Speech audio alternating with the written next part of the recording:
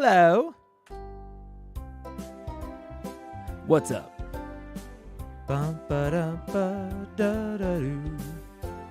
Did it start? It did. Hello. What's up? Oh, have I finished C4 Ep 1? No. Why is that the first thing you gotta ask me? What the hell?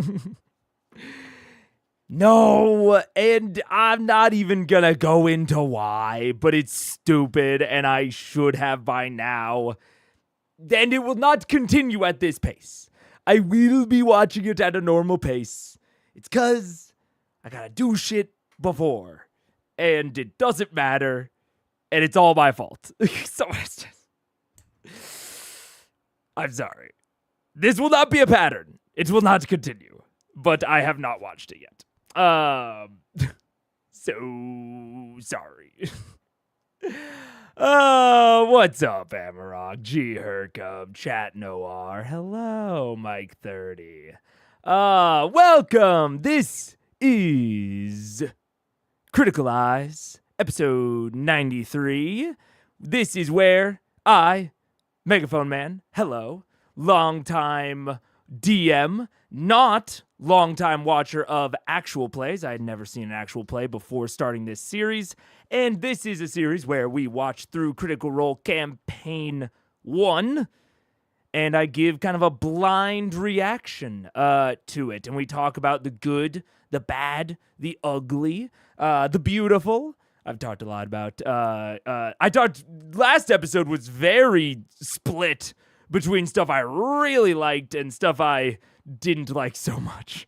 But yeah, and we generally try to have a good time while we do it. This episode, we're going to look at episode 93 of Critical Role Campaign 1. And my takeaway from last episode. Last episode was weird, man. Like I said, I liked a lot of it up until the point where it just kind of fell apart for me. It was very strange. It's a very strange episode. It started falling apart, I think, with the introduction of the guest character, and nothing on the guest. They seem great. But the location of their introduction was very strange. And I don't know how I feel about the stronghold and the pit fiend themselves. You might have noticed I cut myself off. I started to, if you watched last episode, I started to kind of, go down the hypotheticals of how I would feel if this was the case or if that was the case or whatever.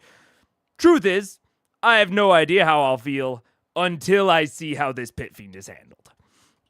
Because the really important thing to me is that the foreshadowing is followed through on.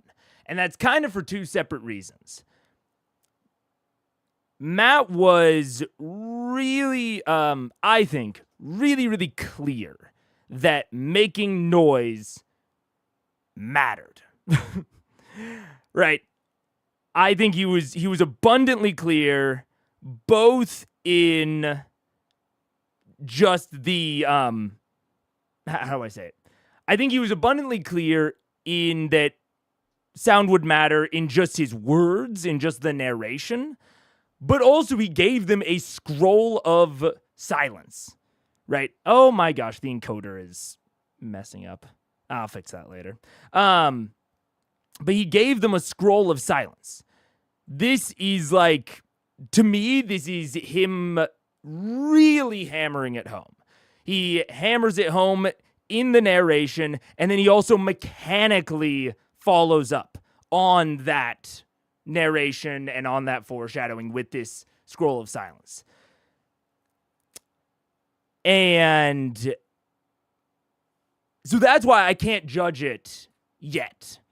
I'm going to be looking for how did their lack of silence, how did their lack of stealth, how is that going to affect this fight with the Pit Fiend?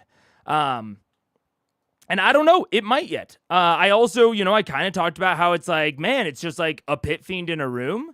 That seems less interesting than the pit fiend in the City of Brass. But I don't know yet. This pit fiend has been characterized differently, right? He's big, he has the big belly, seems to have a little bit more of like minions running around. The last pit fiend was kind of narrated meditating at one point, so they're very clearly different pit fiends, and they're being characterized very differently. So hopefully there will be some uniqueness there. And we haven't seen the entire stronghold yet, so I have no idea how much their silence or lack thereof may or may not matter. But that's the big thing I'm going to be looking for. Oh, and like I said, I've skipped over the rationale as to why. I think there's two things that are important about Matt following through on the silence mattering and following through on foreshadowing in general. And they're kind of two sides of the same coin, but I think one is a more important side than the other. The less important factor of the two, I think, is rewarding people that are listening, rewarding people that are paying attention, right? There should be an amount of benefit towards paying attention to what the DM is saying and keeping it in mind. But even more pertinently, I think you really don't want to make the players feel like they don't need to listen to you. I think that is more important than rewarding the people that are listening, is not making them feel like, avoiding making them feel like they don't have to listen to you. Right. I think that is the most important thing. And if you narrate and again, in my opinion, foreshadow so heavily that sound matters, that stealth matters, that like this is going to be an important factor, and then you don't follow through on it, right? It ends up not really being relevant. That is very bad. That now I think that will make the players feel like, we don't really like need to take what Matt is narrating to us too seriously, right? And that is something you really, really don't want to be instilled within their mindset. So, like I said, I don't know if that will be the case or not here, because we have not seen the entire stronghold. We haven't seen the Pit Fiend fight. There might be a very clear reason that them breaking stealth did matter that we just haven't seen yet. So I will hold my actual opinion until then, but that's kind of what I'm looking for and why I'm looking for it. Yeah. Read some comments.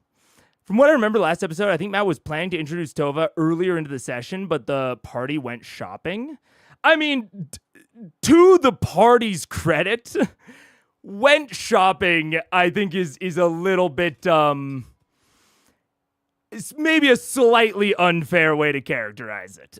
They went looking for any possible alternative to the devil deal.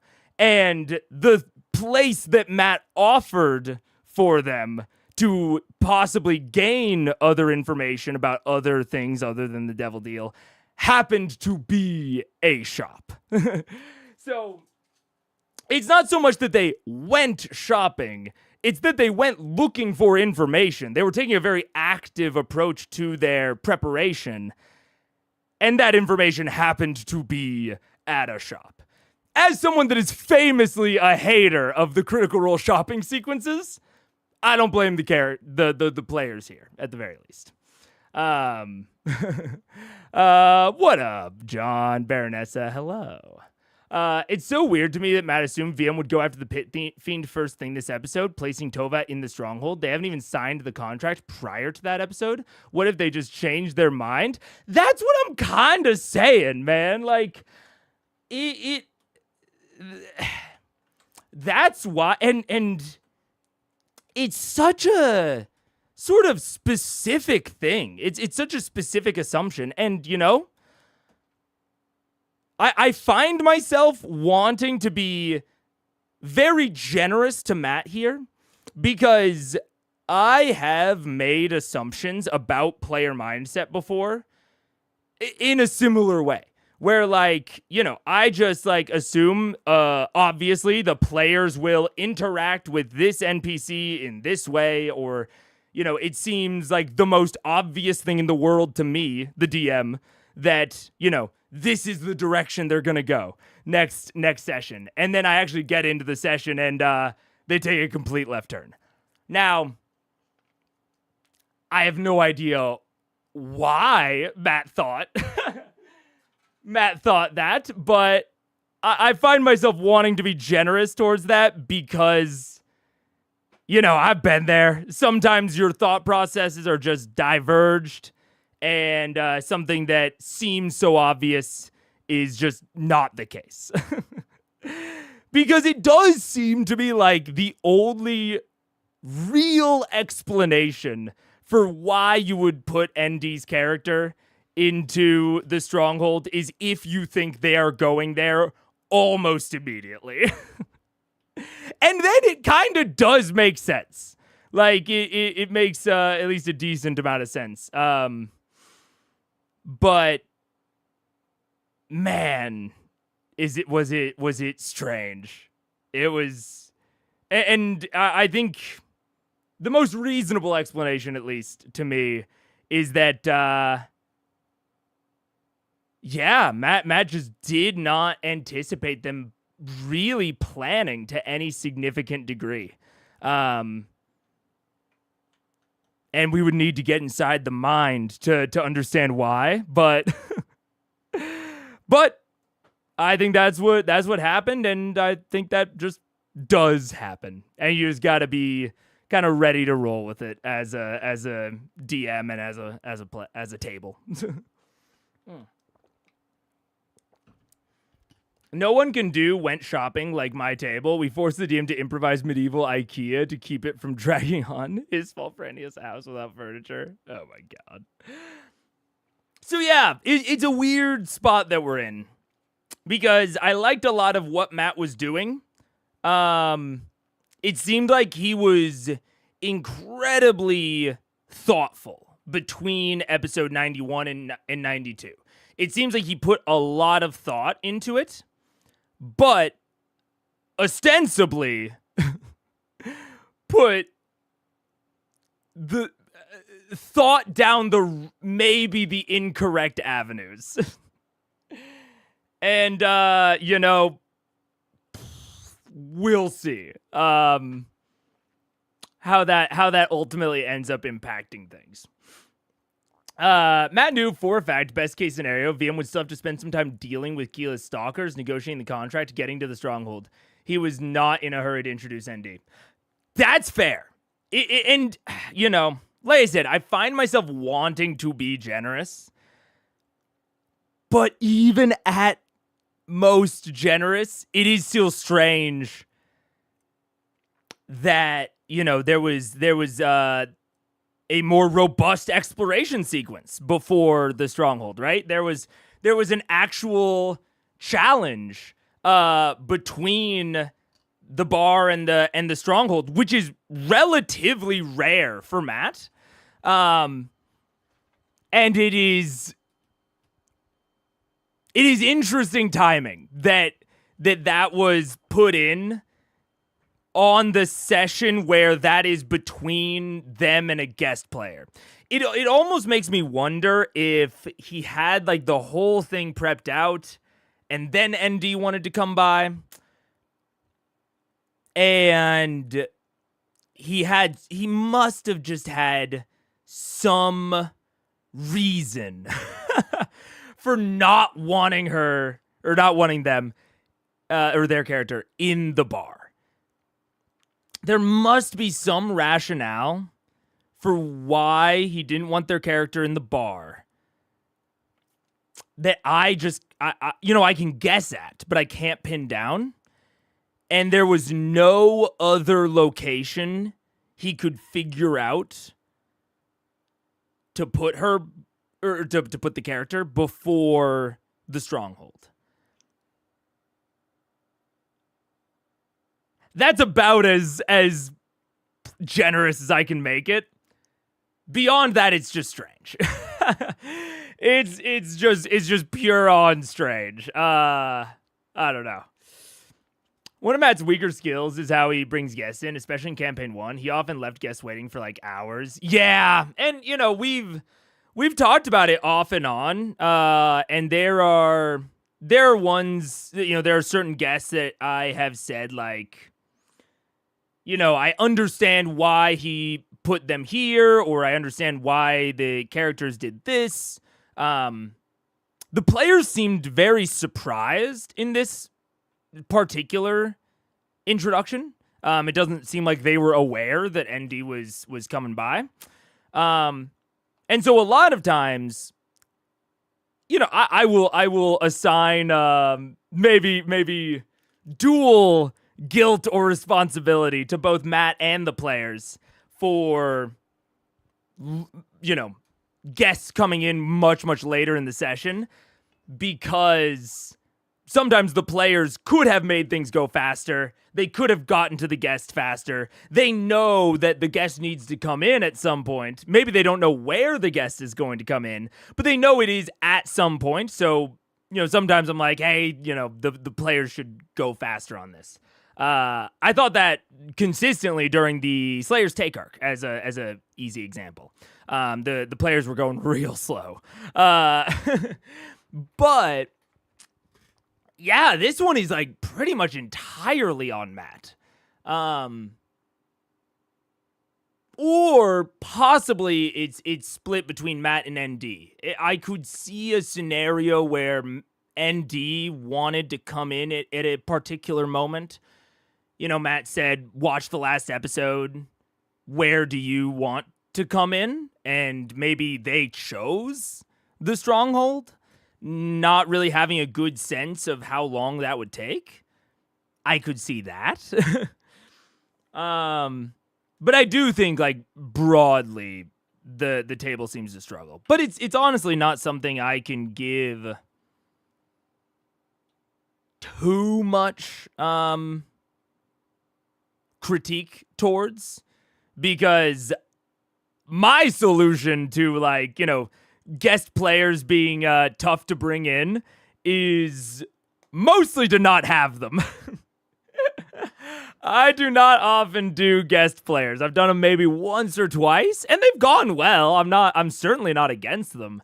But I don't do them often. Partially because they're very hard to work in.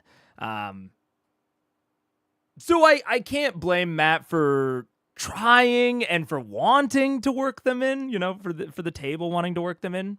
But there does often seem to be possibly better ways to do it. Like whenever it happens, I'm kind of like, we could have done this maybe a little bit faster, a little bit better. But it's hard to speak because I don't have a dearth of experience in that area, Why did my username just change? I don't know. I noticed this, someone else's name changed. I think it was Amarok's name changed. I don't know why. It didn't. I don't think it was happening last stream. So I'm gonna keep an eye on it because it is strange. I don't know why. The only thing I can think of is that Matt and ND agreed prior to the session that Tova was captured, tortured, and would be freed by VM, and I guess they couldn't improv a different entry point. Yeah, and maybe there is something, plot relevant to Tova that, I'm just not aware of yet, that meant that Tova needed to be in the Stronghold. Maybe. Tova has the Blood Hunter class, which, maybe there's a specific reason that Matt and or ND wanted that to be introduced in the Stronghold, and ND was aware that it could take a while. I don't know. This one is just, most of them are straightforward in why they're weird, right? Like, most of them are like, okay, I understand why Matt put them there, but I think he could have done that earlier, or he could have zoomed through these things, I'm normally able to, like, really grasp what's going on. This one is just so out of left field for me that, like, it seems like there is such an obvious place to put Tova that is not the stronghold that it makes me feel like Tova needed to be in the stronghold for some reason that I just can't place. You know? It's very strange.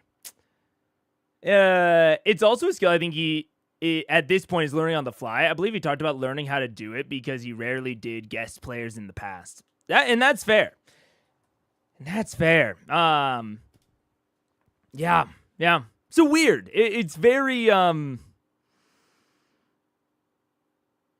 I think it's a good reminder in general that sometimes DMs have reasons for doing things that might seem weird or arcane and might be wrong, right? Like, Matt might have had some rationale behind this that could be wrong, and, like, he just shouldn't have done it that way. Or it could be totally good and like, the appropriate decision, depending on what's behind the screen. And a lot of times, I think I can puzzle out what's going on behind the screen. I think that's one of the big things that I think I'm decent at in this series is I often feel pretty confident about what's going on behind the screen based on what I see. This one, totally in the dark. I got no clue. So I'm just going to throw my hands up in the air on Tova and say, I don't know what's going on there. It seems strange to me, but there also is so clearly a purpose, I just can't divine it. Whereas the other aspect of last episode, with the foreshadowing of the silences, that one, I think I'm going to have a much more firm opinion on once we see how everything plays out. Yeah, my name is showing up as Paradox28 instead of John Forsyth. Not sure why it changed. Yeah, I don't know either. I'll play around with that after stream. I don't know why that's happening. I think GNS still had a hand in guest appearances during this campaign. Matt increased his guest enhancements in the following campaigns. Yeah, I've heard that pretty consistently. That, like, campaign 1 is definitely the campaign where these sorts of things are the most kind of off kilter, we might say. Like, he's still, like, really figuring it out, especially in terms of, like you said, Geek and Sundry is still very involved in this point, for better and worse, I'm sure. I know that they split relatively amicably. So there is always that layer, especially when it comes to the meta factors. You know, I mentioned the Slayer's Take earlier, which is very... Geek and Sundry was very involved in the Slayer's Take, as far as I am aware. So there's certainly some meta factors that could be playing a role. Yeah. I see my name is Amrock. Oh, and then Amrock22. Yeah, I don't know why the frick that's happening. And it's happening in YouTube. It's not just my, like, chat aggregator. It's happening on the YouTube client. That's very strange. It must have my only guess is that it has something to do with the distinction between, or with me, like, doing vertical and horizontal streaming at the same time. That's the only thing I can think. Very strange. Very, very strange. Yeah.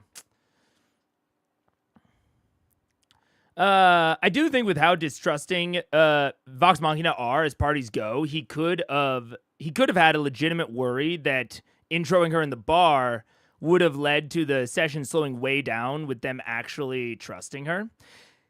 Yeah, I mean, we talked about this a little bit last episode, but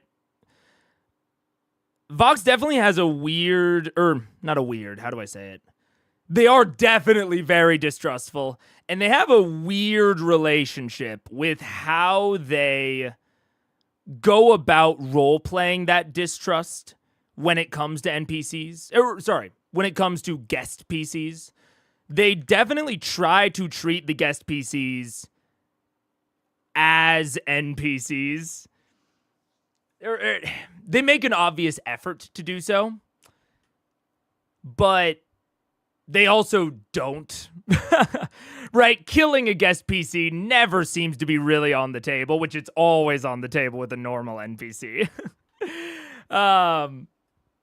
So they definitely have a strange relationship with it. And while I don't personally see a distinction between, putting Tova in the stronghold versus the bar in terms of how much they may or may not trust her, or them. I don't remember if Tova is she her, but how much they might trust Tova.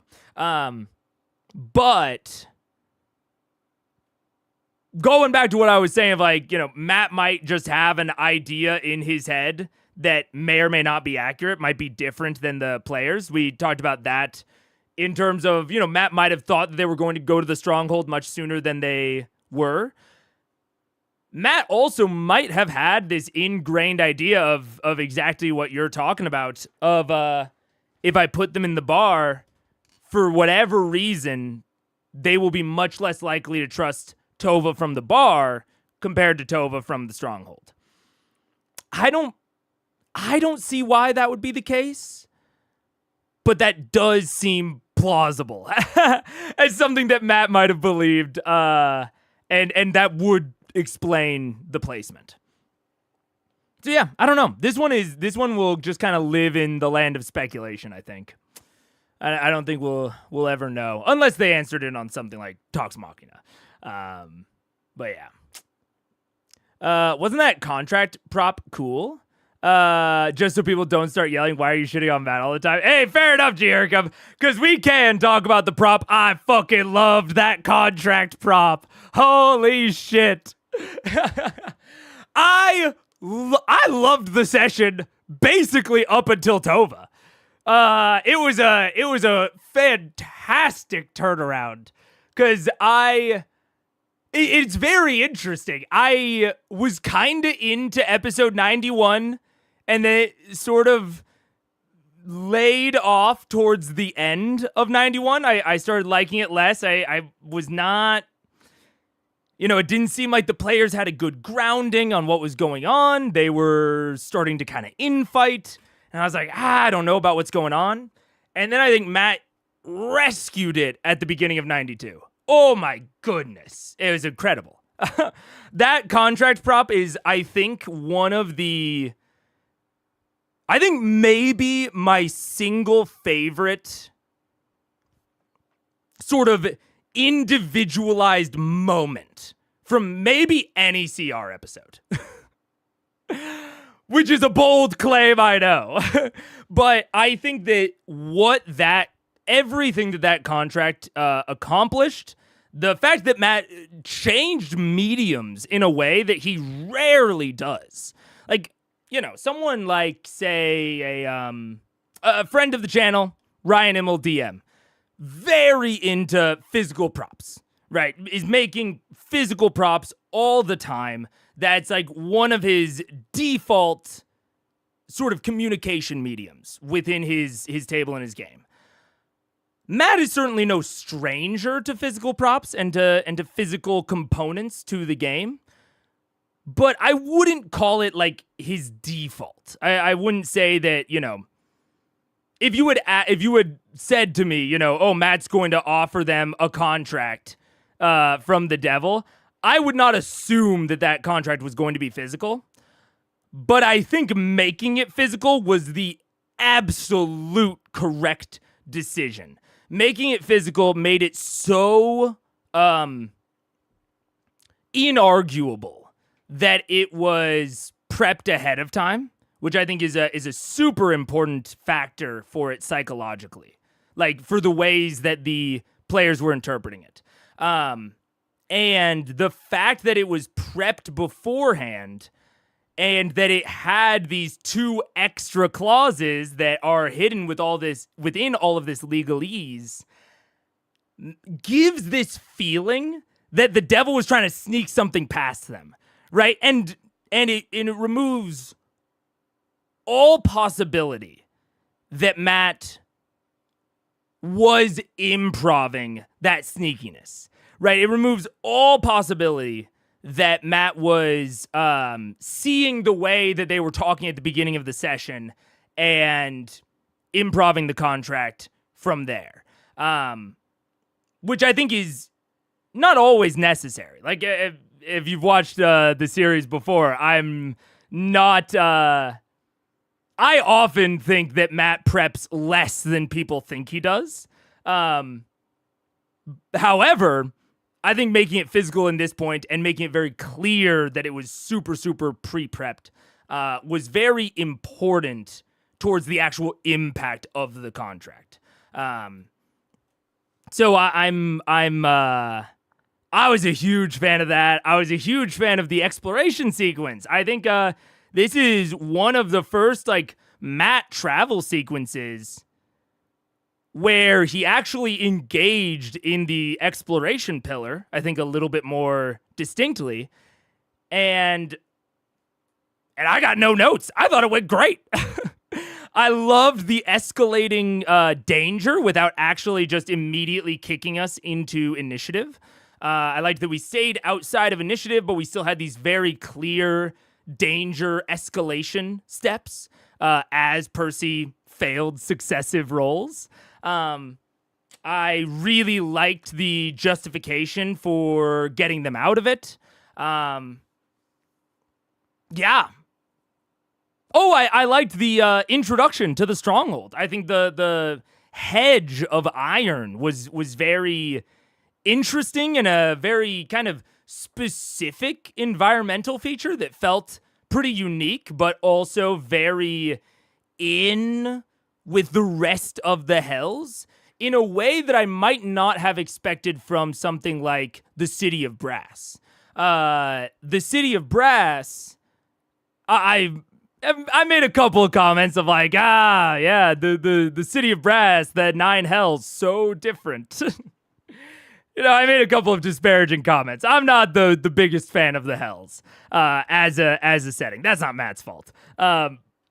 And to Matt's credit, I think that some of the ways that the stronghold was described and some of the environmental details there actually did separate it fairly well from that kind of just vague, hot, and industrial, I think this hedge of twisted iron had this sort of chaotic amalgam sort of feel to it. And especially right after we get the flesh golem description, where it is very orderly, but it also has this kind of unfinished, sort of stitched together energy to it, which I don't think we ever got in the City of Brass. So a really nice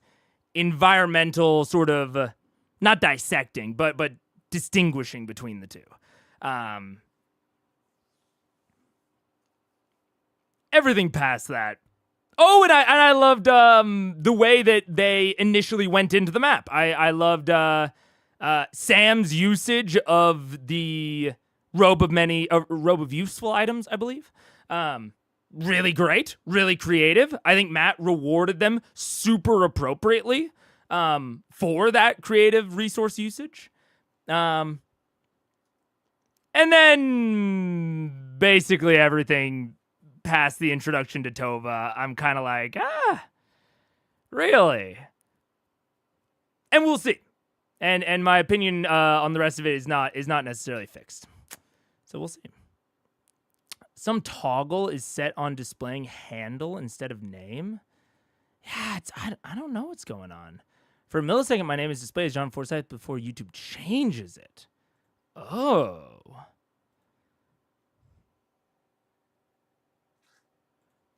Yeah, I don't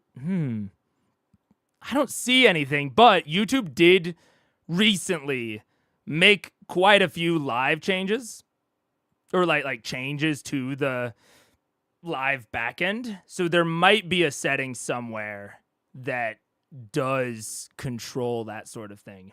Yeah, I'll have to have a look around after stream. Yeah, weird. A disadvantage with a guest player is that even if you have a good flowing game, you have to stop and intro the character when they come up. I full on agree, Bad Wolf. And that's why most of my focus when it comes to when should guest players be introduced is just like, man, as early as possible. Because it's always going to be an amount of a pace break. It is almost always going to result in the pace being slowed down. I think it's sort of inevitable. And so just having that as early as possible before you've built up a lot of session momentum is my main strategy for dealing with that. Because I think that aspect is basically impossible to mitigate. There are probably ways to do it, but I don't have the experience with guest players to know those. And the most, I think, clear-cut way to deal with it is to just put it before any amount of momentum building, or as early into that process as possible. Theoretically, the introduction of an important NPC and guest PC shouldn't be any different, but it's always different. Yeah, that's a good way to put it, yeah. It shouldn't be any different, but it is always different.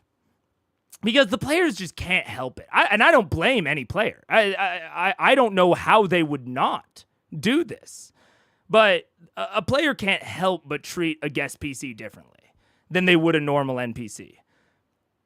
Even if you say to the guest player ahead of time, hey, killing your character might be on the table. Like, if you're too suspicious, the players are going to treat you like a normal NPC, whatever. There is just a fundamental psychological thing that I think is just totally unmitigatable of, like, this is another person controlling this character. This isn't the DM, right? The DM controls so many characters. They're fractions of their attention and their depth. When you interact with a guest PC, you know that a separate person, separate from the DM, has put time and effort into this thing. And I think there's just an unavoidable difference in the way that you're going to interact with that compared to just one more creation of the DM, right? So yeah, I think it is unavoidable, and there's kind of no way around it. Unless your players are just the most masterful actors and they're able to, like, really separate off their in-fiction thoughts from their out-of-fiction thoughts, but I think that might be such mastery that it's basically doesn't even bear thinking about at the average D&D table. All right, let's see. CR. We're in. We're there. We're putting that up. Put this full screen. Okay. Got all this pulled up. We'll go to 7:33. And we will see the recap. Now, I am curious, and I think this is going to give me a little bit of a hint as to where the session is going. I think if Matt mentions the fact that they were originally supposed to be stealthy on this mission, that will indicate to me that there is going to be some sort of comeuppance. If he doesn't mention that in his recap, I think we might not see any sort of consequence for it. I could be wrong either way. But I think that's at least my initial indicator as to what we might see here. Thank you for your patience. Technical. Alrighty, so, catching us up from last week. Vox Machina goes to hell. Also, quick warning before we start. I'm feeling good right now, but earlier I was having some, maybe we'll call them toilet troubles. So I don't think it'll be an issue. I think I'm good, but depending on how long the stream goes, or I might have to stop stream suddenly. Only trouble if you are a toilet. You're right. It's when I'm pretending to be a toilet for Halloween. Have you ever told you guys that I once went as Thomas Crapper, the invention of the modern toilet, for Halloween? And I carried around like a plunger and I hung like a toilet seat around my neck? Good times. Tying up loose ends and dealing with lingering business, you've decided to travel to the Nine Hells of Pator, specifically the second layer of Dis, toward the Iron City of Dis, under the rule of Dispater, to seek out the place where Hodis, the Rakshasa, which is now in a chain of perpetually hunting members of your team, you decided it was best to end it there, as the only way to kill the entity is to destroy it on its own home plane. So, you gathered yourselves, you transported via Keyleth onto the second layer of Hell, you wandered incognito as various demonic adjacent entities. You've avoided a modicum of interest or other issues. You've made friends and signed a contract for aid with a Cambion owner of some sort of a tavern in the vicinity. You met with a silly shop owner. You ate soul crystals, little soul stones, and you've agreed for safe passage into the subterranean prison of Mentiri, which apparently houses Hodis as he's reforming, you've come to discover. You will go and assassinate a pit fiend named Utugash, who is the superior of the individual you signed the contract with. And upon his destruction, and without leaking any information that could tie this individual to the assassination, be granted passage safely and unspoiled into the prison to seek out your quarry, slay it, and return home safely. As you snuck into the home of this pit fiend, you quickly discovered a dwarvish female had endured quite some torture and was found chained to a table. You released her, and she introduced herself as Tova. And I actually don't believe you introduced yourself. You didn't give a name, did you? It was in there somewhere. I'm sure it was somewhere. in there. No, she said her I name. think you She said did. her name. You did. Okay, good. Very little else, though. You were not having anyone's shit. Rory. No, that means it happened. There you go. That was awesome. I also wrote down Chain Devils No. I don't know what that note meant from my previous game, but You were tripping on this Because session. the Chain Devils. The Chain Devils know where the prison is. I know exactly what she's on. Interesting. Before it gets too far away and I forget it, the line seems to slightly recharacterize the threat of the dungeon right there. Like, in that recap, Matt didn't say, you know, you need to assassinate them without raising the alarm or without getting caught or, you know, without any of these things that might harken back to the quiet or the silence that he, mentioned, or that I think he really hit home in episode 92.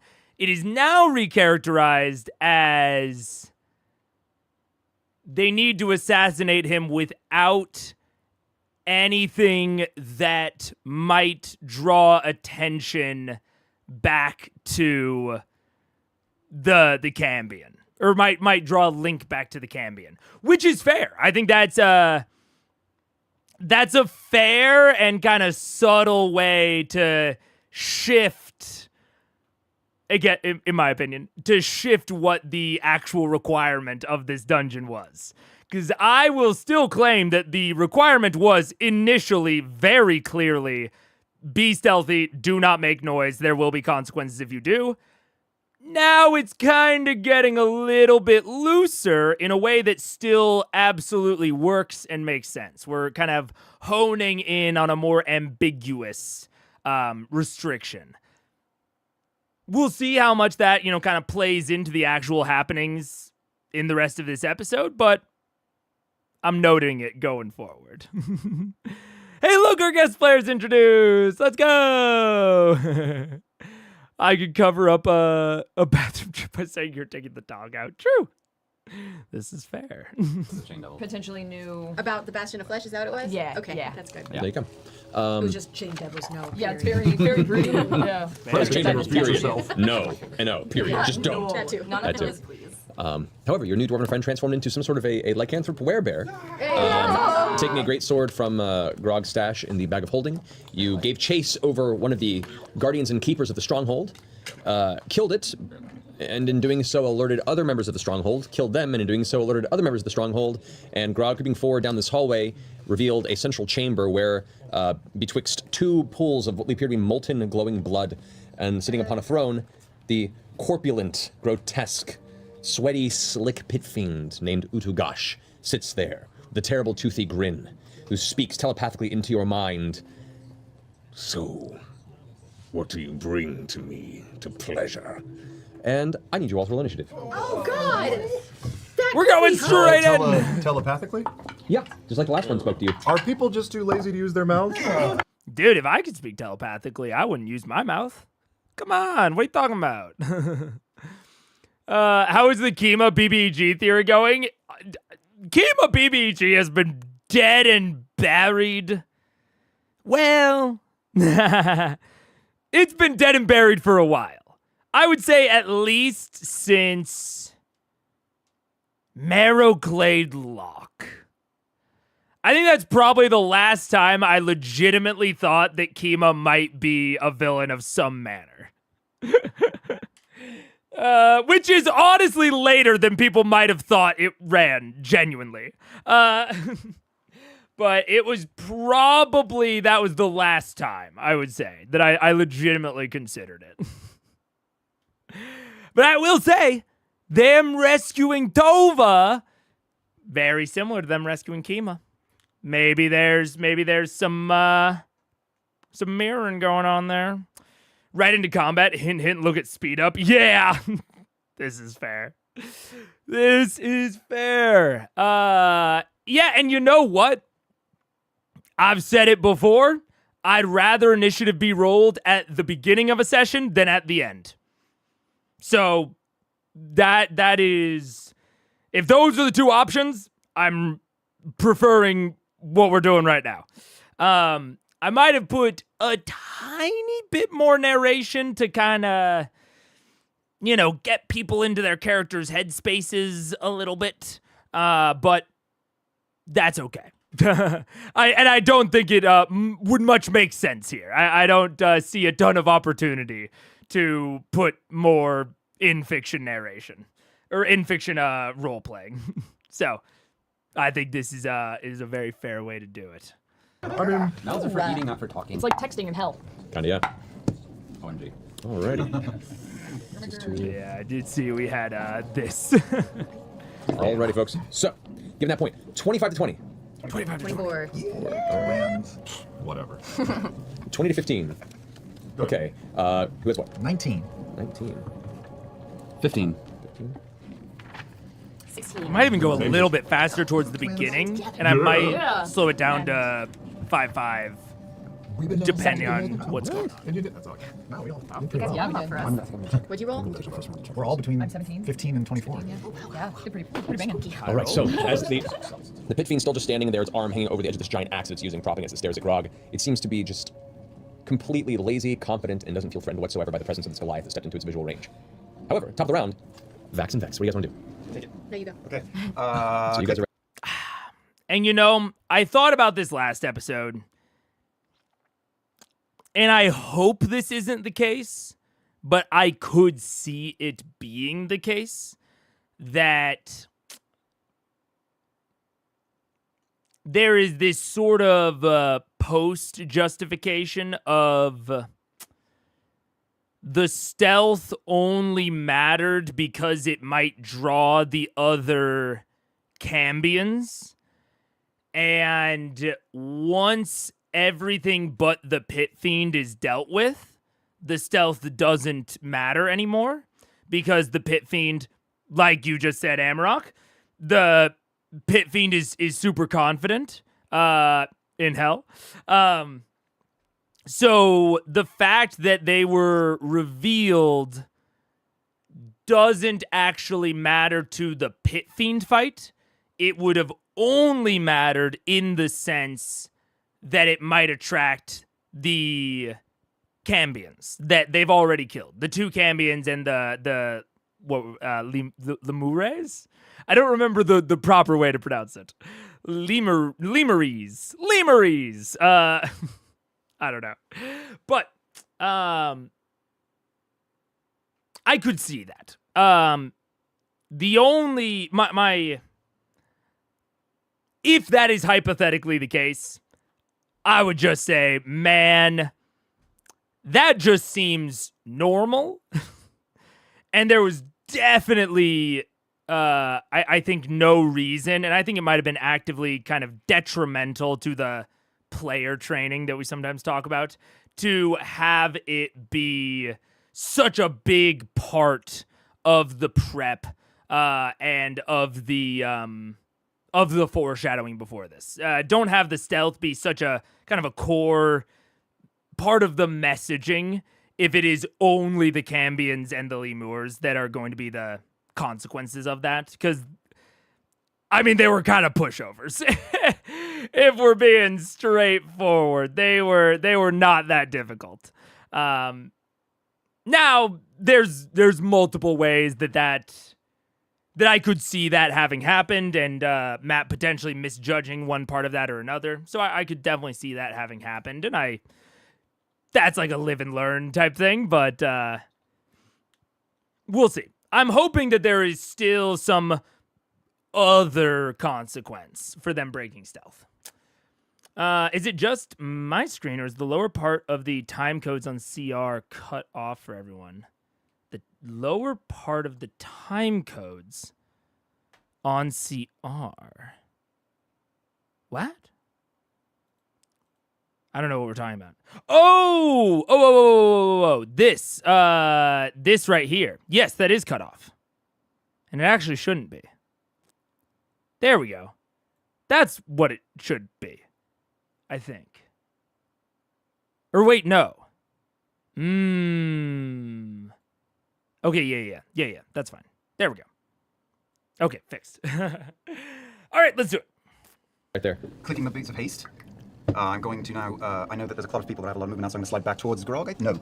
Weird. No, towards Tova. That's a big bear. Yeah. The other entrance. No, damn it, I can't tell. Towards the other entrance. Oh, that's a wall. There's no other entrance. Yeah, the entrance you know of is It's right there. We really should have gone up and looked at it up close before. That's okay. And I'm gonna try to wait until we have a more not clear. What's the word? Until we can see the entire stronghold to evaluate it. I don't want to piecemeal evaluate it. If we never get that, then and they leave at the end of the session, I might go back, grab a picture of the most that we saw at any point and evaluate that. But I'm gonna wait until we can see all of it to try to start. Right, now you know. Okay, then I'm going to slide along the wall up to where Grog is. Okay. Move along on the side of him? Yeah. Oh, Am I well, within range shit. of oily guy? Well, that's a pretty good view of it. Shit. All right, 1 second. I know the exact thing that I just said. I understand, but that's a pretty good view of it that we did not get last episode at all. Oh, did that not? Hello? There we go. Okay. What do we have here? I mean, the lighting is still a little dark and a little dank, but I think I can broadly see what's going on. So let's see here. Let's go in white. So we got kind of an area right here, bit of an area right there, right there. These pillars aren't really substantial, although they kind of are. There's like I think it depends on how exactly this would be. I think this room is a little bit up to interpretation and like kind of how you're going to run it as a GM. But I think there's probably 3 regions in this kind of room. And then they're all connected to each other. These 2 are both connected. Well, it's more like that. And then we have this room over here. This room over here. And now the actual Pit Fiend room. I'm going to assume that there is a door over here that we just can't see because of this black cloth or this black paper. And I don't think there's a door right here. Unless it's a secret door, which it certainly could be. That could easily be a secret door, but I can't see it for now. There's a throne over here, I think. And there's kind of these two lava pools. And then we have another area just kind of here, kind of split up by the pillars, and then kind of right where the Pit Fiend is. And then kind of an area over here and over here. And these areas connect to this back area. And the side areas also connect to the front area. And then the front area and the back area can kind of see each other via the pools. And then this is connected to that. Yeah. And same thing with these. So we got a little bit of overlapping here. Which debatably should make this more something along these lines, probably. Something like that. Which, I mean, I'll say immediately, I think that for how relatively minimal the battle arena construction here is, I like it. I think it would be a lot worse. I think it would be substantially worse if there wasn't seemingly this movement barrier right here. I can't tell exactly what that is. I think it's the throne of the Pit Fiend. But breaking apart movement between the area where the Pit Fiend starts and this back area, it seems almost certain that they can probably enter through here. Breaking this apart, I think, is huge. Same thing with breaking apart this area and this area. If there are two separate entries to the kind of boss fight area, or we might call it the battle arena, if there are two separate entry points, like there are, you want those entry points to be separated by some substantial factor, which I would say they are right now. I would say it's very hard to see this entryway from this entryway, if indeed this entryway does exist, which I'm just going to assume that it does. So I like that. I like that separation. It means that not only is there seemingly a distinction between going in through one or the other, which I think there should be, but also it means that if there's any manner of reinforcements, which would be a great consequence to something like breaking stealth, when they come in, the party will have probably a turn, probably not 2 turns, but probably a turn, between the reinforcements entering the space and the party becoming aware of the reinforcements and like where exactly they are, and the reinforcements actually being able to affect the fight, right? Because there is this separation between not only this point and this point, but also between this point and this point, right? This point is very kind of off on its own compared to the other two seemingly big points of interest. These 2 points on the side are not nearly as important. They're more transition zones. So I like that separation quite a lot. And I do also like separating them partially via full cover with the throne, and partially via movement cover with the lava pits, right? So when I say full cover in this particular instance, I mean something that is both visual cover and movement cover. Something that prevents vision and prevents movement. These lava pits only prevent movement. They do not prevent vision. So that means that ranged attacks can still go through the lava pits, whereas they can't go through the throne, most likely at least.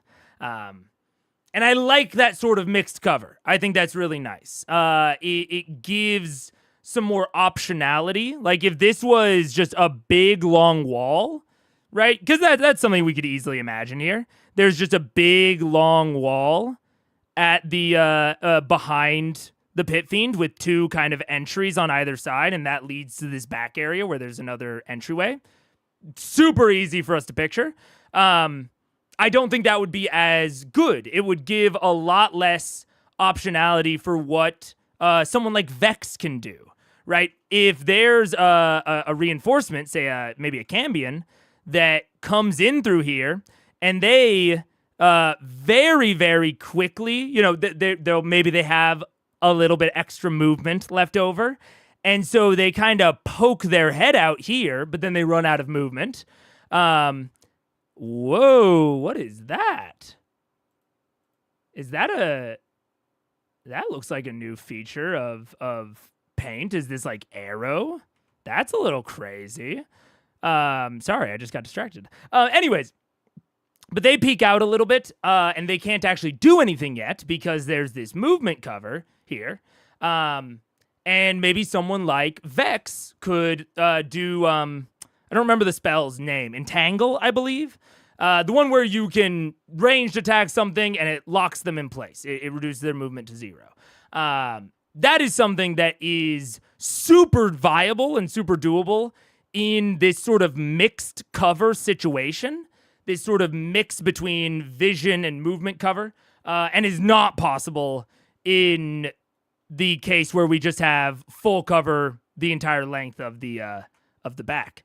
But it also gives something like the Cambion a way to it gives enemy ranged combatants. So maybe there's a mixed unit reinforcement squad coming in. Some of them are melee, some of them are ranged, and this full cover allows the ranged units to stay back there and gives a real use case to someone like Vax, who has the haste boots and can dash as a bonus action. If the party had a monk, let's say, the fact that there is full cover for a ranged unit to hide behind, and you don't just have full vision of this back area, is important because now a ranged unit can hide behind the full cover, and someone with a lot of movement like Vax can run around the fight and go deal with that ranged unit. This sort of mixed cover, I think, gives a lot of opportunity for the different classes and types. So I like that. Otherwise, I mean, the map is pretty much a straight line. There's not a whole lot else interesting going on here. That said, there might be something way more interesting coming, depending on, what's back here. Is there a secret passage between these two things? Though these sorts of factors that we might find out later could make this entire area much, much more interesting. I think it would be very reasonable to leave this as a solid wall. If you're Matt and you're prepping this, they have things like Terry's door that he can just throw on walls off of the robe of useful items. So there are certainly ways that Vox could have gotten through this wall, even stealthily gotten through this wall. So this might not have any sort of secret passage. And in fact, it might be reasonable, just based on how high level the party is, to just consider these two things connected. If they only have a basic wall between them, in high level D&D, when you're prepping this sort of dungeon for a party of level 17s, especially if it includes an artificer, it might be reasonable to just say, yeah, these are connected. Even though they are, it is separated by full cover, there's no secret door, there's no trick to getting through it. High level characters have so many tools that you might just need to consider that connected when you're thinking about this dungeon or this map as you're prepping. Yeah. Movement cover can also be split. Ground movement and flying. Oh, absolutely. Absolutely.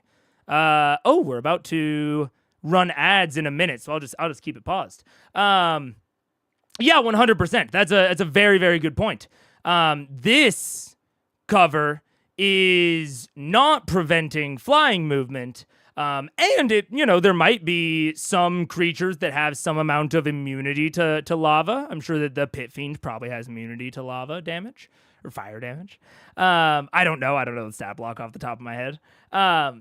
But yeah, you could easily fly over this, which gives a decent amount of variety to that sort of things. And I mean, it's small enough that you might even be able to make that gap with a jump if your strength is good enough, or if you have a particular feature or spell that enhances your jump distance. This might be able to be leaped, which could be a nice little shortcut for a character or a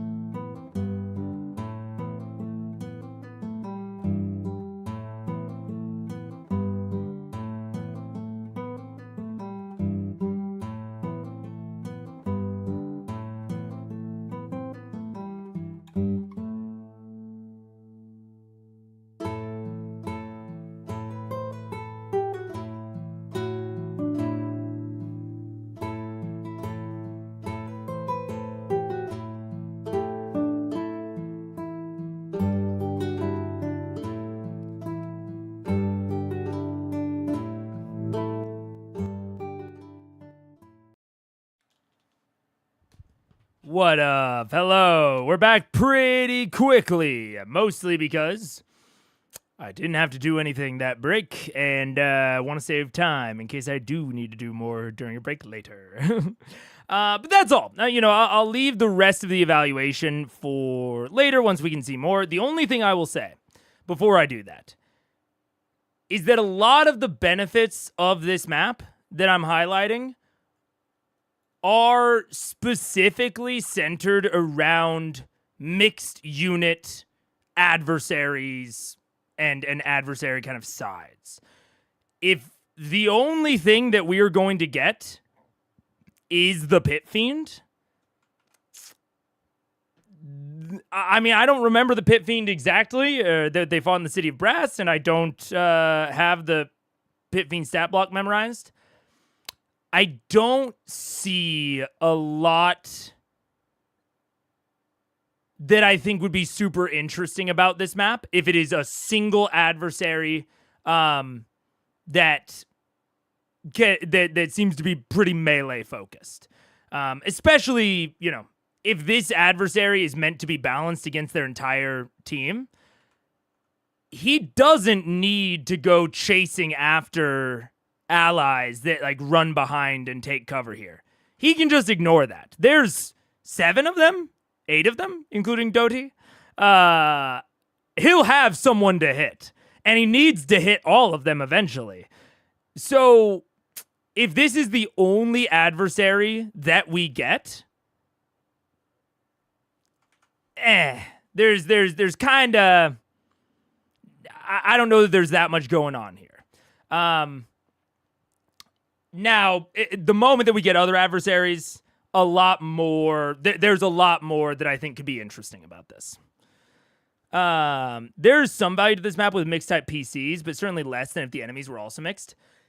I think there is some value to that, but even in that vein, I think there would be more value if they had less PCs. Because one of the values of this map for PCs is that, in theory at least, a PC could run around here, or they could have originally, entered from this direction. Regardless, a PC could take shelter and take cover in this area and not be hittable by the Pit Fiend. I think the problem is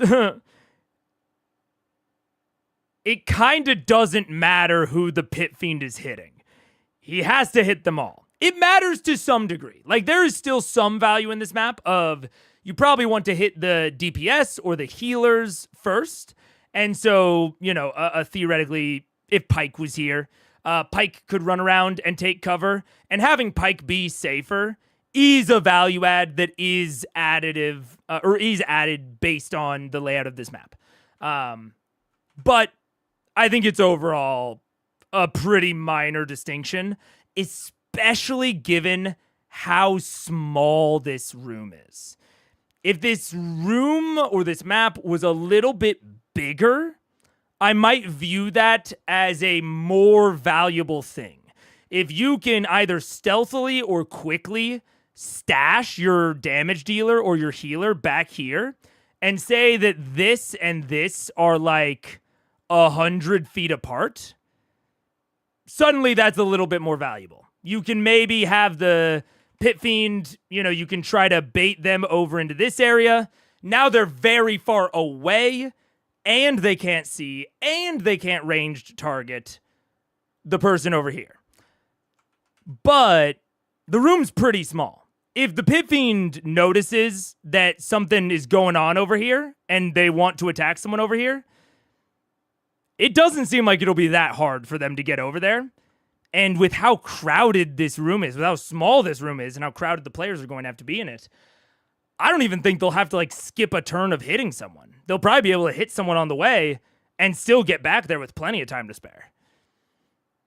So I think there's certainly there's a lot of potential that I'm seeing, but there's a lot of ways that I could still see this kind of being negligible, right? There's very clearly effort to not make it a white room, which I fucking 2 thumbs up. I appreciate and love that. But in practice, I'm not quite sure if it'll get all the way there. What's the distance though? 10 feet? Distance between you and Utagash would be 25 feet. 25 feet. All right. I'm. Kill him. One shot. Little test run. Let's dagger. Okay. Okay. Because I don't know if he's really there or not. First one is 33. That hits? Yeah, all good. So that's 4 plus 8 12 plus 8. Can I? Ooh. 9. Can you? Oh. Well, I was just thinking because it's at the same time. Technically, our moves. Yeah. Could I send Trinket in? Trinket into the room? Yeah. Or just in the hallway? Okay. Well, that way Trinket's next to him so that my brother gets better. Doesn't he get better? Trinket from here would be 5, 10, 15, 20, 25, 30, 35, 40. Trinket is speed of 40, right? I think that's right. I think so. Yeah. Yeah. Okay. So Could he get there? Trinket could get there. So, oh god, he's like, oh god, that is so scary. I don't know now that I'm saying it. If that's the way to Go go. with your instincts. Here's my question. We have a backup there. What's your question? Well, he's figuring out his shit. He's If Trinket falls and I don't see him, does he still come into Raven Slumber if it's 100 feet, or do I have to have visual? You don't know? Matthew Mercer. No, there is really only one way to find out. I feel like this is So perfect. with the first blade. No, it's, as long as he enchants in the radius, it's fine. Oh, no, Daniel's the marionettes in front of us. All right, then he's gonna do that so that you have a better attack on him. Well, I'm going first, so I got the goods. Motherfuck, whatever. So you rush in, so hey, It's fine. you get there. Good thought. First blade goes, and I'm going to smite Okay, him. are you waiting for Trinket to get there before you throw? Is what I'm saying. No, I'm not. I mean, I went already. All right, so, all right, go for your attacks. You could. You're saying you could have your advantage. Well, he already has I it. have it because I'm going before. Oh. Gosh. So, because I'm smiting him, first hits for 55 total. 55 points of damage. That's the first. The second Slick. is a 20 to hit. And the third is 27 to hit. All 3 hit. All 3 hit. Okay, so the next one. Dumb target. I will try to What could possibly go wrong? Just keep saying that. So he has to save against a DC 15 for poison on the second attack? No, it doesn't. He's Yeah, I immune. figured. But we'll try. And so much next gets 9 plus psychic damage. And 12, so a total of 14 just for those 2 attacks. Okay. And then I will use some more movement to move past Grog, still in the hole, pressed against the outside of the door. This Out of way? his sight, yes. Okay, so you're now kind of hiding against the side of the wall there. As Trinket runs in, into the center of the area, as Trinket rushes in and rushes up the side of the Pit Fiend, what are you doing? I'm gonna back up next to Tova. Or wait, who's the big guy? What's that big thing? Right there? That's Dodie? That's Dodie. Okay, I'm gonna get closer to Dodie and I'm gonna hold my attack until I have visual. Nice. Okay. And then I guess I'm gonna have Trinket attack him since I don't have visual on him right now as my bonus move. Okay. So he's just gonna get 1 attack. All right, let me check one thing real fast on Beastmaster. This is interesting, them staying back from the room. I think it's fair. Like, I definitely get why this is the strategy that, like, Vex is going down. And to that point, there is something interesting that maybe you could do. It might require some rethinking of things, but something along the lines of like a I'm thinking of like a restaurant pass-through window of like where the people like pass orders back and the chefs pass food back. They pass them back and forth. You can't normally walk through a window like that. Maybe you could like climb or mantle through it, but something like a Pit Fiend would probably be too big. Maybe there's something you could do there to like give a ranged combatant like Vex a relatively safe way to engage in the encounter if they think of it. I'm not entirely confident in that suggestion because I would need to think of some sort of fictional reason that you would have some manner of pass-through between seemingly the Pit Fiend's like private chambers and the Lemuray prison. Which, off the top of my head, I can't think of any good excuse for that, but maybe there's something there because, like I said, this is a really crowded room.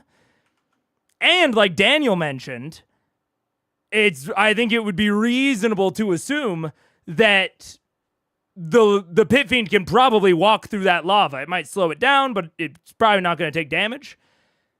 So there's kind of nowhere that it seems like Vex can stand that the Pit Fiend wouldn't just be able to walk up to her. But that also might be what you want. We're going to have to see how this combat goes because I could see that being something somewhat purposeful on Matt's part, that he wanted the Pit Fiend chamber to feel a little claustrophobic. Maybe. A lot of the combats and maps that Matt has run, like the battle arenas, have been very big, very open. City of Brass, Kevdak fight in Whiterun. Westrun. Even the Raishan fight, they had basically the entire arena to move around. It was a pretty damn big arena. And she was up in the ceiling for most of it, so they could kind of ranged attack hit her from anywhere. So, to Matt's credit, in terms of novel map design, making it this very claustrophobic, very small chamber is certainly novel and different.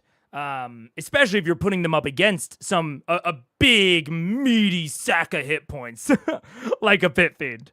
I'm very interested to see how the players handle it. And, again, to Matt's credit, if I'm interested in how the players are going to handle it, I'd say that's a tick in the category of good map. Now, that can also potentially be a tick in the category of frustrating map, and they're not always separate. Sometimes a good map is frustrating, but sometimes, they're separate. And I think this is kind of a point in both categories. But we'll see. I'm very interested to see how Vex handles this. You have to. Well, you are technically taking the attack action yourself. You said I can get my attacks and then have Trinket be my bonus action because he can do one attack as my bonus action. That's true. Single attack on bonus. Yeah. No. For Bestial Fury. Yeah. How it usually works is you do your action is the attack, and then as a bonus action you can give it. It's like you both attack at the same time. You're holding your action, but it's still an attack action, so I'll go ahead and use it. It's fine. All right. He's gonna just be in there roaring. Good. Get him, Trank. He's gonna roll. 21. 21 hits. Yay! Again. I believe 21. Whoa! 28. That's a 15. Awesome. Our trinket's attack's magical. Well, I mean- he's a really magically no. charismatic masseuse. Oh no. Okay, so Trinket gets an attack, scrapes the claw as it runs into the room. The claw strikes, slashes across the front of the belly of the giant red pit fiend. It doesn't do as much damage as you hoped it would. Does it do any damage? It does some damage, but not as much as you hope. Okay. Interesting. Alrighty, that ends your turn. You're holding your action, so you have visual on the pit fiend. Terry, what are you doing?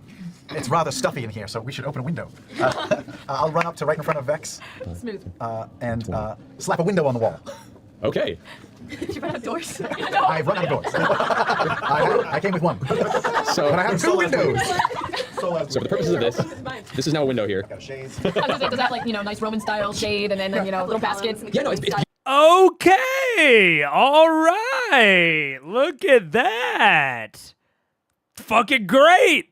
That's sick. Okay. Yeah. That is okay. So now and hey, exactly what I said earlier, and something that I have to consistently remind myself when running high-level D&D is that the players have so many options. Terry is the weakest character here. Maybe Tova. I'm not sure what level they are. But I mean, they've got so many options. And in the exact same way that I said, okay, if you're prepping this as a DM, maybe you need to consider this wall to be a path. Fucking this is the example as to why. Because you also need to consider this wall permeable because someone like Terry might just throw a window on it. I'm a lot of times thinking about, and what I was thinking about this past time is movement. So not actually permanently modifying the structure. I'm often thinking about things like meld through stone or stone shape even. I'm thinking about things that could reform or change my map somehow. I guess not stone shape. Meld into stone. Meld through stone? I don't remember the exact verbiage. But it's the one that lets you just kind of phase through stone. Or even something like, going into a different plane of existence. Like, I think etherealness will let you go to the ethereal plane. And you can squeeze through gaps. Stuff like that. That's a lot of times what I'm thinking about. I'm thinking about how they can, as you get higher level, you can more reliably travel through solid objects. But there is another aspect of things like stone shape, or like what Terry's been doing, where as long as the surface is thin enough, and by thin, I'm considering this is thin. This is thin. Something like maybe the mountain that Viscon was, or the Viscon dungeon was within, the mountain or volcano or whatever that was. Those cave walls, when they went into the cave on either side of them, those cave walls were not thin, right? They were very thick. You're normally not going to have players or characters that can reshape or permanently alter thick surfaces. But you get more and more and more that can alter thin surfaces like this. And all of that is going towards the point that making a lot of things that are seemingly a straight line like this, or are seemingly more constricted or bottlenecked like this, can be substantially more okay at later levels than it would be at lower levels. As long as they are all touching each other in like a reasonable way, right? If this stronghold or if this dungeon had this kind of same layout, but it wasn't all like melded together, like say, you know, it was kind of out in one big line, so it was like, and then like a circle over to here. You know, if it's like this, and you can't really get directly from the circle or from the triangle over to the circle, if you have to go through the line and there's no alternative types of access, that's a way to try and constrain higher level either traversal or material modification, I suppose you could say, map modification. This is a way to constrain that. But if you wrap it like Matt did and keep everything kind of close together, that gives a lot of opportunity for the players to kind of form these little shortcuts between areas utilizing their features. It's something I got to remind myself of. You can see, obviously, I remembered it here, but I did not remember it here just a second ago when I was talking about, you know, the pass-through window. I wasn't thinking about it even the slightest. I was thinking that would be something that Matt has to do.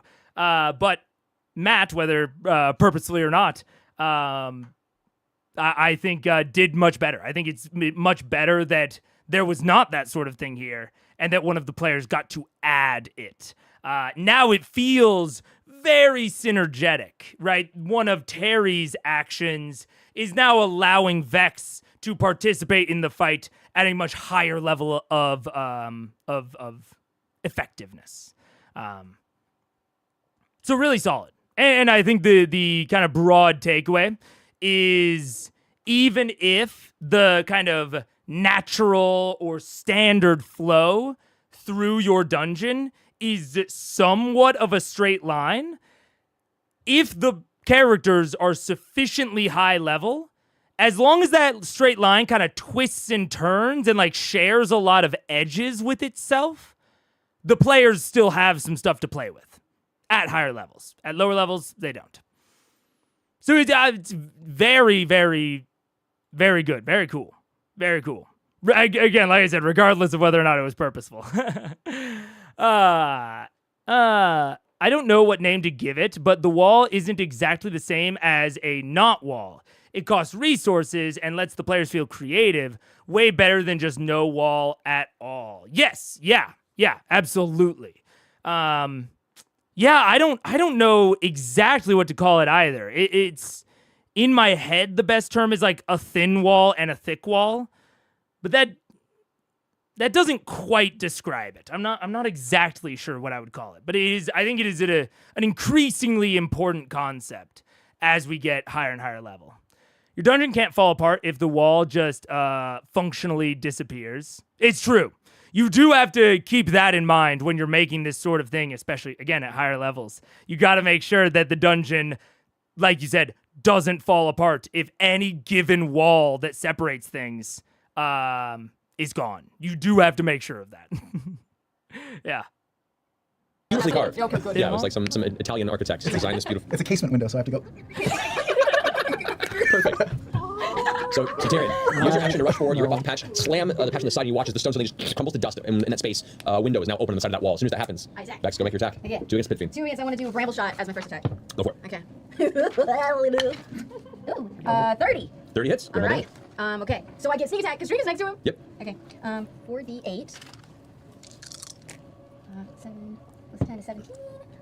17 just for that brambleness, and then he has to roll a strength saving throw of DC 17. That's cocked. Yeah, roll 20. Okay. 15, 16, 17.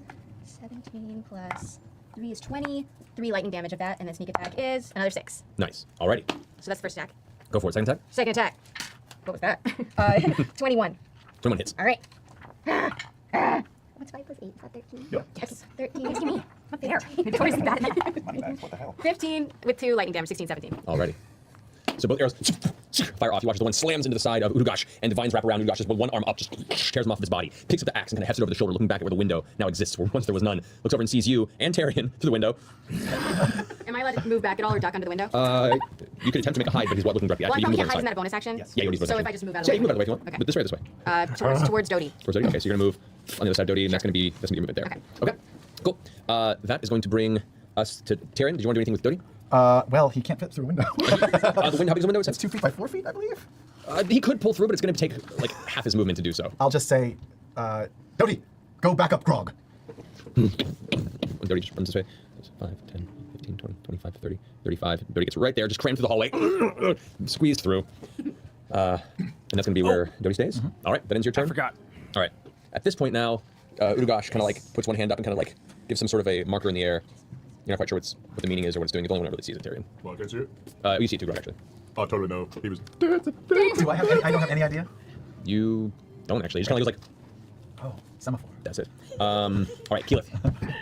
Then Tova and Grog are on deck, so. Okay, I'm gonna just kind of scooch Vex over. Be like, sorry, excuse me. I just want to into the window, and I want to do. Tyrion is. You No, move past sorry, Tyrion. excuse me, Blight. Blight.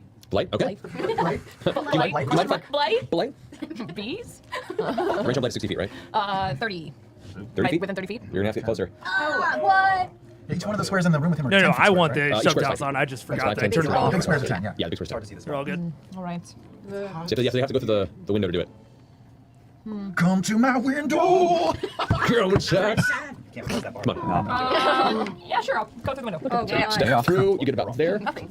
You have 50 feet more movement. So I'll do it. All right, so. Can I blight and then back out? Back to You're the not gonna window? have enough movement. You'll get up into the window. You won't get all the way through. Great choice. Oh shit! That is a 21. What's your DC? Fuck, are you serious? 20. Yeah, so takes half damage. Go roll damage. Wait, you took damage then. Half damage. Because he's using magic or something? Is that what's going on? What's that? No, you learned in the last battle that Bitfiends, as do most devils, have magic resistance. They have advantage on saving throws against spells. You kind of figured this information in your research. Yes. That's right, I'm a manualist. And only magical weapons can damage them, or they have resistance to non-magical weapons? They seem to have resistance from non-magic weapons from the research you've done, yeah. Based on my lack of trinket characterfulness. 32 total. All right, this is to a And yeah, 6. am I able to like barrel roll like through the window? You and get just partway through the window, dog and that's shit the extent balls? of Are it. you serious? You're just like, Hang on. Wait. I like to put one of your antlers back, like, yeah. Not like this. not like this. Alrighty. Tova, Grog. Oh boy. Bears first. Okay, so how far would I have to run to get in the front door? To get over here? Yeah. That would be 35 feet would get you right at the front door there. So if I drag Keyleth out of the window, could I go through the window? Am I too big? You could go through the window. You'd lose about 10 feet of your movement, but you'd be able to get through it. You'd All probably right. push her out of it. I push her. Can I pull her? Can I have to push her back in and then go through? I'm like the golden If you retriever go with a through, stick. that's going to use part of your actions this turn. Or you could just barrel through and push her out. What are you going to do? What are you going to do? All right, so I square can bear? go 45 feet. Yeah. So if I just barrel through, barrel through, how close can I get to this guy? You can get right up next to her. All right, I'm gonna do that. I'm gonna go for it. Hey, man, that's my thing.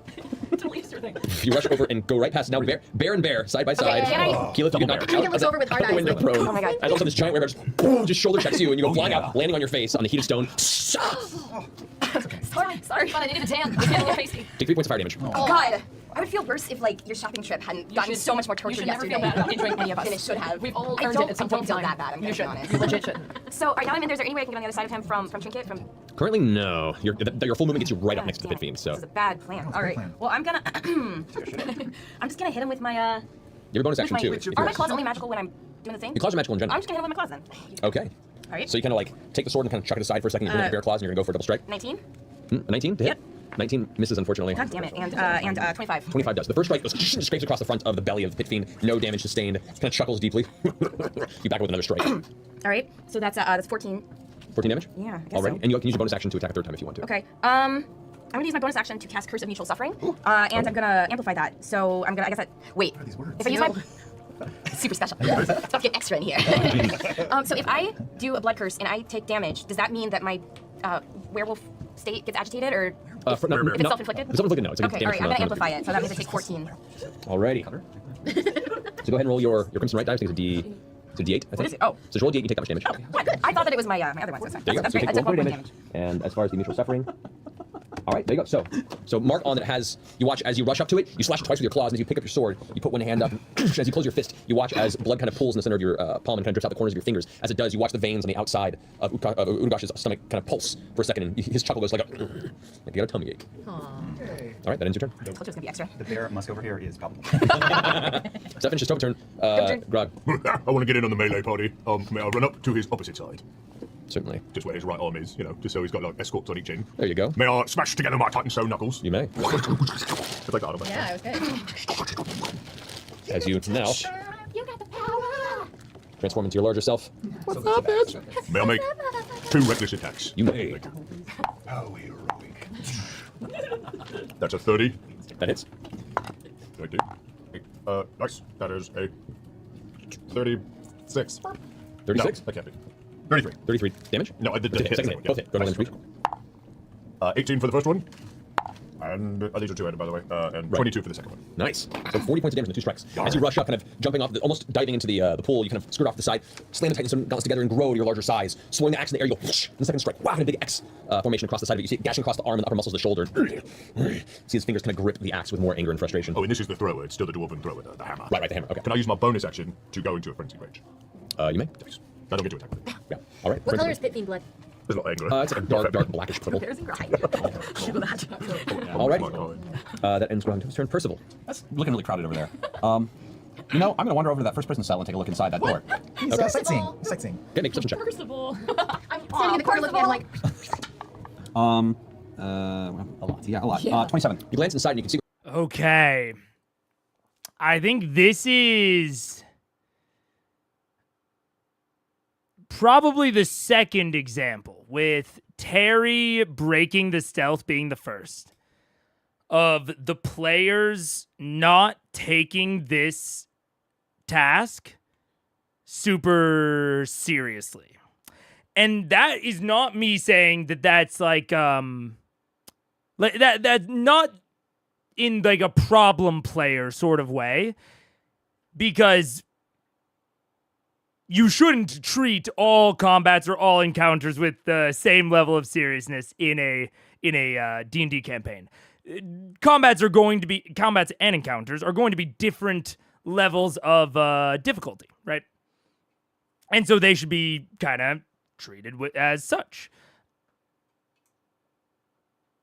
But this is the second example that we have of like the players have been treating the entirety of hell, of Dis, as if it is mega dangerous, right? It seems to me like they were treating it with a like similar level of paranoia as their travel through Iman when they are going to fight Thordak, right? They're treating it with that like similar level, or even the City of Brass, treating it with that similar level of anxiousness and stakes and etc.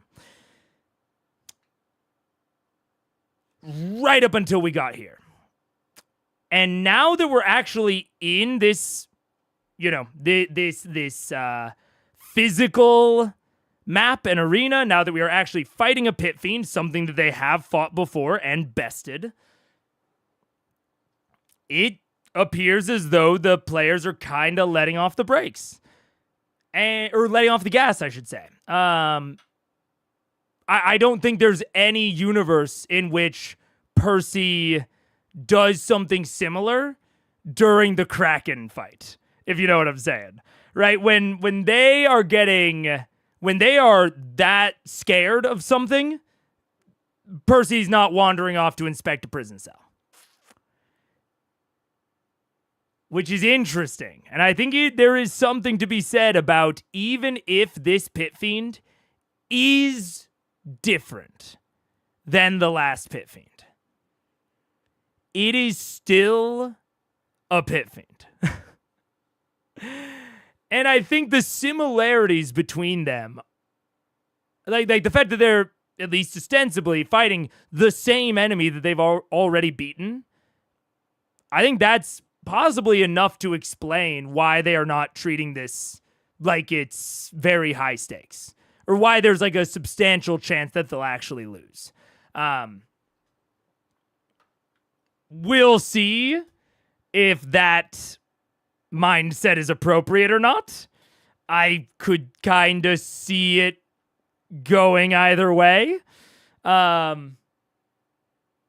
But it is very interesting. And I hit on it a little bit last session, but it does seem to be the distinction between the known and the unknown.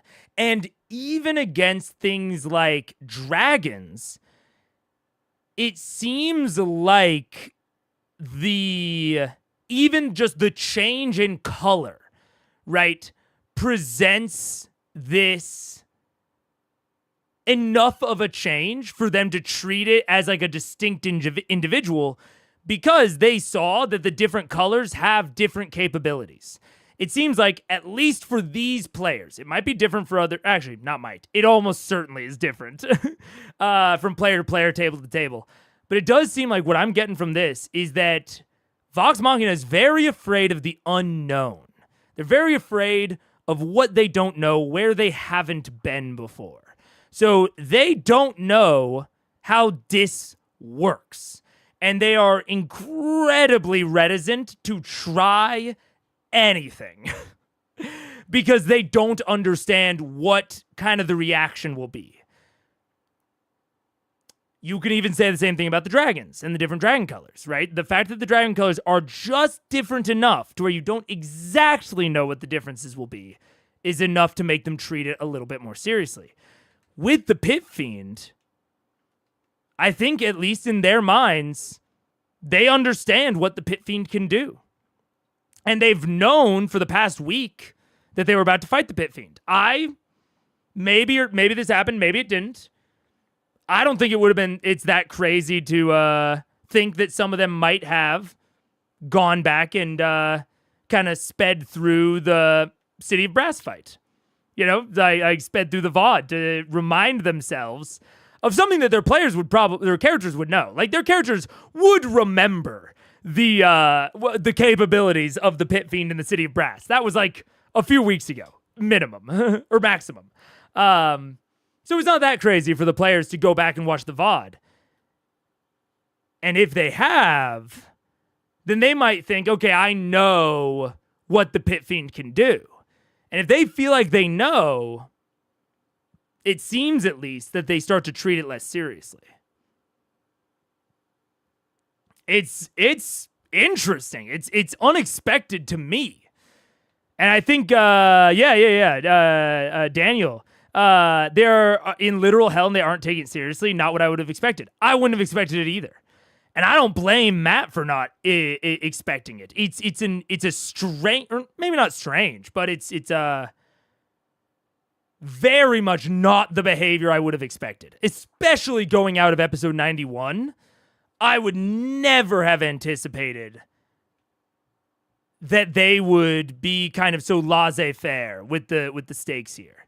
I think there's also a possibility that because they're going to be arrested regardless, that maybe that's also giving them a bit of confidence. Normally they, in the last fight against the Pit Fiend, they had to both defeat the Pit Fiend and escape before the cops came. But in this scenario, they want to get arrested.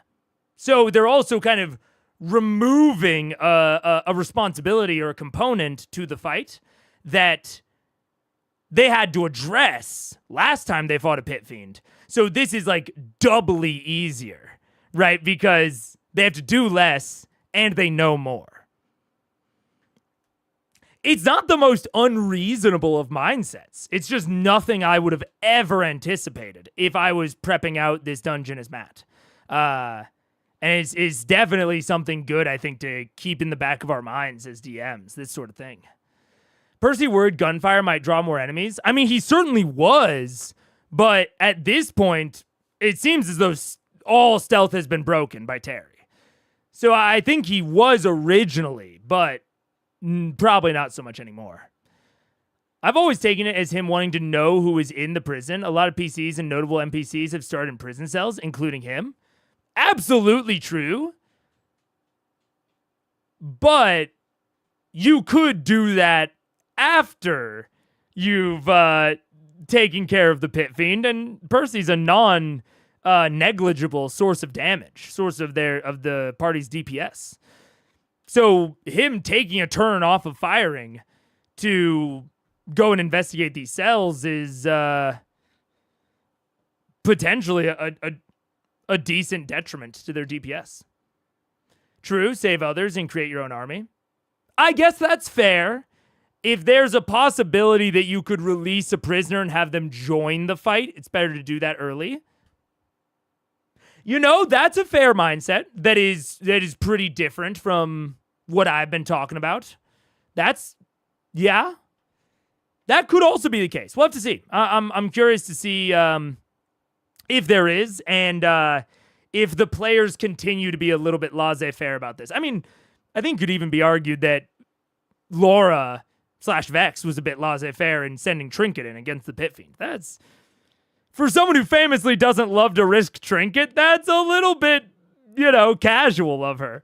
So we'll see. I'm going to be keeping my eye on it. But I think that could be accurate as well, Daniel and Amanda. Appear to be piles of goods, small chests, boxes, crates. It looks like various things that have been collected and just shoved in this corner and locked up. There's a lock on the door. Okay. How's my visual on that guy through the window? Through here? And I ignore anything other than full cover. I ignore three-quarter cover. Yeah, I mean, you have visual. All right. I'm going to take my first shot at that lock. You don't have bonus action, we'll say, 'cause you kind of moved up and glanced inside. That's fine. Okay. I'll take my first shot with the pepper box at that lock. Okay. You know what? When he asked to do that, I was assuming that it would take his action. Because that's typically my default, but Matt is much more he assigns those sorts of things to bonus actions. So I think chat's view is more likely that he was probably just checking, and then he was under the impression that he would still be able to fire. I definitely thought that he was under the impression that he would not be able to fire. Seems like I was wrong. What? Okay, go for it. That's 27. 27, okay, go and roll damage on the lock. Obviously doesn't take psychic damage. That's 16 points of damage. 16 points of damage. The lock blasts off and kind of leaves hanging a small piece of twisted turned metal that was once the top of it. Okay, another fucking twist in the narrative. He's shooting the lock, not the Pit Fiend. Oh my gosh. Okay, we just have to go through this. I'm all over the place. I'm gonna have to think about it all afterward, because this is... Whew, my opinion is being tugged all over. The door is now unlocked and open. Cool. I'm going to turn and take my last two shots at Orthax. I've got a plan. Oh gosh, I have an Orthax plan. Never mind. I just gave me away. Yeah, throwing out the wrong name in bed, eh? We have a PTSD flashback. I thought we were special. Okay. I'm too tired. I'm going to mess up my plan. It's so bad. Totally do. Oh gosh. Oh my gosh. So first shot, I'm going to take the Animus, and I'm going to try for a trick shot for an arm shot. Okay. So I'm going to put it, and just for safety's sake, yeah, that's all. So that's 31 to hit. 31 hits. And that's 1d10 plus 8 plus 1d6 psychic. Plus I'm going to burn 8 points of Cabal's Ruin, which empties Cabal's Ruin. Okay. So that's going to be, so let's see, that's 14 points of damage, plus 1 point of psychic damage. All right. Plus 8d6 lightning. Oh, 2, Nikes. Cabal's Ruin, man. 3, 4, Vestiges at your disposal. 5, 6. Yeah, I'll take a 7 and an 8. I'll give these back to you. Yeah, and I want to be... I want to say this just in its own little statement so that so that it's not confused at all. When I say that they are not taking it seriously, that is a perfectly fine mindset to have. Again, in a typical campaign at least, you should not take every single combat, quote unquote, seriously. I have often advocated for what I call ant stomp or comp stomp combats, where you purposefully pit the party against an adversarial force or a dungeon or anything like that is substantially weaker than them in order to more thoroughly demonstrate their growth and allow them to fuck around a little bit.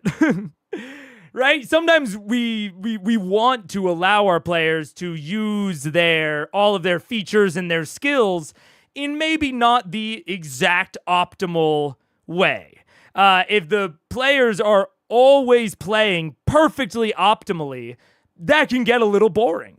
And so we do occasionally want to introduce these combats or these scenarios where they don't have to be optimal. They don't have to take it as seriously. Now, I would not have identified this combat as one of those combats if I was a player at the table. And I think it's very interesting that these players did.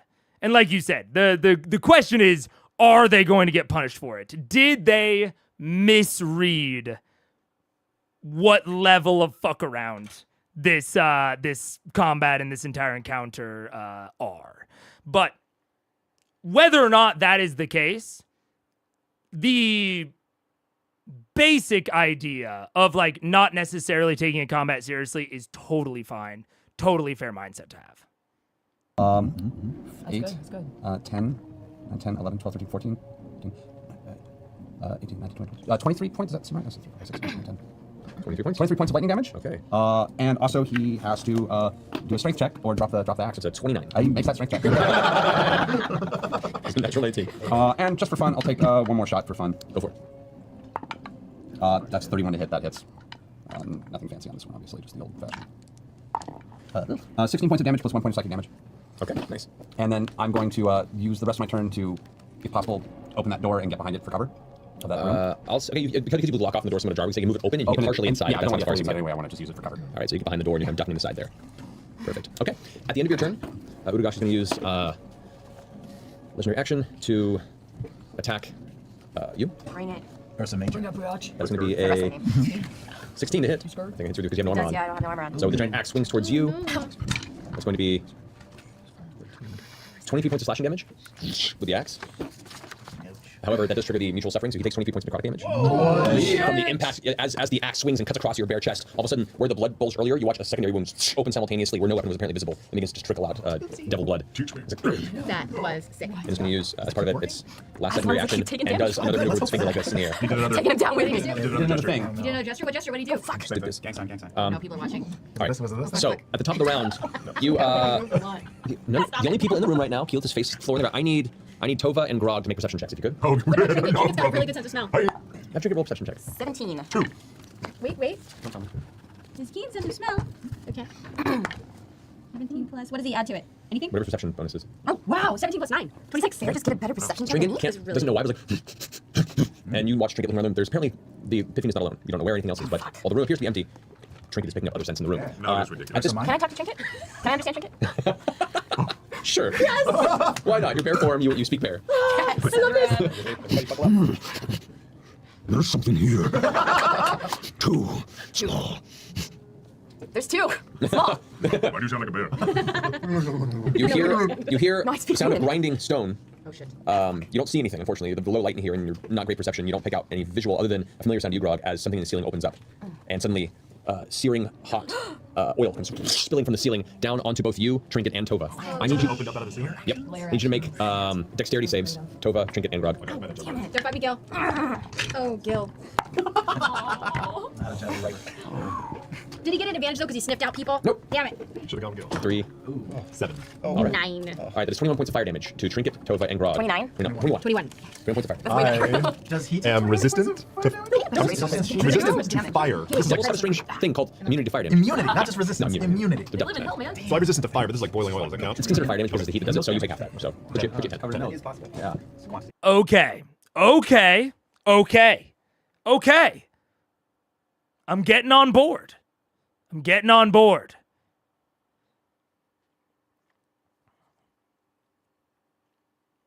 Number one, I like that traps like this exist at all. And number two, I like that they appear to be manually triggered. I think that's important. Now, I don't know how exactly what's happening here. I'm very interested.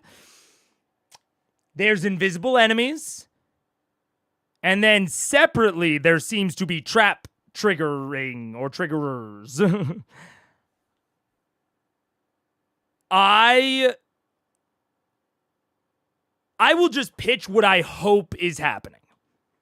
I'm not going to go through all the possibilities of what I think could be happening, or even what's most likely, because at this point, I don't even know what's most likely.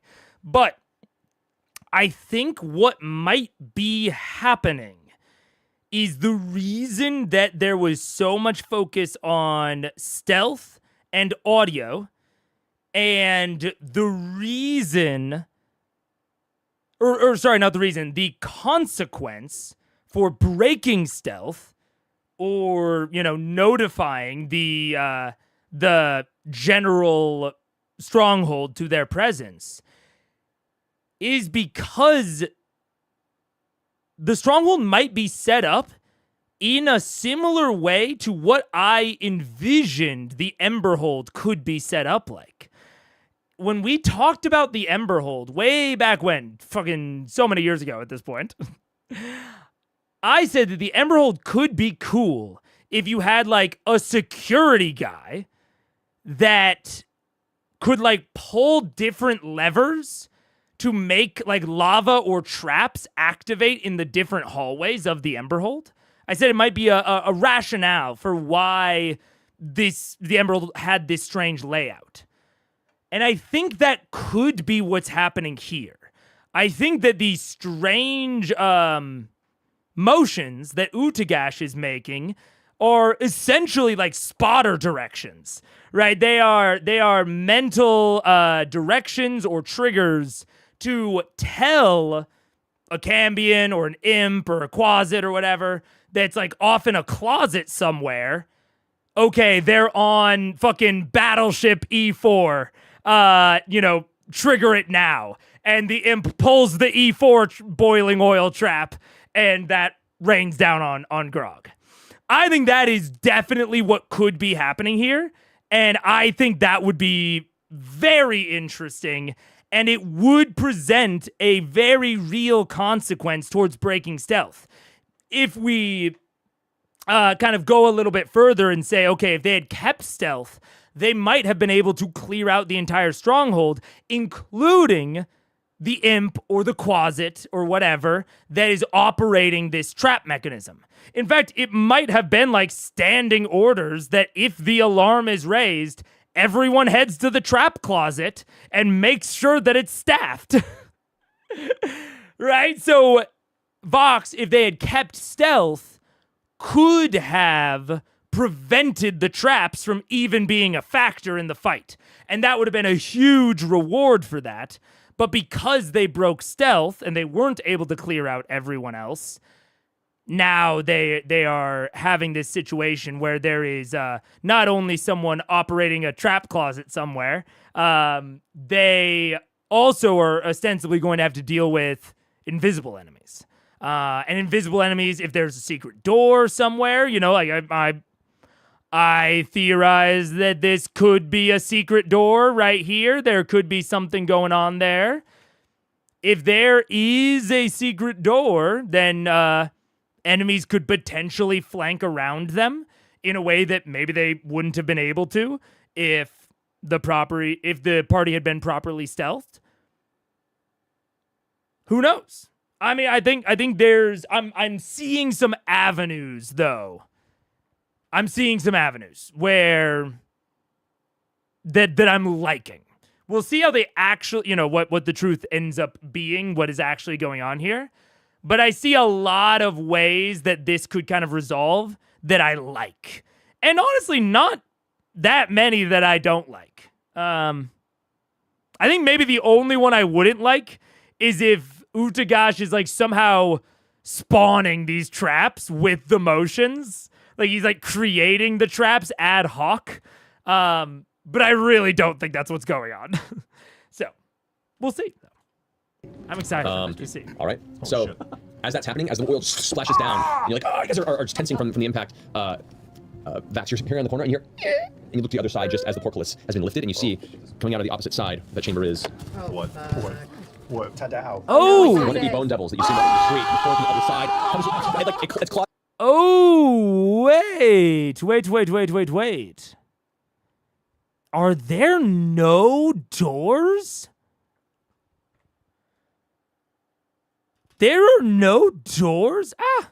Oh god, I gotta lock that so I don't grab it again. There are no doors in this entire chamber?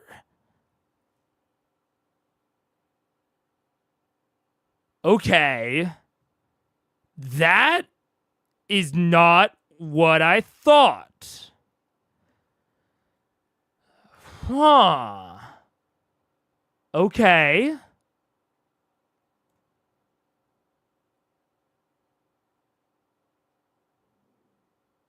And this is a door. This is a portcullis. Interesting. So something is back there, but it was guarded against. Huh. Okay. Okay. You know what? I'm gonna continue to wait. I'm gonna continue to wait. I said it before that I'll be able to evaluate it much more thoroughly once I see the whole thing. And this is very much proving that. So I'm going to wait. But that is... Yeah, that really changes the evaluation of what's going on here. Oh, and there is a door there! Look at that! There's a door there! Motherfucker. Zoom in the camera just a little bit. Or make it a little bit less dark so that I can tell that brown smudge is a door and not just another part of the wall. Damn it. Wait. We're running ads in a minute. Okay, so I will continue to occasionally update this. But we're about to go into ads. We'll go into real ads because I do need to go to the bathroom. Yeah, wow, interesting.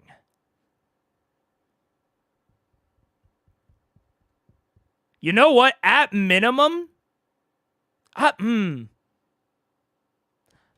don't know if I would say it's directly better, but I wouldn't call it worse. The idea of the Pit Fiend chamber, which the Pit Fiend is their goal, right? They're not here to just like grab what loot they can and run, right? This is their goal. And if their goal is surrounded by a bunch of other...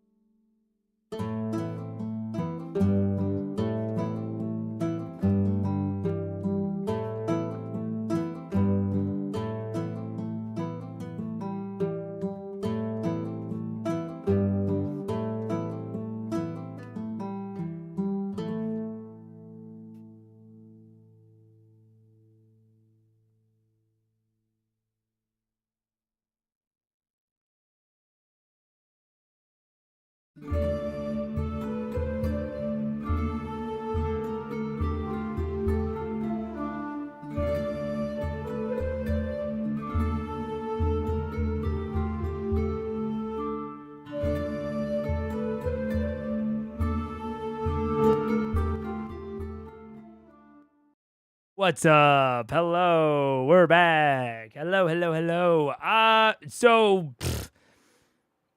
Whatever. Something's going on with YouTube Live, man. They made their first update in 2 years to YouTube Live, and it breaks everything. Because I tried. Even it allows you to like refresh the overlay URL for breaks, and I tried refreshing it, and it still gave an error code 15. So I would have to imagine that has something to do with what is making the usernames look weird. Seems like something's just up with YouTube Live. But what I was saying before I left, and I'll go quick. If their goal, which is, can I not draw in the blank space anymore? Oh, I can. Oh, but not too far into the blank space. Interesting. That didn't used to be how it was. But if their goal is completely surrounded, so let's say in theory there's like another guy over here and this connects and that connects or whatever. Having the goal area, the pit fiend, surrounded like this, basically allowing full traversal around the prize, but only allowing a single static way in, or like a singular normal way in, I think is pretty solid. I'm not going to go into, any more theorizing or detail because I've already gotten the map wrong twice on what I think is going on here. So I'm going to wait until more of the stronghold is hopefully revealed. But if there is like full traversal surrounding the pit fiend, I think that would be a solid design for this stronghold. So we'll see. What? Ta-dow. Oh no. One of the bone devils that you see on the street, he's from the other side. Its claws come through, and it's as white as the hallway. Its jaw hinges, its tongue slathering. He's like small, kind of flapping, like kind of almost insect-like wings across the back of its scapula as its claws reach out towards you. Wait, did you already ask if the 15 took damage because you took damage? I did. Oh, did he take damage From from me? Was my curse still in effect? The curse, once he takes the damage, the curse is up. It's just for one hit. Oh, wait, yeah. Tried my best. But he took 23 free damage. That's good. Which is nice. So Vax is going to take 3 attacks on you. Okay. That is a 27. Yeah, that kind of hits. All right, that is a 20. It does not hit. And with the tail, that is a 24. That also hits. I will use Uncanny Dodge for the tail. Okay, so the first claw hits you. You take 11 points of slashing damage. Okay. And as the first claw strikes you across the chest, the second one, you manage to just duck right out of the way. It slams into the stonework, and as you glance up, you try and dodge and roll out of the way as the tail just scrapes you across the back. That is 18 points of piercing damage, reduced to 6. And you would have the possibility of becoming poisoned, however, you guys are still under the effect of Hero's Feast, so that does not affect you. So his tail's poisoned? It divides damage by 3. Now it is Udugash's turn. Oh my god. Oh, That wasn't even his That was turn. the turn, right? Sure. Udugash oh god. just stands here with the axe and goes, the mouth not moving, you just hear the voice echoing in between your ears, like it's just sourceless and in your face. Now that we're all gathered around. There's a flash of red in the eyes, and suddenly the ground circling him just erupts into flames. Oh, Jesus. A wall of fire is now currently circling the vicinity. Oh, good. shit. Well, Oh, God. it's a melee party, don't stop. Oh, man. Alrighty. Looks cool. So this entire column of 20-foot tall flames just encircling him bursts up, singeing Grog, Trinket, and Tova. Just singeing. Seemed like such a good idea. How high is the ceiling in that room? It's about 25 feet. So there's a little space up top. A little bit. It's due to the, I'd say... We can see through the fire. It's just. You can't see the fire. The fire completely obscures your visual of him. Wow. That's fun. So you do not... All you see is flames, and you see the vague shadows of Tova, Grog, and Trinket now currently engulfed in them. I need you guys to all roll dexterity saving throws. Word. Okay. Natural 20! Nice. 15. God, son of a bitch. 12. Alrighty.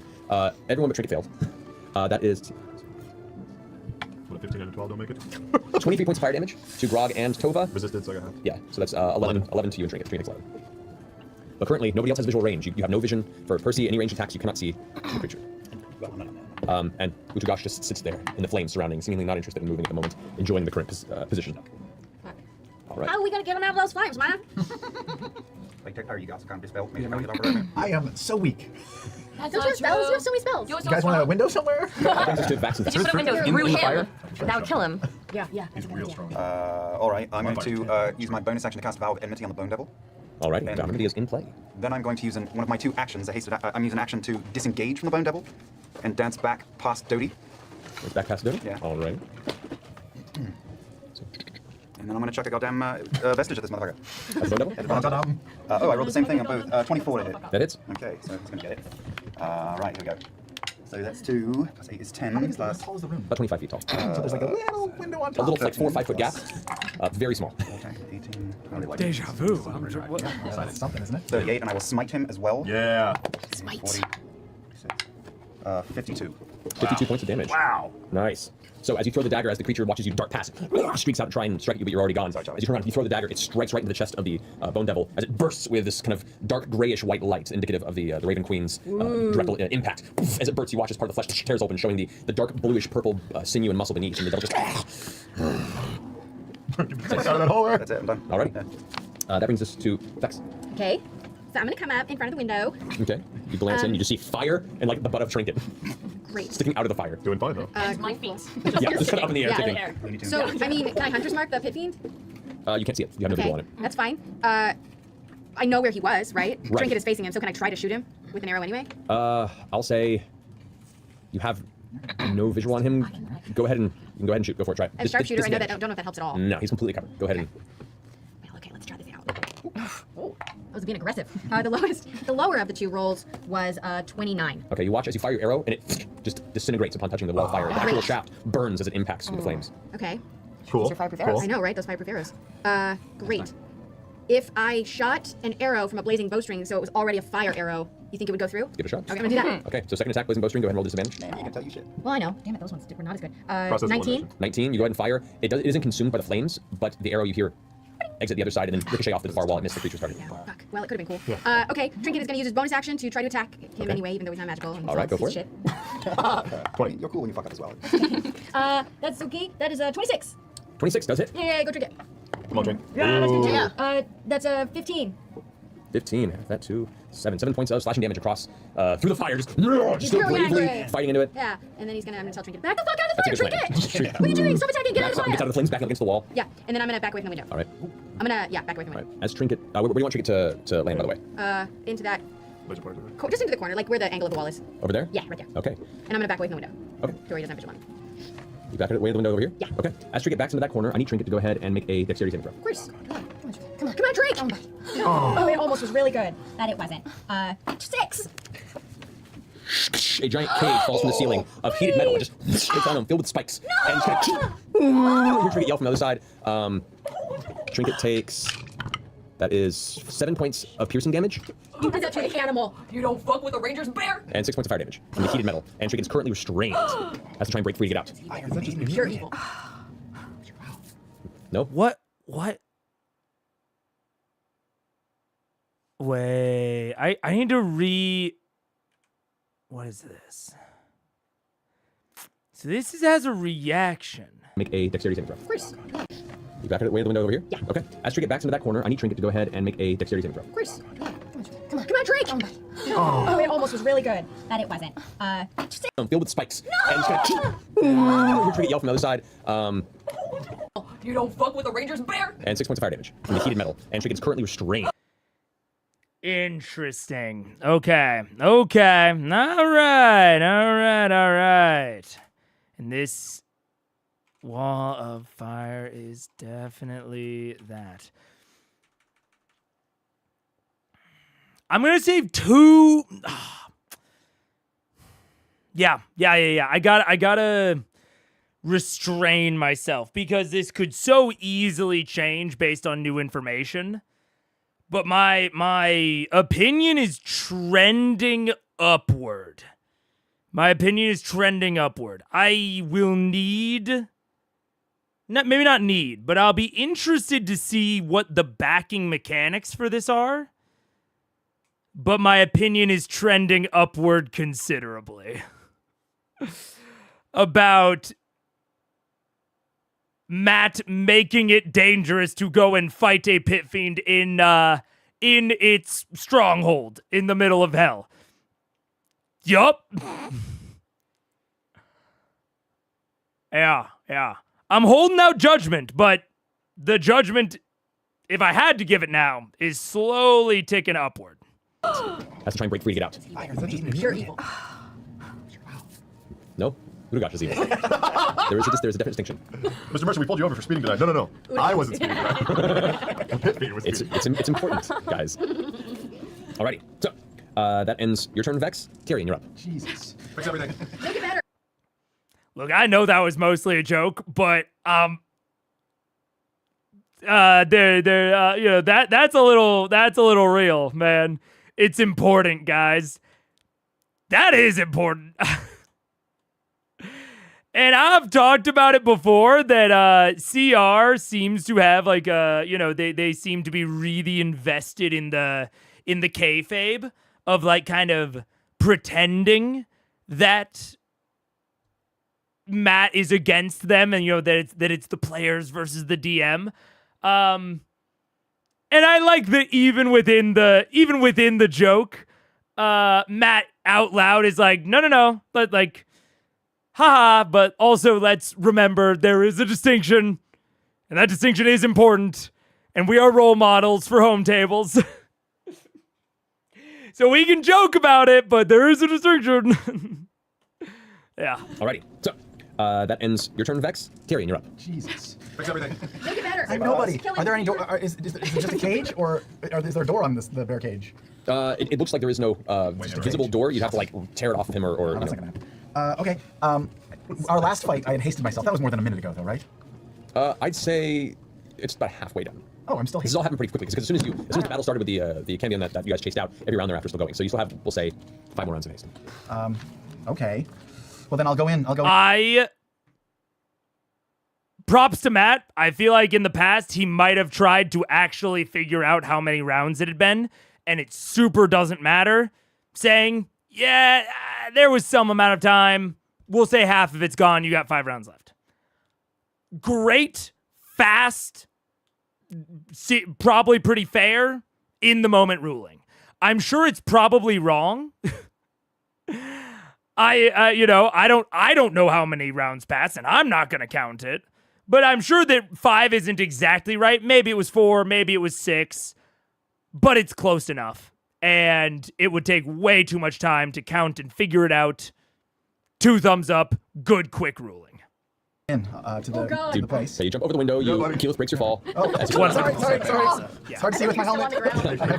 No peripheral vision. Yeah, and you see just a column of flame just flickering and burning in the center of the room. Okay. Occasionally you see like a wingtip kind of carve through the top as the creature is moving within the wall of fire. Oh my god. Do you have a fire extinguisher? No, I don't have anything.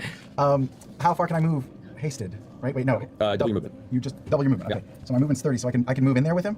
If you wanted to, yeah. Okay. I'm just gonna go and run into the fire. Oh my gosh. You just rush into the flames. No. I need you to roll dexterity saving throw. You take. Wait, did you just get? Advantage on next. Dodge the fire. Oh. Oh. All right, no. That's 9. 30 points of fire damage. Halved. Half because of... My helm of brilliance. That's true.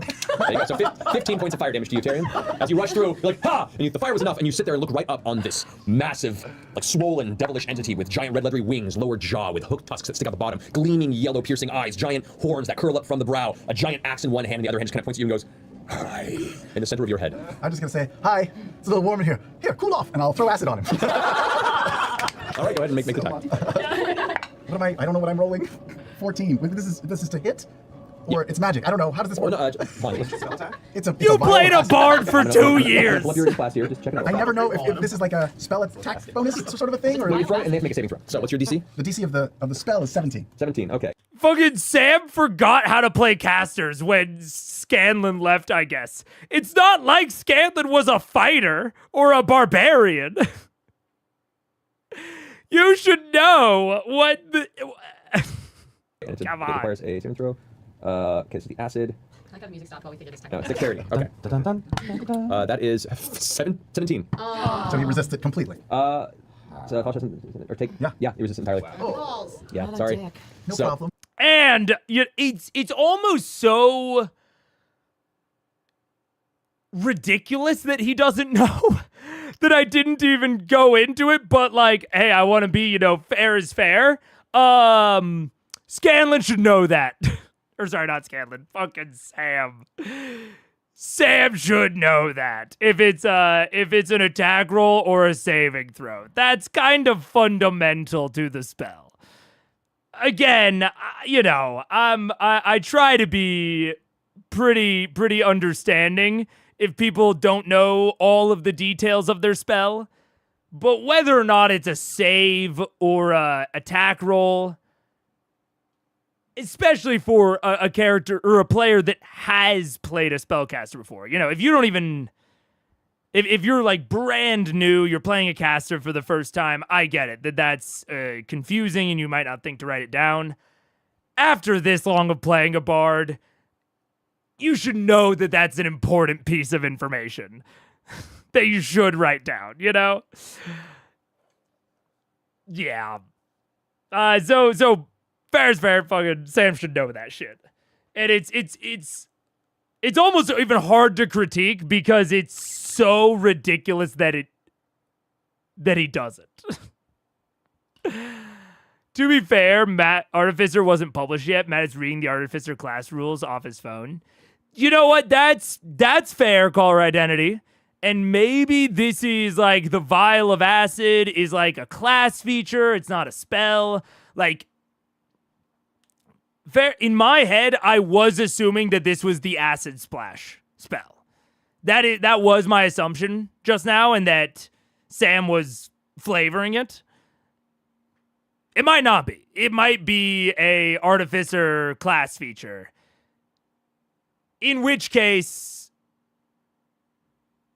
no amount of experience with Scanlan is going to help you remember or know the class features for a different class. Second character, it's kind of fair not to know what is and isn't transferable. Yeah, if this is not a spell. I definitely was assuming this was a spell, but if it's not, that's fair. And that's why I started this out with, it's like, in terms of players knowing their spells. Artificer does kind of blur the lines between what's a spell and what's a physical item, if I can recall. I haven't played one. I mean, I guess I'll put it this way. I was assuming this was like... Yeah, I was assuming this was the cantrip Acid Splash. I was not assuming that this was anything like really related to Artificer, except that it was on the spell list. So that was my assumption going into this. That could be dead wrong. I don't know the Unearthed Arcana Artificer all that well. I only know it after it was published in Rising from the Last War and Tasha's. That's like the version of it that I'm aware of, and I don't think that version has anything like this. There's the Experimental Brew in the Alchemist subclass, but that is not like an attack or anything like that. It's just a it's like a thing that you roll the dice and it does a different thing based on a table. It's very wild magic. So it's nothing like this. I think I brought it up last stream. The Beta Artificer had some powerful items. The Healing Drought and the Alchemical Fire Acid item. Interesting. It's just a vial of acid, not a spell. Really? The vial of acid isn't that good. Like, it's like the normal, the mundane item? Acid vial? I think that's like 1d4. Am I crazy? Or how do I spell acid vial? Acid splash, item acid. Yeah. Oh, this is the 2024. Acid vial. Here we go. What does this even do? Oh. Acid vial. Yeah, it takes 2d6. That's acid splash. How much does acid splash do? 1d. It would do 3d6. I mean, yeah, I guess maybe this is just the acid vial. Which, I mean, fair enough. If I'm Sam, I got no idea what I should roll for that. That's strange. I again, I don't know Beta Artificer that well. Maybe they like didn't have that like half-caster stuff back then. Strange. But they said something about a spell save. Yeah, I mean, I think that Sam was unclear as to whether it was a save or not. I never know if this sort of thing is it's a vial of acid. Oh, you're right. It is just a vial of acid. Huh. Weird. The mechanical servant was part of the main class, later being part of the subclass. Yeah. I mean, I know that Doty is basically a steel defender, but it was from the main class back then. Huh. Weird. The alchemical acid was part of the class. Dex save or 7d6. Okay, so it's a class feature. I see. Okay. Honestly, fair enough then. Fair enough. I definitely was under the impression that this, or I assumed that this was Acid Splash. Huh. Okay, and it requires a saving throw. Okay, so the acid. I like how the music stopped while we figured this technical. Dexterity. Okay. That is 17. So he resisted completely. So or take. Yeah, he resists entirely. Balls. Yeah, sorry. No So, problem. As you throw it kind of like hits the edge of the horn and just shatters and breaks behind it. Ooh.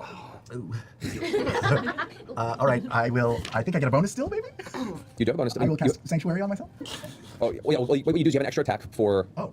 As haste, you get your action. Okay, that was my action. That was your action. You have another action to do a melee attack if you want to. Okay, I will stab him with my lance. Okay, go for it. Roll an attack. So yeah, as haste, you get the additional attack. Oh, that's gonna hit.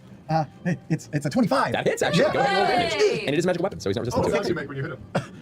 What's that? It's like a breathy. Okay, so that's Work on your face. that's 1d12. Thank you very much. That's 7. Okay. Add anything to it? 7 Oh points. wait, I get a +6. Oh, it was a 6. That's 13. Is that fire damage? No, the fire damage is another +1, but I don't think you'll be adding that. No. Yeah, Okay, good. so 13. 13 points of damage against the pit fiend as you stab it, and then you can cast Sanctuary on yourself as your bonus. I will, and as I do that, I also say, Doty, remember how I said back up Grog? Me! Back up me! As Doty charges forward. And rushes in. I need Doty to make a dexterity saving throw. Oh, no. 16 plus, what's his dexterity? 0. So 16. Doty takes 30 points of fire damage. Oh, he's unconscious. Already? Well, I don't know when the last time we rested was, but I have down that he only has 30 hit points left. Did he? Well, because you heard damage himself at some pulling through the metal Yeah. outside of him. So Doty comes rushing in. And just collapses on the ground next to you. Superheated. Oh no, is he gonna melt? You don't think He's so? in the fire, right? In the fire, yeah. Oh god. Is he making like some sort of a window that someone else could walk over? No, the flames curl around. Damn. Sorry. Bummer. Cody, yes. All right, so then it's Tyrion's turn. Good. I'm glad I used that last little thing. Kill my best friend.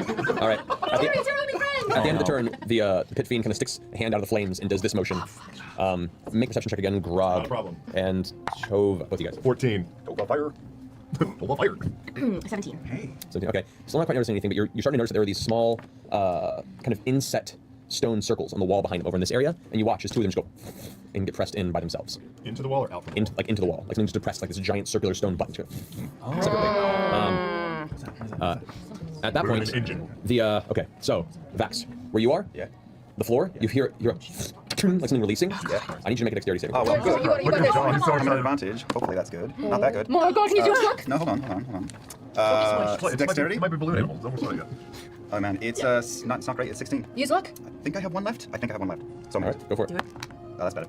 That is 25. 25 is enough. So what happens is the ground suddenly hinges out from under you, and you leap up and jam your blades into each side of the wall, and kind of like put your foot out to the side, and it's almost not enough to press in the small space, but you just barely catch yourself Van Damme style on each side, and the bone demon crossing his wings flare up. As the ground tumbles up from under you, you see about 10 feet below you a pool of molten iron that just and it stays open swinging for a few seconds before it closes once more beneath you.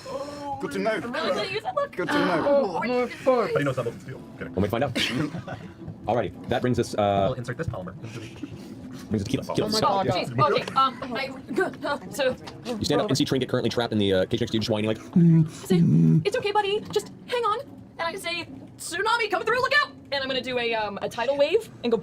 Yeah. Okay, through him. Do you have do you have the laser pointer? Oh, is this an undead? No. What are these? Hey, what are these red pools of things? What about the... blood, What he about said. the It's molten is blood. it boiling blood or like bubbling? No. Dude, I'm just thinking about this in theory. Matt said that there was a series of circles inset into the back wall, right? Who knows exactly how many of there are? We're going to take like the maximum case. So it seems like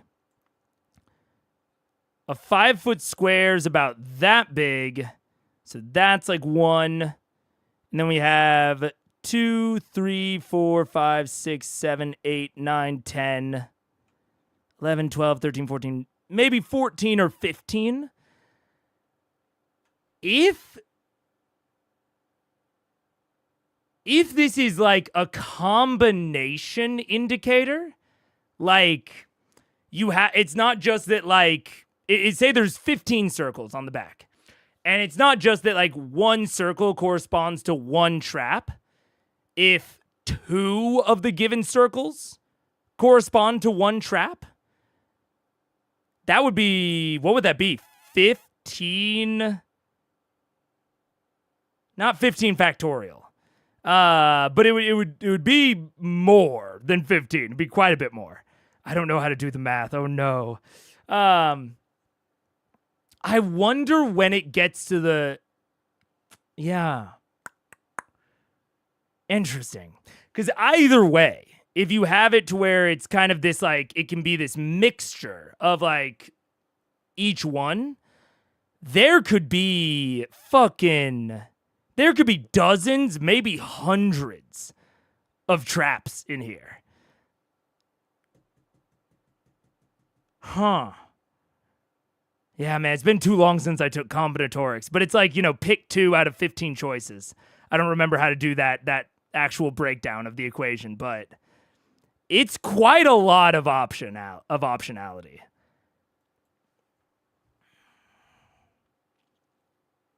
Interesting. And it makes that back area very, very fascinating.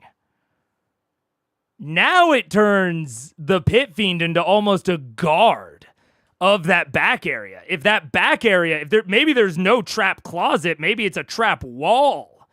And you've got 2 little fucking quasits running around invisible, or imps. I don't remember if it's quasit or imp, they can go invisible. But whichever, they're running back and forth and clicking the 2 circles that correspond to the trap that the Pit Fiend once triggered. Or just the trap that would apply and, they know would do damage and would actually hit someone. Interesting. That could be cool. I could be very down with that sort of shit. Huh. All right, so you're doing tidal wave? Uh-huh. Okay. And I want to kind of try and avoid my friends. It's like a 10-foot wide thing. Pretty sure. I mean, you got it. You know, demonic. In fact, there's a 10-foot gap, it looks like, right, Matt, between everybody? Right up front? Right up front, there's a little bit of a gap there, and Dodie is on the ground. You can step on it. It's 10 foot, right? Can I do my tidal wave from this direction backwards? How wide is the tidal wave? 10 feet. It's still going to hit somebody. Who's it gonna hit? There's 5 feet between Tyrion and Tova, and... Either me or Tyrion. Let it rip. I mean, Dodie. Or whoever. I know Grog is dexterous, so Grog can take it. Sorry, Grog. Hey, man. She respects me. If I have to cheat. What? But I want to do like starting here and going backwards. Towards you. Towards you. Towards me, so this way. Correct. Okay, and you're choosing Tyrion? No, Grog. Take a hit. So this way. It's a 10-foot wide column that I just want to go back. Right, so it's, in order for it to hit the Pit Fiend, it's going to hit either Tyrion... Or Grog. No. No, because Grog's far off the side. If it comes back this way, it's just going to hit Grog. Sorry, I was confused, but you said Grog. So who's it going to hit? It's going to hit either Tyrion, or it's going to have to hit Tova and Dodie. Do what you gotta do. Just do it. Tova. Okay. The guess. Wow. I need Tova to make a dexterity saving throw. Only because I think she's more dexterous than him. Also, let's be real. This is where I get into with, like, we can talk about them treating the guest PCs like NPCs and, they've got to question her or whatever. If that had been a real NPC, there would not have even been hesitation on that. And then she chooses it, and they're like, oh, you're really going to choose Tova? And she's like, yeah, only because I think she's more dexterous. If that was a real NPC, Sam would have been like, don't hit me, hit the NPC. So this is what I'm saying. Like, treating the guest PCs not like NPCs is just unavoidable. It's, it's just going to be what it is. I think if every combination is something different, it would be 15 factorial, but the condition formula, I don't remember off the top of my head. Yeah, my assumption is that it is only 2. And yeah, and 15 factorial would be all of the possible combinations of them inset and outset. But I don't know where the middle one is between that. I don't remember how to do that either. Oh no, I got That is 11. Are you serious? It's 8. Oh, well, balls. Is it? 11. I don't know. That's not going to work for spell DC. However, Urugash does not make a save either with a roll of a 6 plus 8. That is a 14. So that's 4d8 bludgeoning damage. Go and roll that. Man, kill our own guest. Oh. No, it's not that much. 5, 6, 7. And a reroll. Then and a reroll. Because it is. I do an 8. So that's 23 damage. Thank you. Okay. And he should be knocked That's not a prone. 7. Wait, so that's not a 7. Yeah. No, it's an 8. Wait, 5, 7. That's 10, 18. 18 damage. Okay, gotcha. And he's knocked prone. As And is then Nova. the water then spreads across the ground in all directions and extinguishes unprotected flames in an area within 30 feet of it. Correct. Tight. Wow. That's all I cared about. So the water and the wall of fire in that one section kind of. Unfortunately, the enchantment continues to produce flames once the spell disseminates the water. The nature of the spell is it perpetually conjures fire. So there was a brief moment where it does cause a gap, and the But flames. he's not pick up. prone, He is right? not prone. He took damage. Okay. Alright, there you go. Sorry, guys. No, it was good. It was good. Are you moving instead of Oculus? I'm going to back up as. Can I now? Can I crawl? Do I have enough movement to crawl back through the window? You do. I'll do that. So you back through there and you can get back around Yeah. that way. Yeah, just I kind of want to keep it, use it as like cover. Okay. That ends Skillet's turn. Tova, Grog. So, took some damage, a little bit, but I'm prone. So you can get up and use half your movement. Okay, by any chance, since I am okay, I gotta make a wisdom saving throw to not attack anybody. Okay, are you under half health? Yes, I am. Okay, Oh, so- I did it! I actually did it! Okay, it's fine, don't worry. All right, False alarm, there you go. everything's fine. So you maintain control. Oh dear lord. Don't worry about it. I'll deal with this later when it comes up. What would have happened to me? No, everything's fine. Forget it. Everything's fine. This is fine. We're fine. Everything's good. How are you? All right, so if I stand up, that takes half my turn? Is that what you Half said? your movement. Half my movement? Okay, well, I'm gonna stand up, and so... You're still in the flames currently. Oh, well, that's not So you can take your turn and then back out of the flames if you want to. Now, since... Yeah, I'm gonna use my Crimson Right to light up my claws. With what type of With Frozen. frozen? Okay. Does that help me with fire? Can I, like, bat the flames away with my icy paws? Your hands feel more comfortable. All right. All right, So your claws, where once was these, these giant bear claws, you watch as mystic ice gathers around them, turning into longer razors that extend from your claws. All right, I'm gonna come with this guy. I'm gonna eat it, gauche. All right. So wait, my claw attacks with the right. Does that increase my?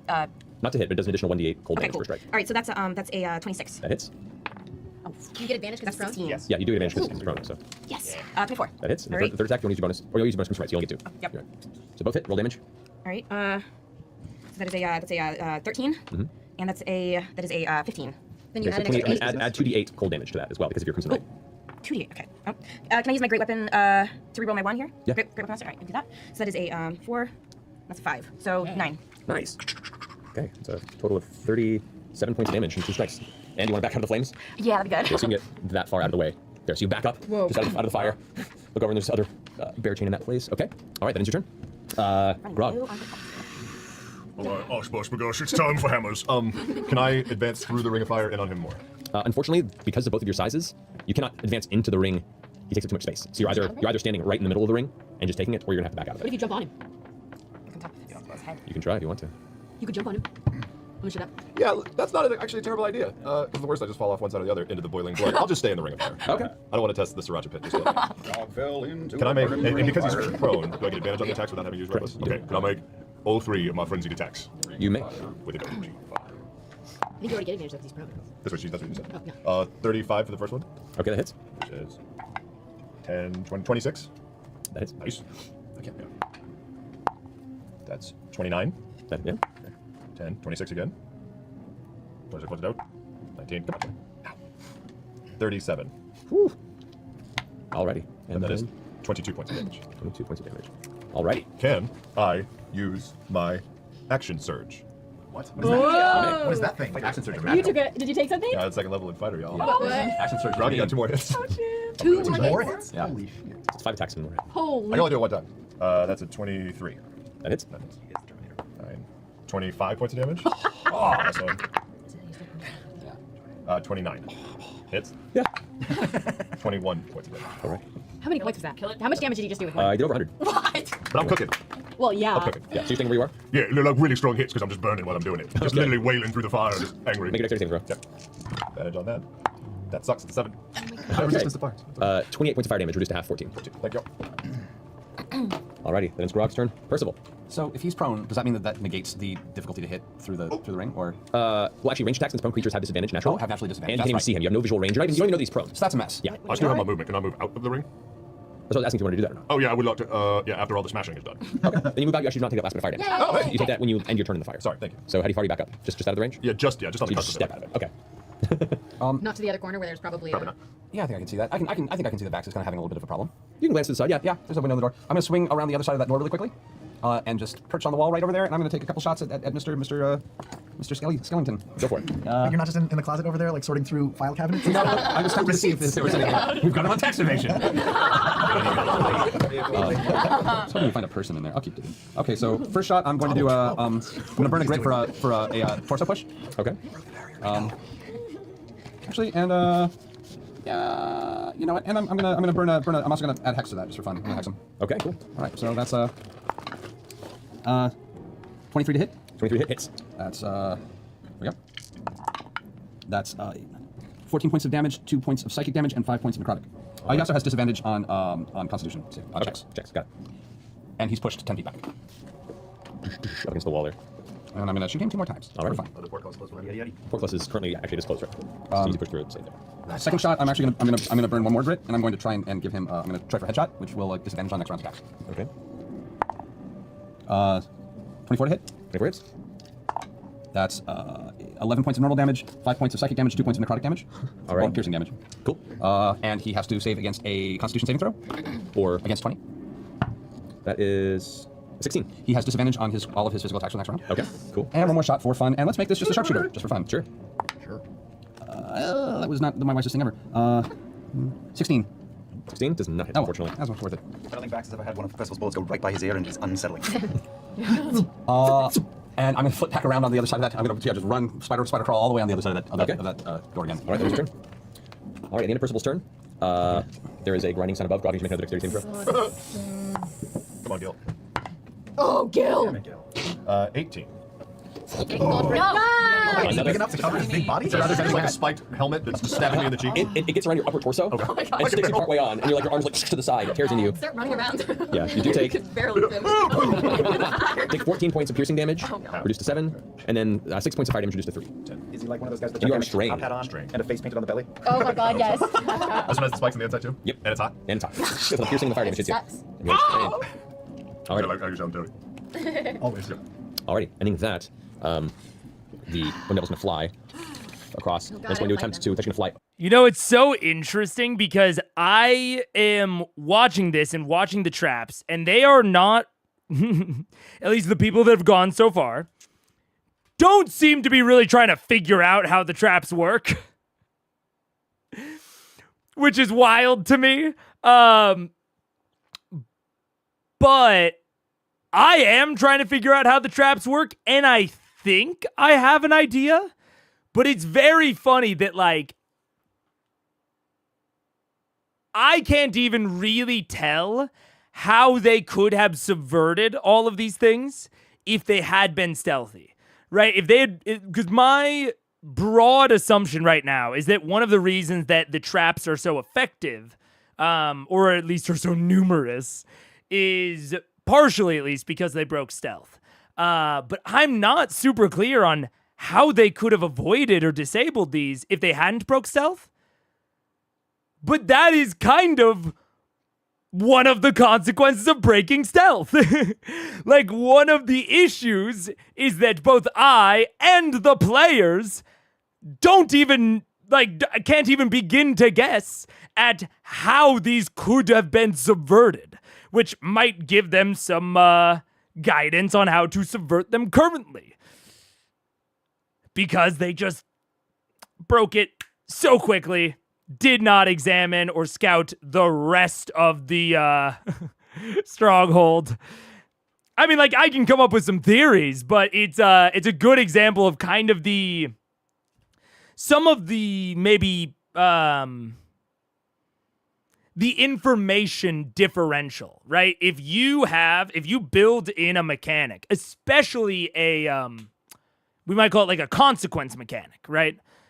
To a dungeon or to an adversary or whatever. Of like, the players don't do something that they know they're supposed to do, and if they don't do that, there's going to be this consequence mechanic.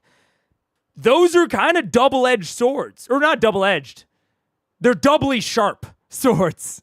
They're not double-edged, really. They're doubly sharp, where they not only cause the consequence, but there is, depending on how it's set up, depending on how obvious it is what's going on, the fact that they failed and are getting this consequence might mean that they don't even know how the consequence works, right? So it's something to keep in mind from both the player and GM side. But I'm loving it. I said Matt can feel more than free to be brutal and to be deadly because he was so abundantly clear with the instructions of be fucking quiet.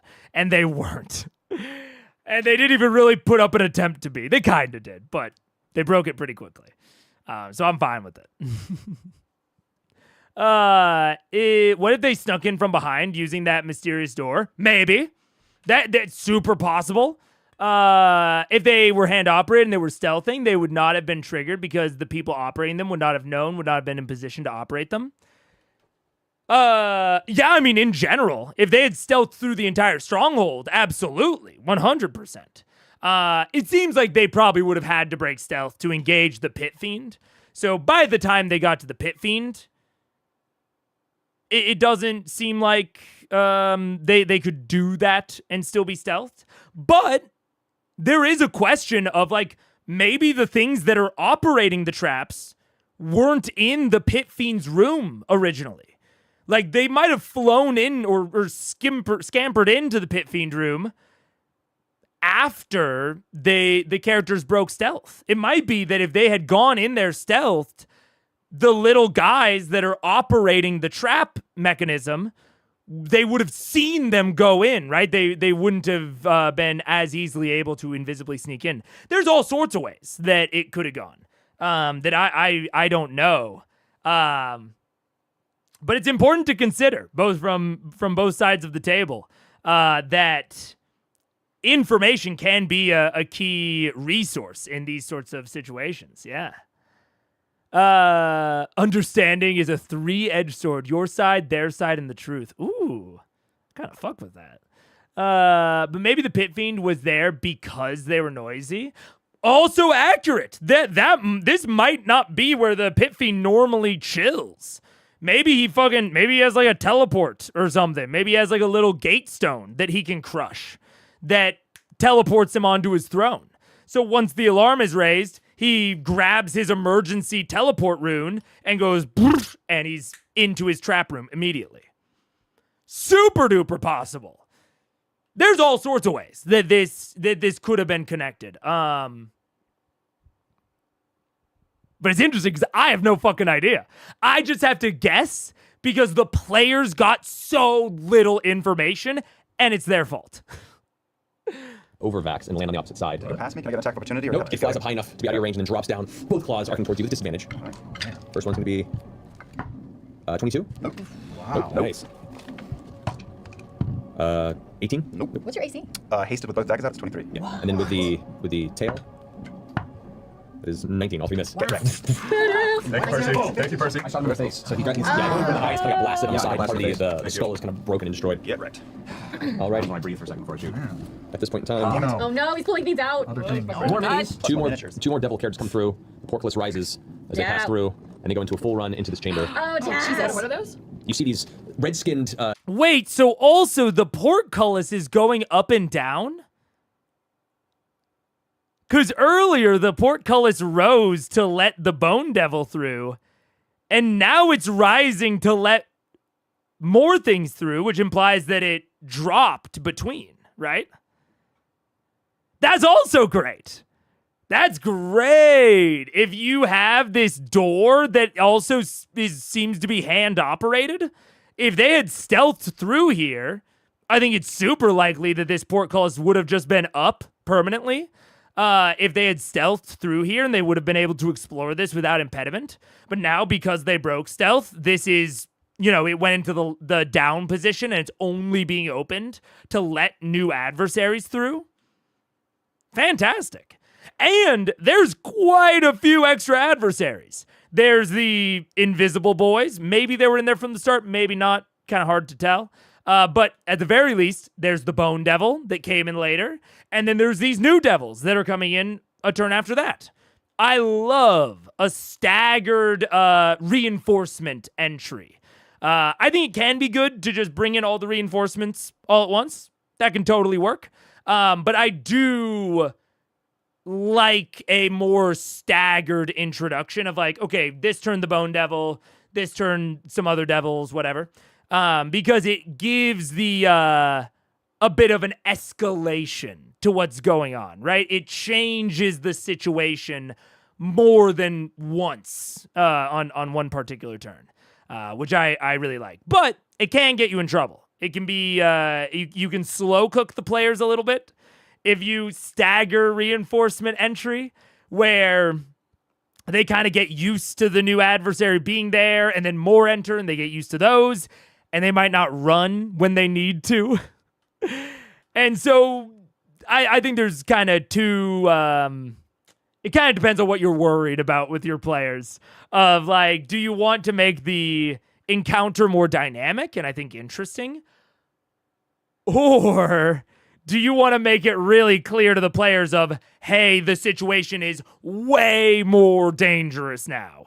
If you want that second one, probably put all the reinforcements in at once, or at least make them visible all at once.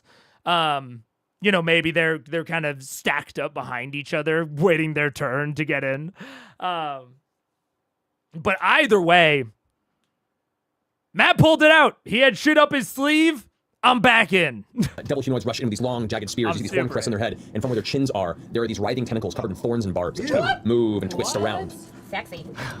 What sweet hell did your imagination come from? Full movement with them double dashing. That guy will get there. This guy will get about there. That's as far as he can get. Not flat anybody yet. All right, and then ending that, we have Urugosh. Stands up in the flames and looks down at Tyrion Darrington. Good day to you, sir. Do you know my father? You hear the voice echo in the center of your mind. Good day and good night. It's gonna make a full round of attacks on you. Oh boy. So that is 30 to hit. Yeah, of course. Okay. Cody will say nope. I see. Leans forward and takes a big chunk with his bite out of the front of your. Tries to get in the helmet and the jaw sticks under the chin.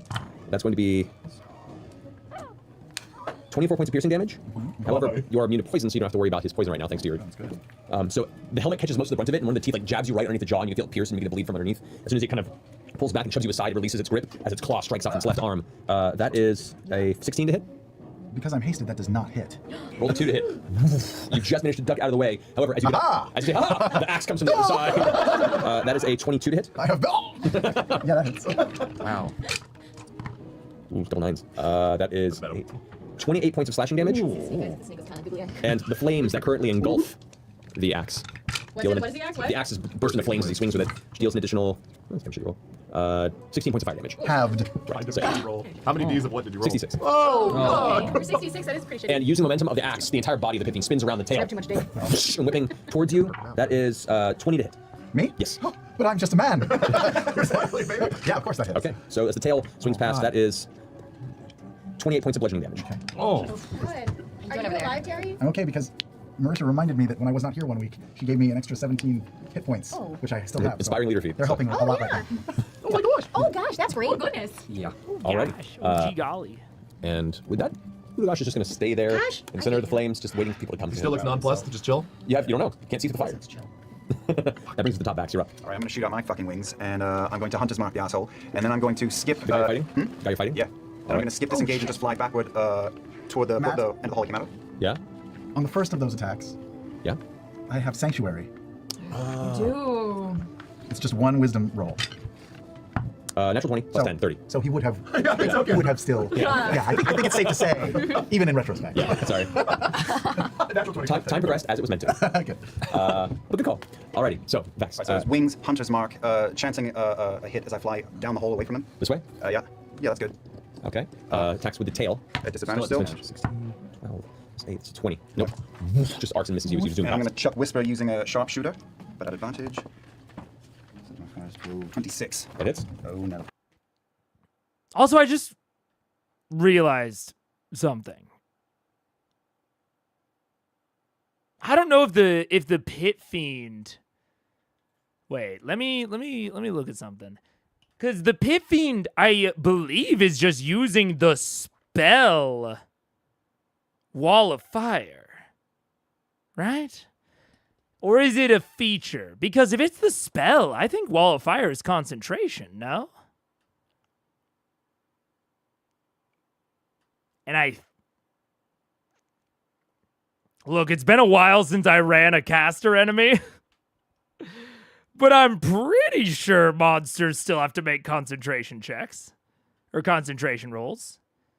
But I don't know... any creature hostile to the Pit Fiend. Oh! Yeah, okay. Innate spellcasting. The Pit Fiend can innately cast the following spells with no material component. Wall of Fire.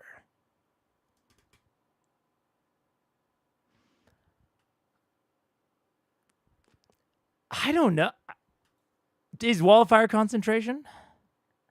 Wall of Fire is concentration. I think it is possible that the Pit Fiend should have been making concentration checks. If I remember correctly. I don't think there's any rule that monsters don't have to make concentration checks, unless I'm forgetting. Feel free to correct me, chat. I'm not super confident on this one, but I do believe that is the case. Which would make Wall of Fire here much less powerful, we might say. I think that Utagash is playing it well. He should be playing it defensive. But if he could theoretically lose concentration, he might need to take an action to cast it next time, right? So whether or not he has to make concentration checks is definitely relevant here, because it would be turns, even if he recast it at will, it would be turns he can't attack. Our DM always does concentration when an enemy caster casts. Interesting. It is like, the moment I thought about it, I was like, I don't know if I've done that for monsters in the past. It's been a while since I ran high-level D&D, and it's been even longer since I ran a caster enemy that didn't have, because some enemies have spell-like abilities, that are not actually spells, and I run those a lot more often than I run an actual honest-to-God caster. And I almost never make a homebrew adversary that's a caster. Basically never. But that's interesting. I don't know. That's something I'd have to look up and maybe find some sage advice. I mean, if it was at my table, I would kind of ask the players. It seems only fair to me that they would need to, but I don't blame Matt for possibly doing it right, possibly not doing it right. I don't know. And I'd have to actively look into it on my end. I don't know if someone has already said it, but heads up, guess ND goes by he, they nowadays. Yes. I am. It's hard to split the pronouns between the character and the individual, but I was aware and I'm trying. But yeah. Our DM always does concentration when enemy caster, at least the ones I remember, at least. Yeah. Interesting. Well, and it's probably even less likely to encounter on casters, because it's already like only some adversaries are casters. And then even of the ones that are casters, only some of them are even going to have concentration spells. So interesting. Yeah, it's a subset of a subset in this case. And the fact that, like, the Pit Fiend doesn't even use spell slots. It can just cast it at will, so it's already kind of out of the bounds of normal. Yeah, interesting, huh? But we'll see. We're about to go into a break, and then we will see. But broadly, I'm way more into this than I was worried I might be. I was worried this would be a much simpler, much more boring combat. But Matt has a lot of interesting stuff in here. I'm into the, like, it seems like they're, someone's manually.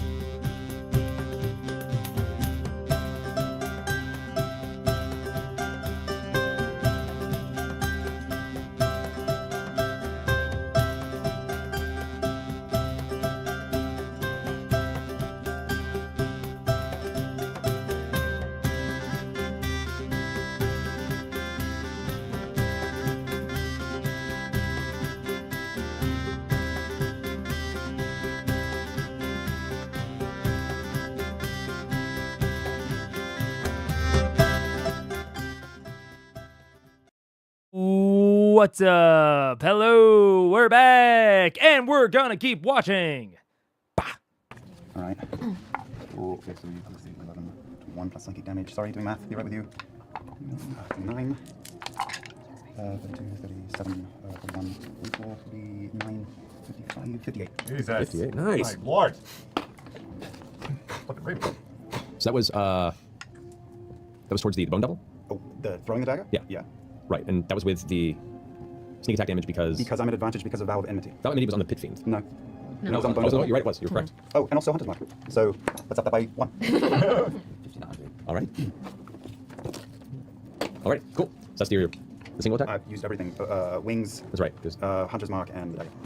Well done. Bonus. Right. Action. okay, cool. So that ends your turn. Vex. Okay. If I pop through the window, will I be able to get back out of the window?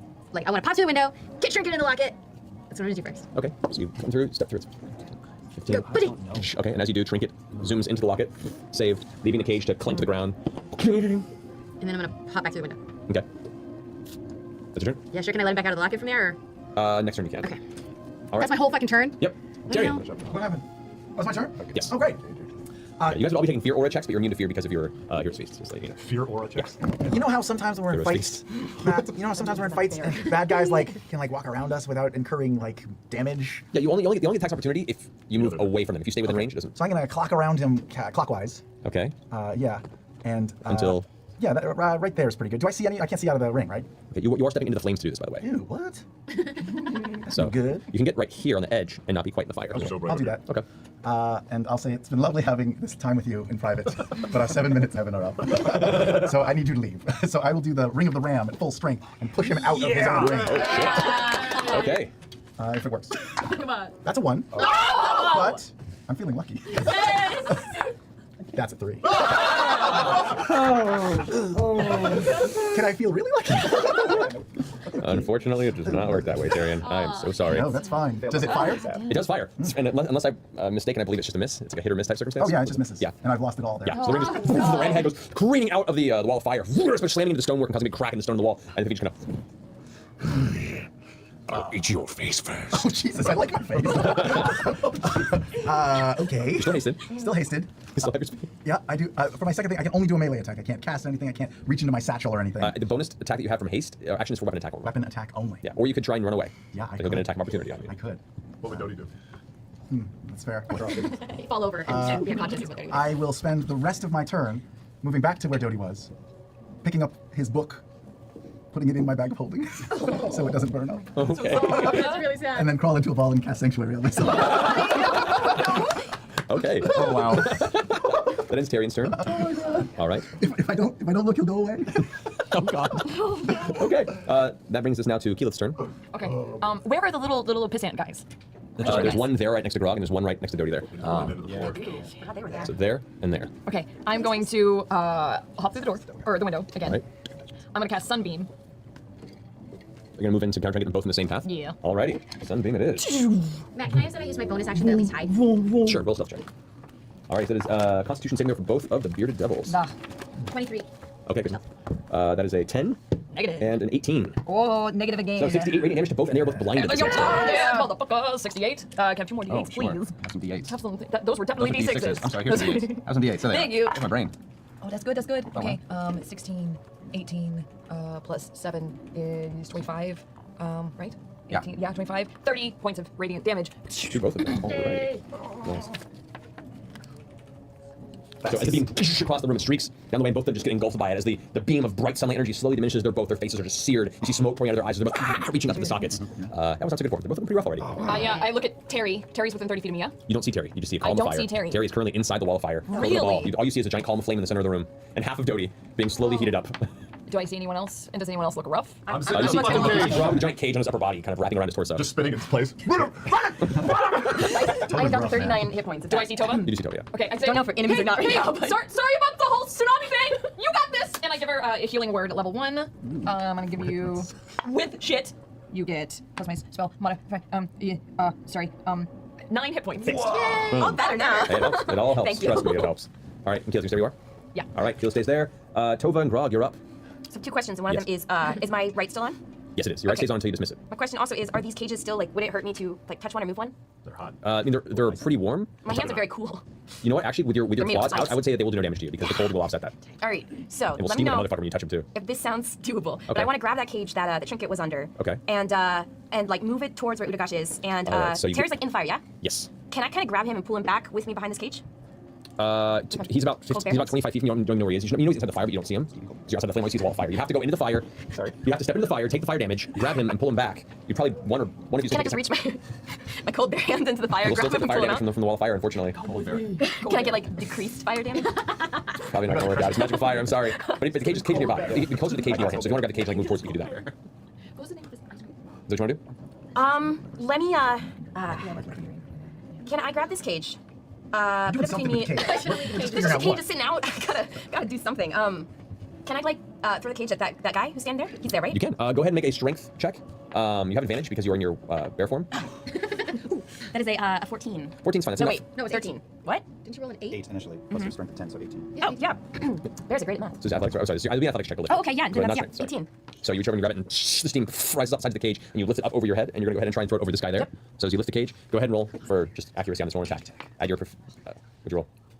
Oh no! You throw the cage and it rolls into the center of the hallway there, kind of blocking the doorway. Oh, those ones are the worst. I know. That dice sucks. I know, yeah. Seriously, you Dice have to do jail, that. dice jail. What else can I do? You still have your movement. And your bonus if you want to do a, Oh, you have healing or potions? or any sort of, you still have your blood maledict if you Well, want my to use any stuff of is those. probably in that prison that person's tied up in in. the dungeon? I don't have any pockets. Oh yeah. Yeah, I was sort of unprepared for this. I was really excited for this fight. Tiny pockets is the problem of women's fashion, to be fair. Yeah. I know, See even what with bears. Like, why tiny pockets? I know. Come on, women's fashion. Come on. So I have my bonus action? You do. Samus, I got this. What is it, blood malediction? These are really cool words. Curse. No. Not as helpful as I had hoped. I can see not objects. History Rob, what are you is doing? helpful in this What's case. your second stuff? I'm gonna try and get out of the cage. All right, go ahead and make a strength skill check. I'm advantage of it. Oh, the package. That's good. That's That's better. better. You know, I wouldn't do it as like standard practice. I have heard people talk about, you know, overlapping turns before. I think you can pretty quickly. Maybe it's just a me thing because of the old ADHD brain, but it makes it. I've tried it. Makes it very hard for me to track what's going on. It ends up being slower for me than just having them in turns. But if you have a new player like ND, then I think it's fair enough. Like if they're adjacent to Grog in the initiative order and they're really not sure what they want to do, especially because, you know, ND's playing a higher level character in a custom homebrew class with Blood Hunter, like, I think it's totally fair enough to maybe introduce a bit of complication just so that, you know, everyone's not like waiting on them and pressuring them, especially on an actual play on a stream.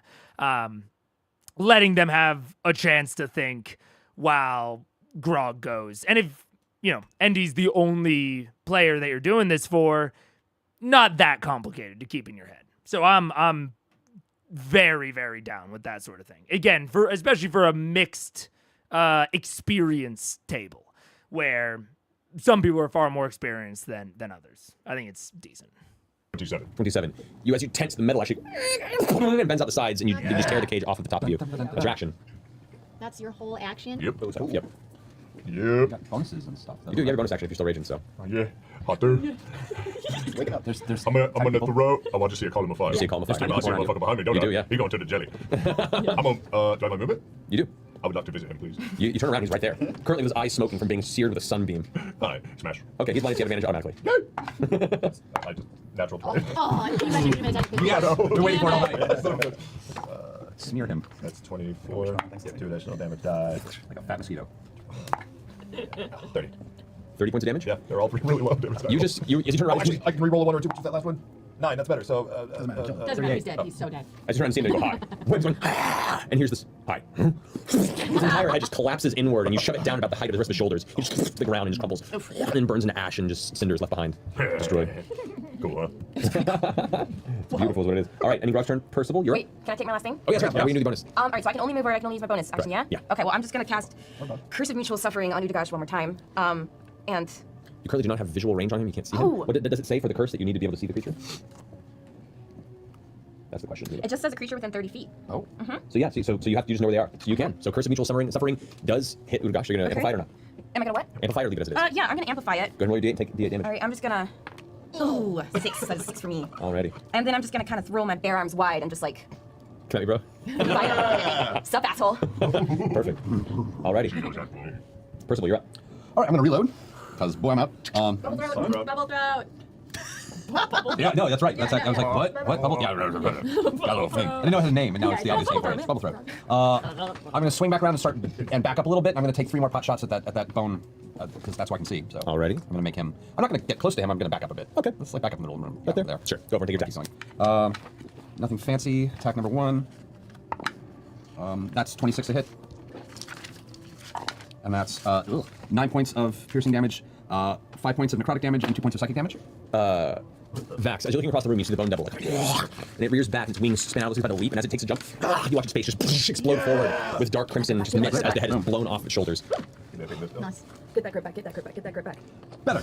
And I'm gonna see if I can. Is there anything? I'm just gonna try and. I've got 2 more shots. There's one creature in here that you can kind of barely see through the side. Oh, I can. Yep. Oh, all right. Let's do that. That's funny. Another shot at that guy. Pew, pew, 23. Red creatures on dark red. Yeah. Sorry. 23. 23 hits. Oh, and that's right. I don't have that anymore. The hex is until next turn where I can move it. That's 15 points of damage plus 1 point of psychic damage. Okay. Still standing, but it's looking rough. It's currently blinded. You have advantage attack, by the way. Oh, all right. I should mention I'm gonna take another shot. I'm gonna make this a sharpshooter just to end this. Sure.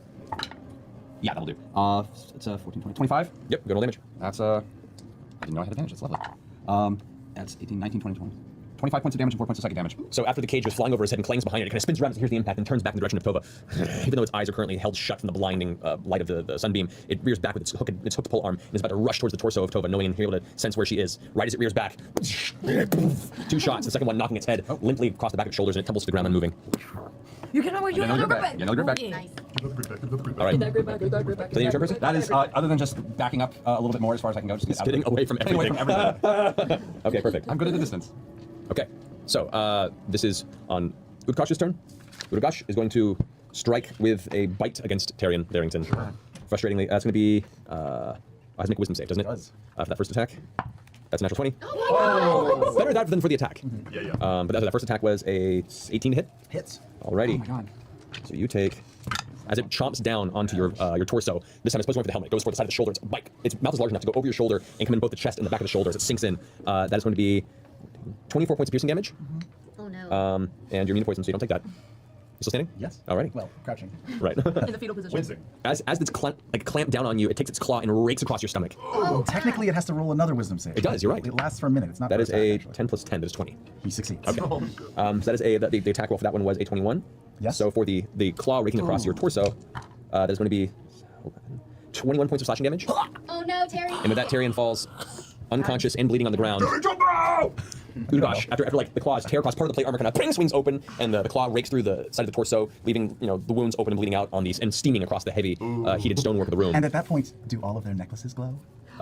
They do. They begin to pulse. That's totally correct. Yeah. What's going on? What this means. So Someone's unconscious or we no. can't tell that they're unconscious. Oh god. at this point, Udgash going to use his. He's gonna the wings take flight at this point. So nothing's immediately in the circle. He's getting frustrated by this. The wings pick him up in the air. He's gonna peek to the top of the form and look over, and he sees Tova and Keyleth. And he's gonna land technically on your guys' faces. This is part of his corpulent form ability. I need you both to make dexterity saving throws. Very good, good. Corpulent form? I don't think that's part of the normal stat block. 14. All right, you both suffer 17 points of bludgeoning damage as is Udgash's not. giant form lands on top of you. You both are pinned to the ground. You're considered grappled and prone, as would, Udgash is currently now. Gosh, also maybe take some damage from that. Yeah, well, it takes the same 17 points of damage from the mutual suffering. Something. That is kind of Yeah, dope. it's That is kinda awesome. dope. So you're both prone and considered grappled. You cannot move until you get out of the grapple. We're grappled? We're both grappled? Yeah, 'cause he's basically sitting on top of you. Fucking dick. I need you to make a constitution or concentration saving throw to maintain something. I have advantage on that. You do. I'll take that 18. Yeah. I just have to beat the damage, correct? You have to beat the. It's either 18. 10 or half of the damage. I'm so good. you're fine. With you both pinned, you at immediate visual perspective look the most vulnerable to Udgash, as you are a tiny half-elf girl as far as it's concerned. It's going to use his next 2 attacks, the axe and the tail, with advantage against you because you are currently not prone. Oh, that's it. Axe will be. That is a 32 to hit. What? 32 to hit. I mean, yeah. 25 points of slashing damage. 17 minus 20. What are you doing concentration on? My sunbeam. Oh right. Oh So cool. that's 20 points of slashing damage, plus 23 points of fire damage. So a total of 46. Can I use my reaction to cast absorb elements? If you're prepared, yeah. Yes, I do. Which allows you to. Never done this before. Let me double check. I capture some of the energy and I store it, and I have resistance to the next damage type. Then I take that, and the first time I hit with a melee attack on my next turn, I can do an extra 1d6 of that damage. So you take 11 points of fire damage instead. So it goes 34 points of damage total. So another 11. I'm at 82. Okay.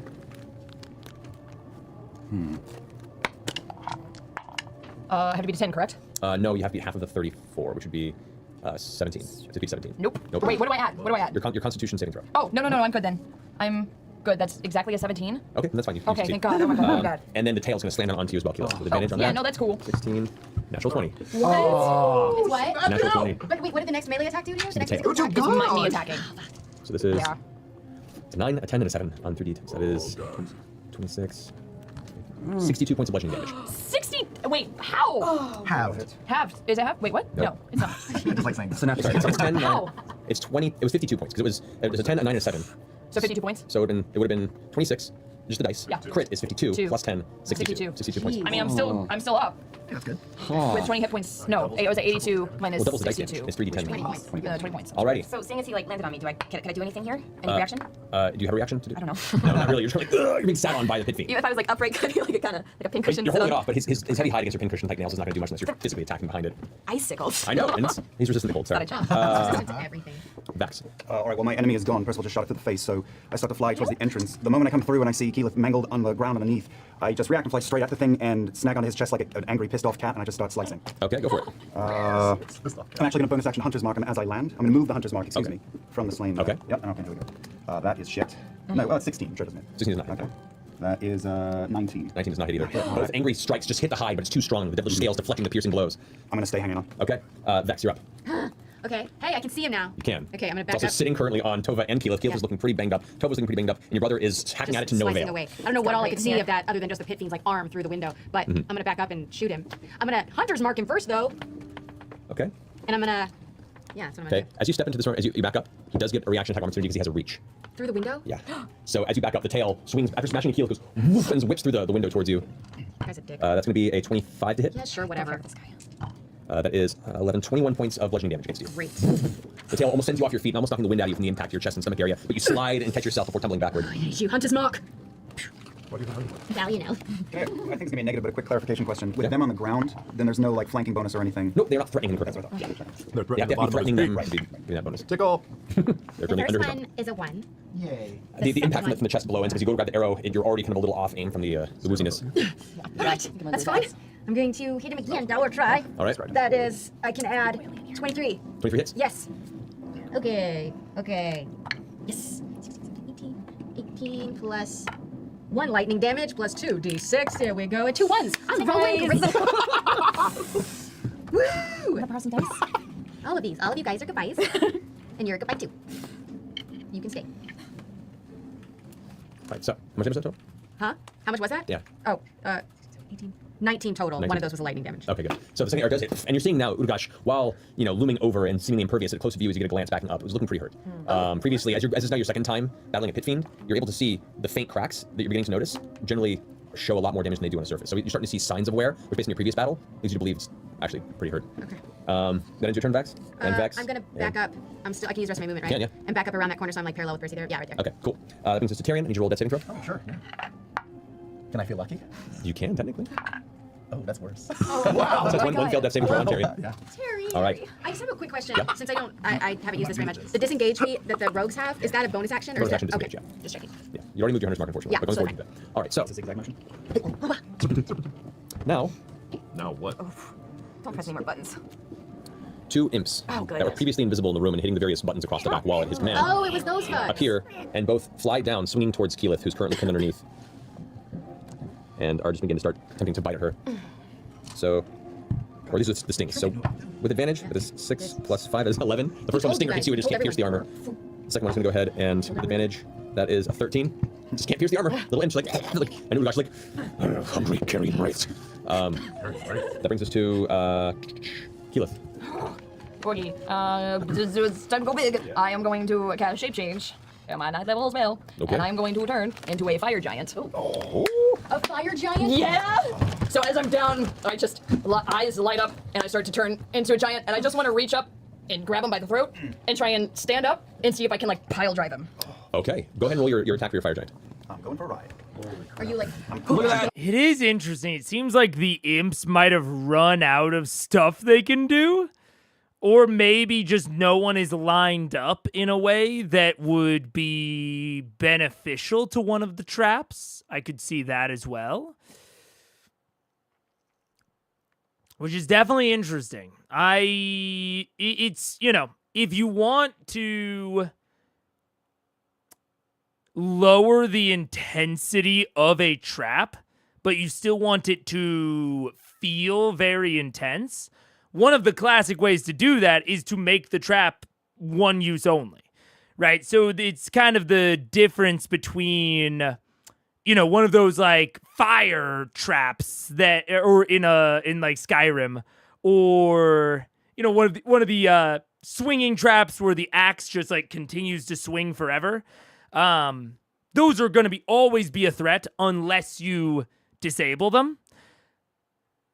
Alternatively, you can have something like kind of the next level down is like a pitfall trap. So it has lava or spikes at the bottom. I've used a pitfall trap with that, which had a gelatinous cube at the bottom. You can put all sorts of things at the bottom. And that's like a half temporary trap, because once it triggers, all of the surprise, the trappiness of it is gone. So a lot of its threat is reduced, but you still have to deal with it going forward, right? It's still a hole in the ground. Depending on where it's placed, that could be very relevant. Or you can have a one-time use, very, very temporary type of trap, which seems to be similar to like the cages, right? The cages were like, they just fall down, they trap someone or they don't, and that's it. That's all they do. And once you deal with them, they're done. They don't get reactivated or reused in any way. Seems like Matt has a little bit of a mix of the latter two. It doesn't seem like he has any traps here. They can be like fully repeated, and certainly none that can be aimed, even though that would have made sense with them needing manual operators. Like, one of the reasons that you have temporary traps or traps that shoot in the exact same direction every single time, or a pitfall trap or something like that, is so that they don't need to be manually operated. But if you have two little imps that can manually operate your trap, you could have it be a little bit more complex, or at least have one of them be a little bit more complex. Maybe they can like change the firing arc of like a flamethrower trap or something along those lines, so that they don't run out of stuff to do. So that's like one evaluation. And that's kind of assuming that the imps just ran out of stuff to do, and that's why they're attacking. Alternatively, I suppose Matt could think that the players are losing right now. He's got a better view of what Utagash's health is than we certainly do as an audience, and certainly than the players do. And so it could be that having the imps directly attack Keyleth, who, I mean, Matt is well aware that Keyleth's got HP to spare. Having the imps attack Keyleth could be a way to try and swing the balance, like very, very, you know, it's like a targeting priority fudging, where combat's going a little bit poorly. Maybe we'll have the imps do something that is less effective than other options that they had. If we're going full on, the most effective thing they could have done is they could have just rolled up to Terry, stabbed him in the neck, and he's dead because he would take 2 fails. So, you know, if we were going like full tactical, Terry's dead. Second layer tactical, kind of depends on if there are any traps left, if there's really anything they could do. If there is, maybe he's trying to lessen the difficulty of the encounter right now a little bit, trying to go a little bit soft. I don't know. It's difficult to tell because of how little I know about the trap system in this dungeon, but it seems possible. Super strong. Yeah, I am. I get plus 11. Is this like plus 11 just to my attacks? Everyone else gets pushed out of the way. So yes. Natural 20. That is awesome. Flash of Got made up for all the rest of the time. So Tova and the imps get pushed aside as Keyleth's form suddenly encompasses most of the corner of the room. So natural 20, you grab Utagash by the throat, grab the torso, lift him up, and slam him onto the ground. Go ahead and roll just the basic damage for the fire elemental's attack. It doesn't knock him prone, but it does this is the flavor for the attack. How do you know what basic damage is? Look for the attack of the fire giant. Well, it just gives me multi-attack. And underneath that, it's just... And it gives me a great sword Yeah, well, just melee roll attack. the damage for the great sword. We're basically, the attack is the flavor of the strike. It is 66. 66? 1, 2, 3, 4, one more. I think it's yours now.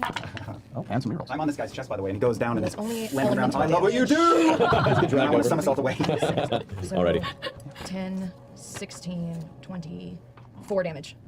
What did you roll? 24. 24, that was with the doubled? Oh, right. Oh. So doubled that. So, So 48. 48 damage. Plus 7 because of the. Plus 7, yeah. Yeah. So that is 55 points of damage. Nice. Oh, God. Say it. I want to hear you say it. No, Well, it's not there yet. No. I mean, technically your action was to cast the spell, so you wouldn't have the ability to attack the same round, but I'm letting you do it because why not? Burn your. Because it's fun. Well, I didn't move. It's fine. And we'll say you can't move this turn, but it was fun. It's cool. Why not? All right. So that ends your turn, Keyleth. Yeah. All right. Giant red Tova. Keyleth. You know, it's interesting because I think that rationale and that argument, fuck yeah. You couldn't attack this turn, but why not? It's fun. That's fine. It is interesting for that sort of thing to be to directly follow a point where the imps seemed to potentially do something that was a little bit maybe less strategic than it could have been. And then directly after that, you make this allowance, which I am, I'm definitely not saying that Matt is not allowed to, or he's not allowed to change his mind or anything like that, but I would not expect that sort of decision out of Matt. That doesn't seem, or that's not particularly common for him. So I don't know. It seems like maybe, I don't know. We're gonna see, but it seems like Matt might be going a little bit easy on him towards the end here. Rough. All right, just go all out here. I'm gonna cast It's looking really rough, by the way. Blood Curse of the Marked on Ugash. I'm gonna amplify it. Alrighty. 4 damage for me. And then I'm just gonna slide in under this fire giant's legs and just go for it with my claws and the Crimson Rite. Alrighty. So half minutes, 5, 10, 15, 20. You can just get into combat range right there, knocking backs over and killing him. All right, so that's a 28 to hit on one. That hits. That is a 24 to hit on the second. That hits. That does so much better. All right, so that is a 11. That is a 13, and I get 2 more, yeah. With my Because you do 2d8, and these are doubled because you did your mark. Okay. So what'd you roll? 7 for the 2d8, and then what did I say? 13 and 11 the first time? Yes. Yeah. So 13, 11 for the actual weapon damage, the claws, and then now what'd you roll for the first? 7 together. 7 together. So that's 14. How do you want to do this? That's two deaths in a row. Yeah, all right, so how do you want to do that? As you watch the fire giant, like, clutching by the throat, slamming onto the ground, Urugosh is like, and it's this sort of like wrestling ring encounter in the center of the room. Just gonna fucking body slam him with my bare body. I'm just gonna hit him with both my claws. I'm gonna tear his fucking throat out. And I'm gonna look down at him. I'm gonna be like, how do you like me now, asshole? So, Keyleth, in the impressive moment of slamming Urugosh down, the grip you have on the throat is loosened suddenly as a secondary force pushes Urugosh out of your grip. What looks to be a bowling ball of a fur-like bear form goes slamming into the torso of the devil, who then falls onto the back as the bear just begins Wolverine Berserker barraging, tearing through the chest and torso cavity of the devil. Drops the axe and is trying to reach up and is clawing at your back and tearing through flesh. You can feel the blood, but you're too focused at this point. The frenzy kicking in from your transformation, and as you stare down and say that into his face, Urugosh's tongue is kind of lolling back across the tusks. We'll still find you. And just goes limp across the ground. As I stand up and I look at Grog, and in giant I say, "So." So, player? What's up, man? Damn, They're still too terrible. I'm gonna spit on him Okay. while I'm still standing, and then I'm just gonna flop on my back, turn back into a dwarf, be like, hey, you guys wanna get a beer? Are there still 2? There are 2 imps in the chamber, but they both turn invisible as soon as this happens. And they're attempting to escape as the flame wall disappears and you see Tyrion bleeding out on the ground next to a superheated. Oh, and hands and lay on hands. Okay, you're close enough to do so. Okay, I'll give him 10. Okay. Maybe we just toss him in the blood. Just dip him. Yeah. So how much do you give him? 10. 10. All right, so you have 10 hit points. You can Okay, interesting. So this is the alternative stopping point. I think I'm going to go to the actual break because this is interesting. This is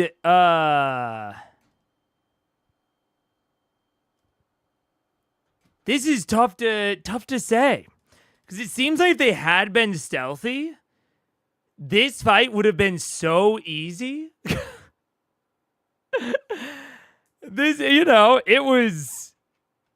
It it seems hard, kind of. You know, one of them went down, but it's no Raishan Part 1, obviously. And I don't know. I sort of lean towards it's like if there's a clear thing that you're not supposed to do and you completely ignore it, that seemed a little easy. Like, I liked all the things that Matt was individually doing, and, you know, possibly he just didn't crank it up high enough, but I don't know. I mean, too hard would be weird, no, for a Pit Fiend? I don't know. I would say no. I mean, a Pit Fiend is CR20, which, if they're just fighting a Pit Fiend straight up, they're going to win every single time.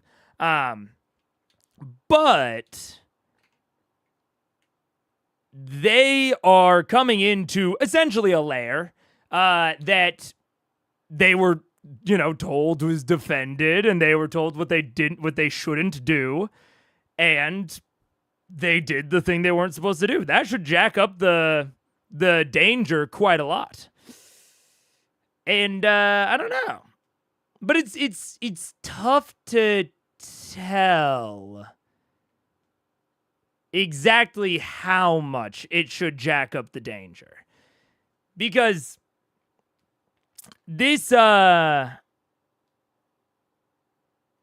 don't know. I'll have to wait to see the entire thing, but it feels like there was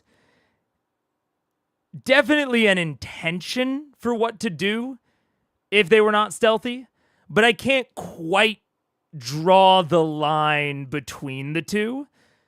This, to me, just seems like, okay, Vox Machina can just run into any wall they see, no matter what warnings they get, and they'll be fine.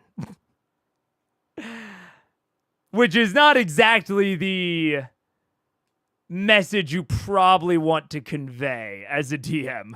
Of like, if I warn you about this thing that you're not supposed to do, you can just ignore me, because the fight will be pretty easy no matter what. Maybe Matt stopped the traps because they kept ignoring the source. That's a reason to continue. That's the exact. I think that's the exact opposite of what you should do. I think it's possible that that's what he did, but if that's what he did, it's definitely going easy on him. Because if they're ignoring the source, then I'd say you just keep going. I don't know. Normally, I feel like Matt is more of a hard ass than me about these sorts of things, but it feels like Matt went kind of pretty easy on him here. I don't know.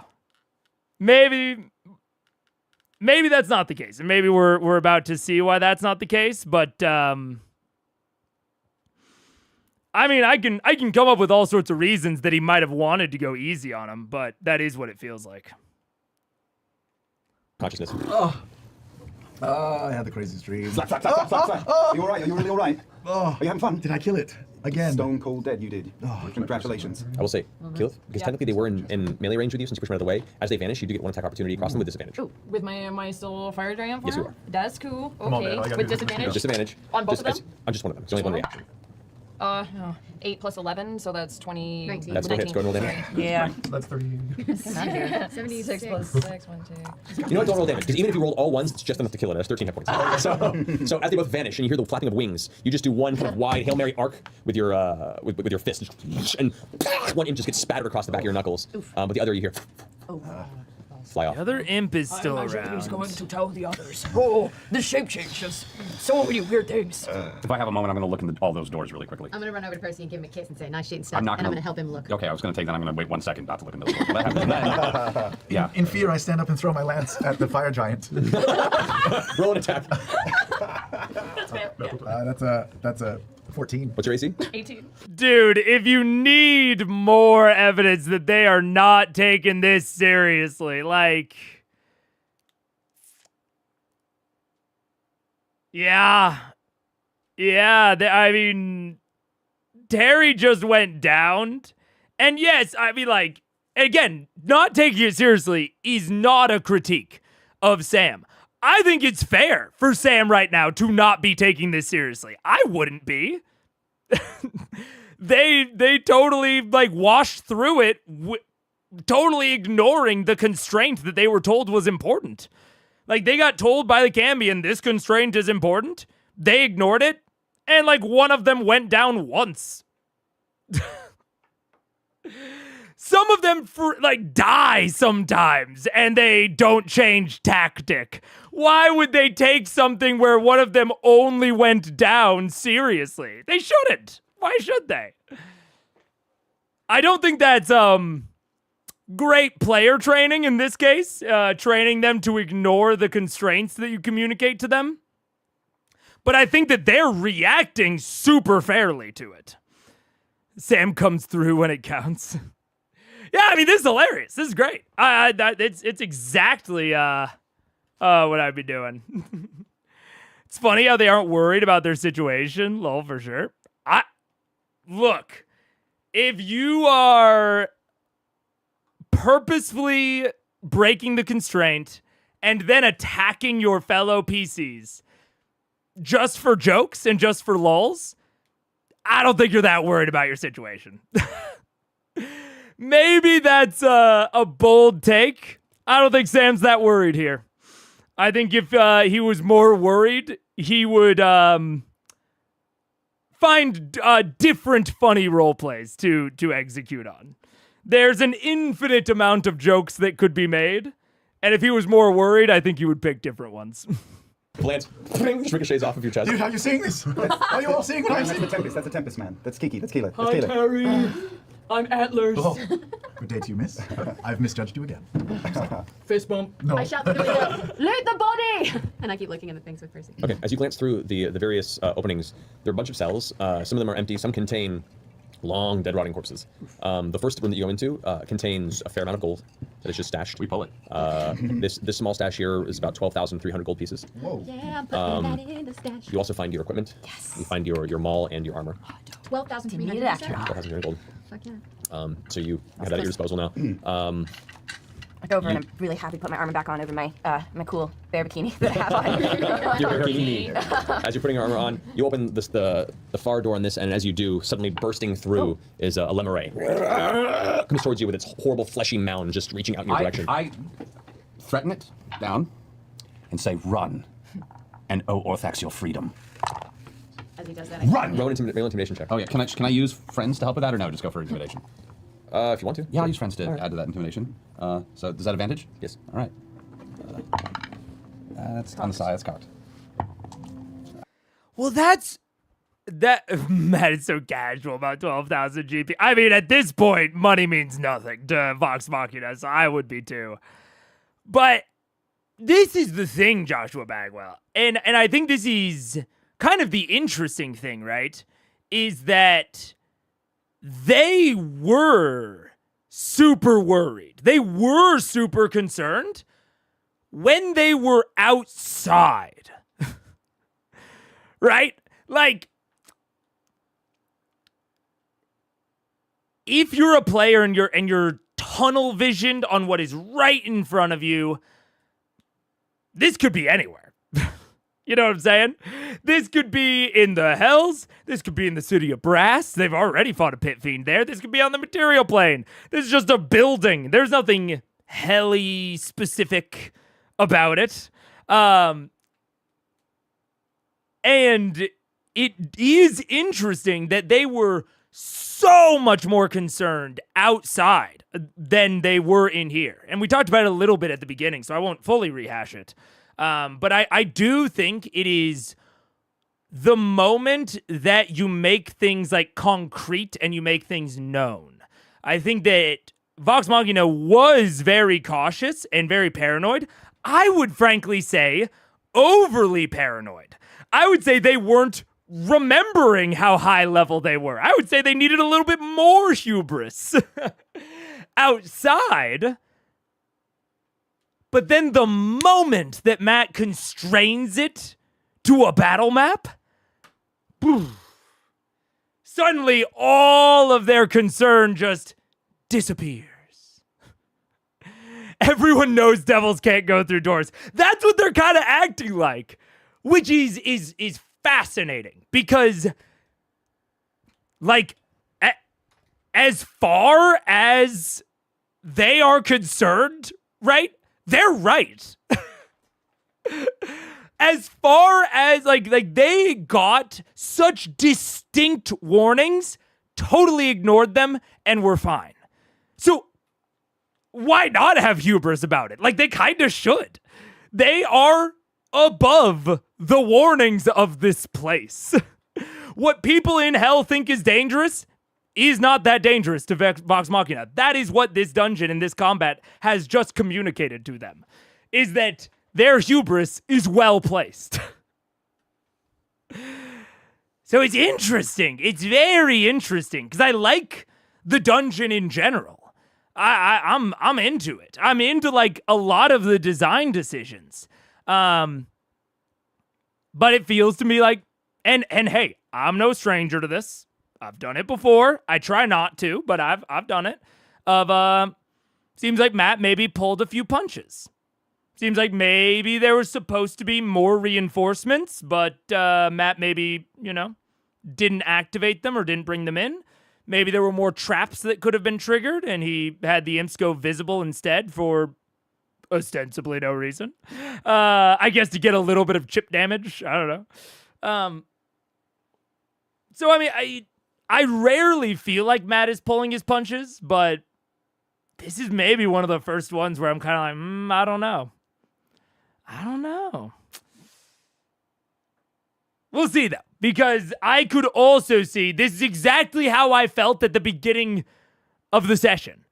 It's like, that seems too easy, or that seems like there's not enough consequence here. Does Matt have anything else hiding in the back? And he did. So I feel the exact same right now that I felt at the beginning of the session, but I'm going to hold judgment because I have already been wrong once, and maybe he's got more hiding in the back. That's fine. Anyway, that's okay. That's intimidation is 8. As you say, run, and you see the Murray goes. I shoot my gun next to it. I shoot an arrow into it. It's going to reach out and strike at you. And the arrow strikes right afterward. Cool. Vax Dagon's onto Keel's shoulder and watches all this through the window. It misses. His hand just kind of slaps against the front of your armor and then roll your attack. This is a great confrontation. 21. That hits. Go and roll damage. This is weird. Good weird, but it's weird. 18. The arrow through his head and it just immediately falls to the ground and slowly I feel like I'm turns losing to it. slush. I don't know. You should have listened. I really. You were very clear then. Duh. What's in the other room? The rest of the chambers here, you find most of it is a collection of rotting meats. You find you find various sulfurous chemicals, some that you can't really by scent and texture identify. And I will even note, there is so much more of this stronghold where enemies could be coalescing, alerting others, getting reinforcements, setting traps. There is so much unexplored, and they are looting. And they know 100% for sure that one of the enemies escaped.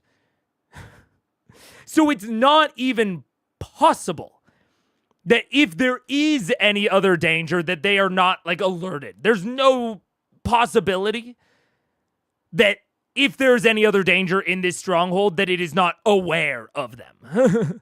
Right? They killed the owner of the house. They did. But does that mean that nothing else in the house is a threat? Clearly they think so. I wouldn't say that should be a universal rule, especially in hell.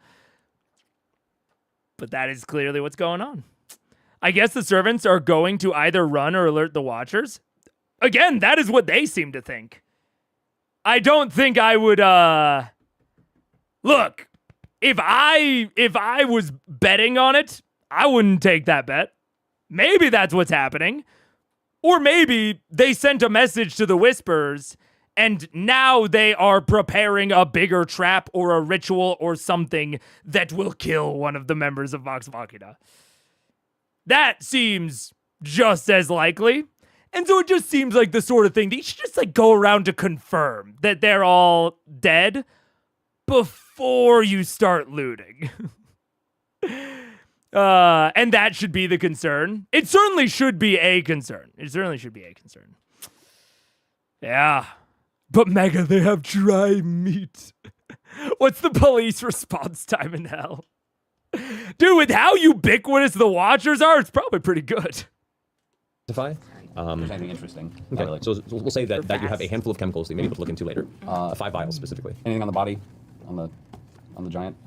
On the Udogash? Yeah. There's the axe that Udogash had, which is a very, very large, like black metal heated axe. Can I see that, please? Yes, of course. Can I pick him up by his ankles and, like, you know, schoolyard bully style, shake him out from his feet upside down?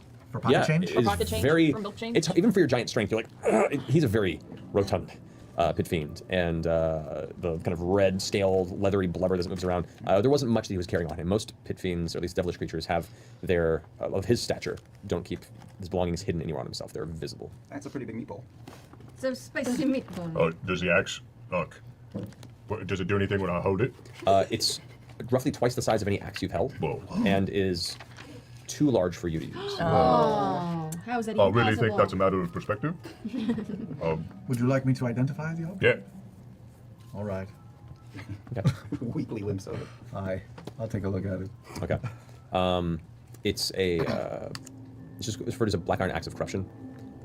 It's used primarily as a means of intimidating and scaring off lessers and keeping subordinates in line. With magic or just with size? Both. Okay. It's a minor enchantment. It's the enchantment of it. You get the essence as you look at it. The power of it was part of the presence of the pit fiend. It wasn't an inherent ability. So yeah, this is not considered a very powerful magical item. It was only powerful in the hands of a pit fiend.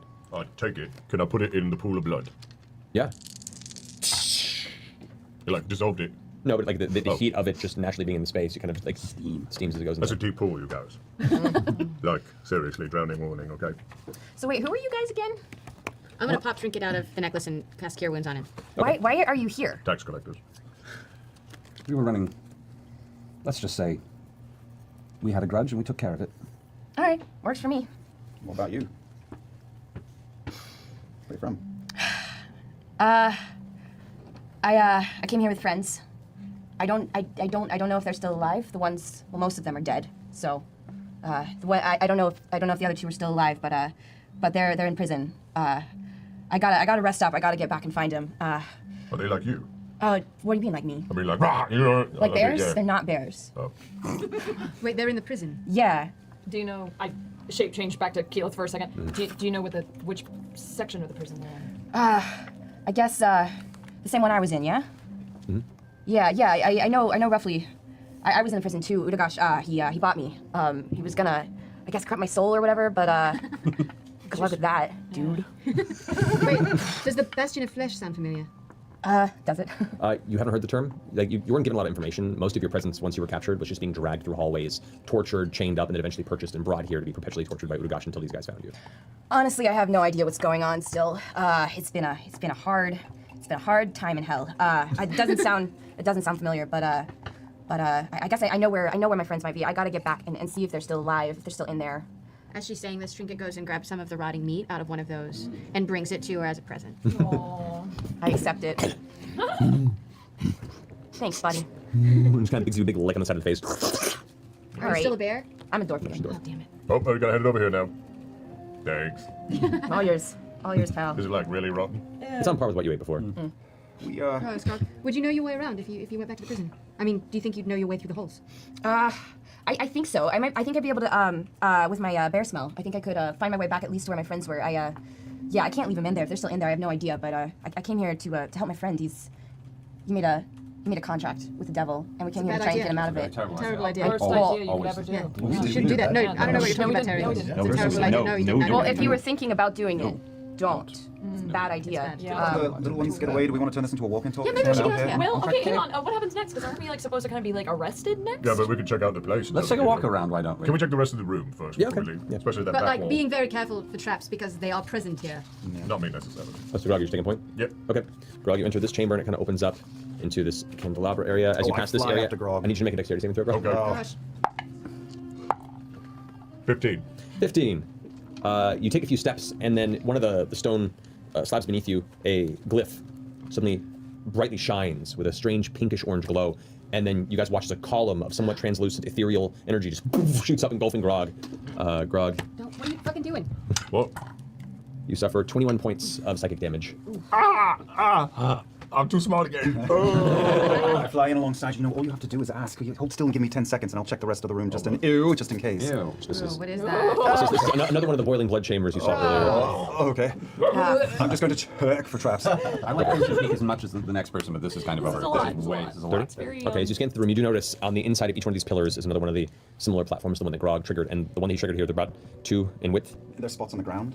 Yeah, there's like this whole area here, and this area, and there's one here, and all these can be triggered. Oh, I would stay over there. Do I see anything of value or anything else in the room besides the traps? Nope, but what you do notice, in fact, you and Vex and Keyleth, who have the highest passive perception, you hear from the ceiling above you what sounds like multiple entities landing on the roof. All right, we got to answer. Reinforcements. This are is here. definitely Oh, what we hey, talked about. hey, did I see anything like that looked like guards that wore like the armor, the gold armor of the Not in the interior, no. Yeah, but no, throughout the city, From where you are right now? just in general, since I've been in hell. Yeah. Yeah, What are they? You've seen the different types. You've seen a couple that have been imps. You've seen a few that have been winged humanoid entities. Were there any like Arianuses or succubuses that were also like guards that would be one of these people? You guards? didn't see any of We're that going to be specifically. okay. We were expecting this. I know, but I could still be like a guard and follow you guys there. You know? Then I'm someone on the outside. And not in prison as maybe like a first responder. I don't know. I think you overthink this. I don't know, Key. It's a big prison. I think you're going to be very far away from us very quickly. If I say, hey, I found these guys, and I walk with you guys all the way to the prison? A hatch from the ceiling in this chamber in here kicks open, and about a dozen. Look, I obviously multiple times was like, yeah, I think that they need to consider other options. We're past that point. Now is not the time for the debate. You either got to do it or not. Entities come dropping in, some winged, others like spine similar bearded devils, some of them wearing the golden armor of the whispers you've seen throughout the city. It seems that the guard have been called to the assault on the stronghold. I get Trinket back in the necklace really fast. Okay, trinkets and necklace. What's everyone else doing? I kind of want to, like, can I stealth? Can I turn into one of the impish creatures in gold armor? Sure. Yeah. Okay. So you turn into an imp. Have they seen me yet? You don't create equipment, so you would be an imp. You'd have to put on gold armor. I don't have the gold armor. Yeah. So you just be an imp. Never mind. It's So fine. I'll just be myself for right now. Okay. So you're remaining as Keyleth's human Yeah. half elf form. All right. What's everyone else doing? I drank a healing draft, and I am getting my lance ready, and I'm staying with fucking Dodie. And which of these rooms did that trap door open? And the one that It back to opens Grog here. one? Dodie, So like can you wake him so up? Grog was kind of waiting over to the side. Grog, these entities Fix it. landed near you. They just kind of about a dozen of them just swarm into the chamber near you. That's you're over here on this side as you're kind of bringing out the traps in this area in the center. So they happen kind of behind you in this area. Okay. You shouldn't be breaking him. I'm not leaving him. I'm just going to walk towards Grog. Okay. I'm going to join him. So you join up with Grog here. I'm gonna cast Cure Wounds on myself really fast. Okay, we'll say for the purposes of the swarming of entities in this chamber.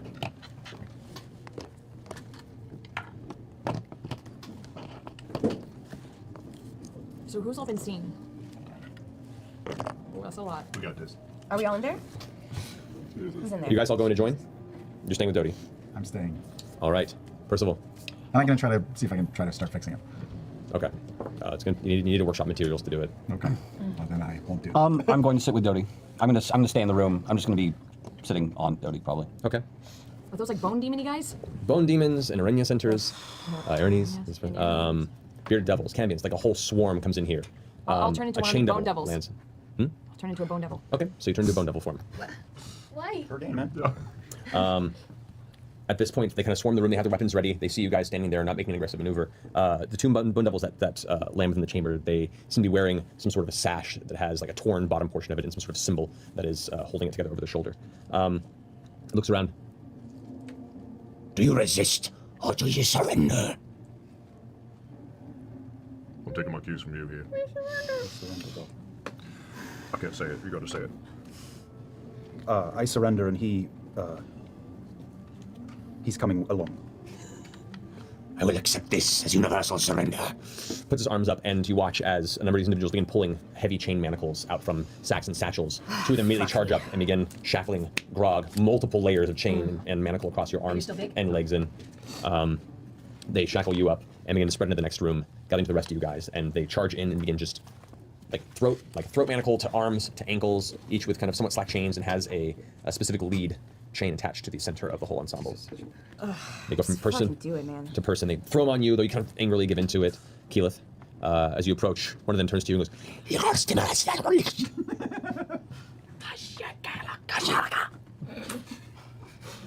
make a deception Just fucking hell. with disadvantage. Try and parcel talk. What the hell is that language? Did you say you wanted to go to the disco with me? 8 total. I'm flattered, but I don't have any. Leans in real close to you. I kind of like give a little bit of twitch, like maybe I'm the damaged bone devil. Liar! The wings up behind it as it kind of points its finger at you, and a bunch of the devils kind of begin to swarm in from the sides with the various pole arms and jagged weapons pointed in your direction. Reveal thyself. Oh god. Okay, I drop form. Shackle her twice over. And you are of everyone, you and Grog both get the Hannibal Lecter treatment. As you're standing there with your spear out, they all begin to swarm around you. Tarion. I say, oh no, whatever will we do? We have this enormous piece of equipment that you don't understand and could possibly be very dangerous. It probably should be locked up with the rest of us. Oh no. Oh no. They don't seem to be paying any mind. They throw the manacles on you. They subdue you very quickly. With a swift hit to the back of your shoulders, your sense of bravado is immediately crumbled. They throw you to the ground and chain you up. You're all then chained together and brought to your feet as one of the bone devils approaches. You are found in the seeding stages of usurpation of a trusted of Despater, and are sentenced to moral reassignment and delivery. You are forfeit to Mentiri. Moral Grabs the chains and reassignment tugs. is funny. And you guys all begin to be pulled out and then up through the hatch in this chamber. Through multitudes of devilish arms, they're pulling you up through the ceiling. This is a good plan. Good plan. Actually working better than I expected. You glance over your shoulder and watch as a series of devils have now leapt onto Dodie and are pulling apart. It'll be fine. It'll be No, fine. this is the part where C-3PO is like being pulled apart by the. It's gonna be fine. He served his purpose. No. And that's where we're gonna take a break. Oh You read your bedtime story. Oh shit. We'll be back here.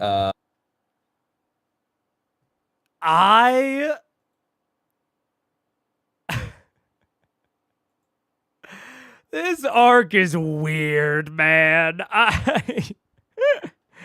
That's the break. That's where we're gonna end. I don't know what's going on, bro. I think I just don't get, or I'm something about my mindset is just so different from the player's ostensible mindset.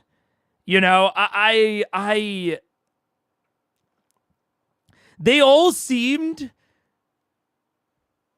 like they barely even batted an eye at everything that happened throughout the actual combat.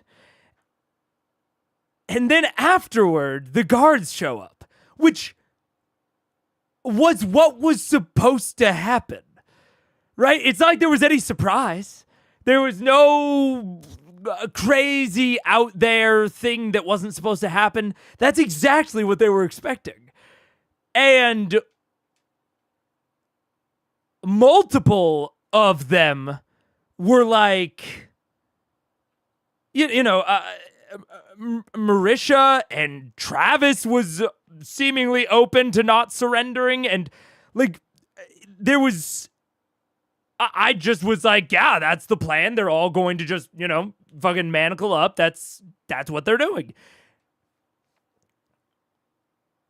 And I'm not even saying that any of their reactions were necessarily like unreasonable on their face, like objectively unreasonable. They just speak to a mindset that I don't understand. And like I don't get how they could go through that. They could go from so paranoid outside to then like not taking the actual combat seriously at all, but succeeding anyways because they are immensely powerful. and then being like, I know why we're here. Should we just like not do the thing that we came here to do to, get arrested? Maybe they forgot the plans between sessions. No, they clearly remembered what's going on. Like, Keyleth and slash Marisha were like, oh yeah, I could follow you guys to the prison. Like, she knows what the plan is. It's very, I don't even know how I would broach this as Matt. Like, I'm putting myself in Matt's shoes, and I'm like, how do I even figure out their mindset here? Because I got no clue, and I don't even really know how to ask them about it. It's like, because I always want to be careful about having too much over-the-table discussion, especially regarding player choice and agency and mindset. I want to be careful not to influence them. I don't want to ask them a question that leads them towards, some answer that they had never considered and now have kind of given it away or whatever.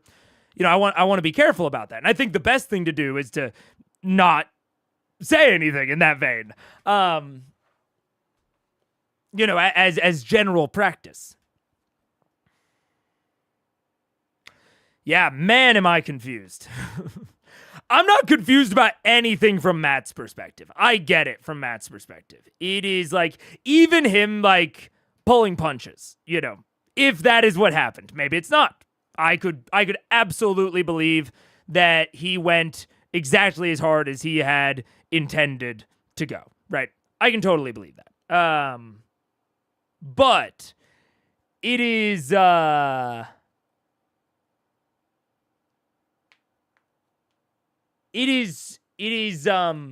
do I say it? It seems to me to have, the end of that combat seemed to me to have the hallmarks of, if I'm Matt, I assumed that they would at least partially engage with the warning that I gave, right? So I thought that there would be less threats when they actually went to go and fight the Pit Fiend, but they seemed to not engage with the warning that I gave at all. And because that was the case, this is actually going to be far, far harder than I actually intended for it to be. I've made that sort of mistake before. It totally happens, especially when you're trying out something new. And I think that there was a lot that was new and novel about this encounter, and I really appreciate that. And so the end of that, to me, speaks a little bit of like pulling the punch a little bit, which I'm down with. I support. I think he could have gone either way with it if that is indeed what happened.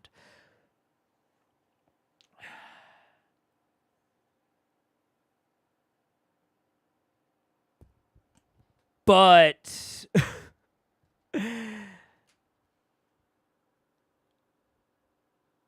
so I get that. And I even get that you might not want this to be. I think there's a very reasonable explanation, even in terms of like plot pacing. Maybe not in terms of balance or foreshadowing, being equivalent to the challenge. It might not be anything in that vein.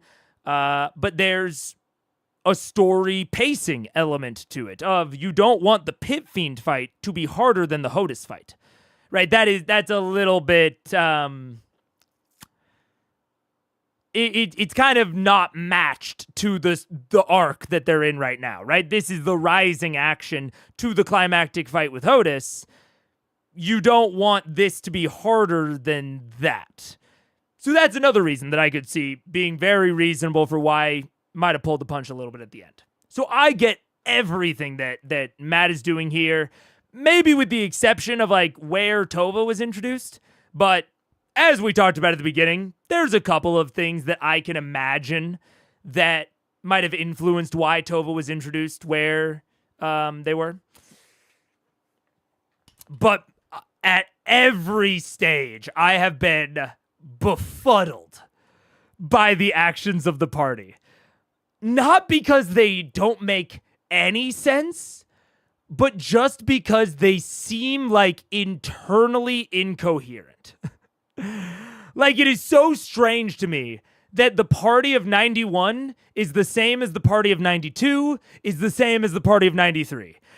Each episode, they seem to have a totally different mindset for how they're, like, engaging with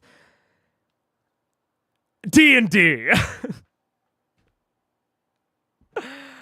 And, you know, maybe they just, shit's happening in real life and they're coming in with different mindsets. You know, that's possible.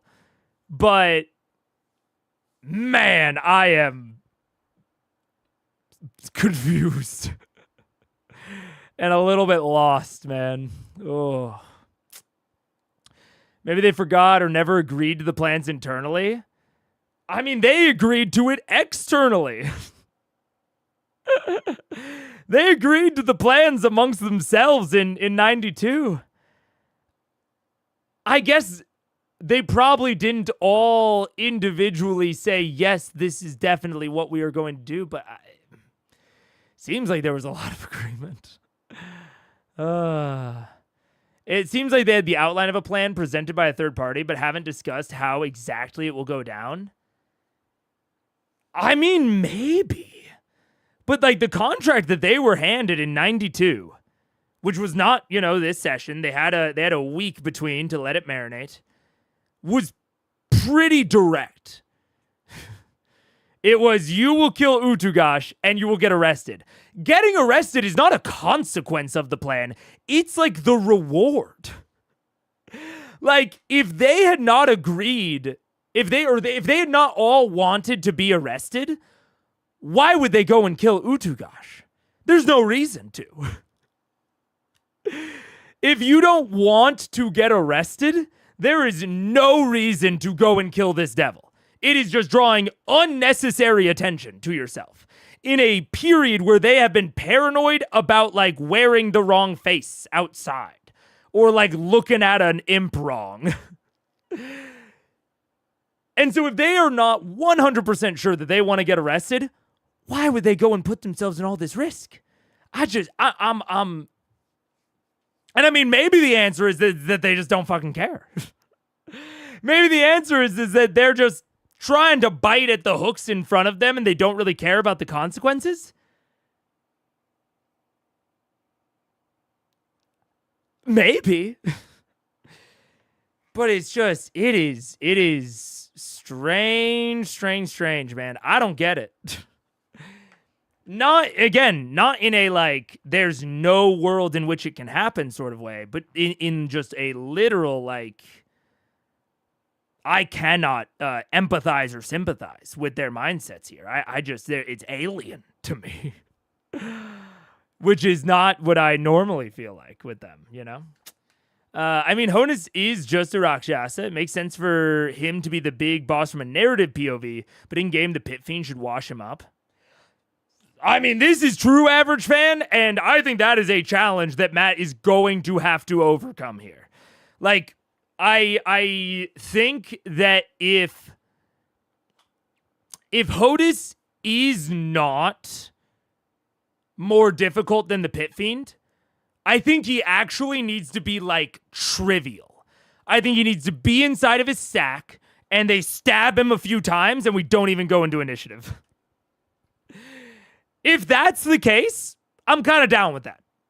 I'm down with that. If the entire challenge, like the climax challenge, is the Pit Fiend fight and it's just getting into the prison, and once they're in the prison, Hodis is just a free kill, I'm totally down with that. What I really don't want to see is them fight Hodis in a blank jail cell totally normally, reminiscent of, like, the Riskel Daxio fight, right? I really do not want to see Riskel Daxio Part 2. That would be the worst case scenario, I think. Second worst case is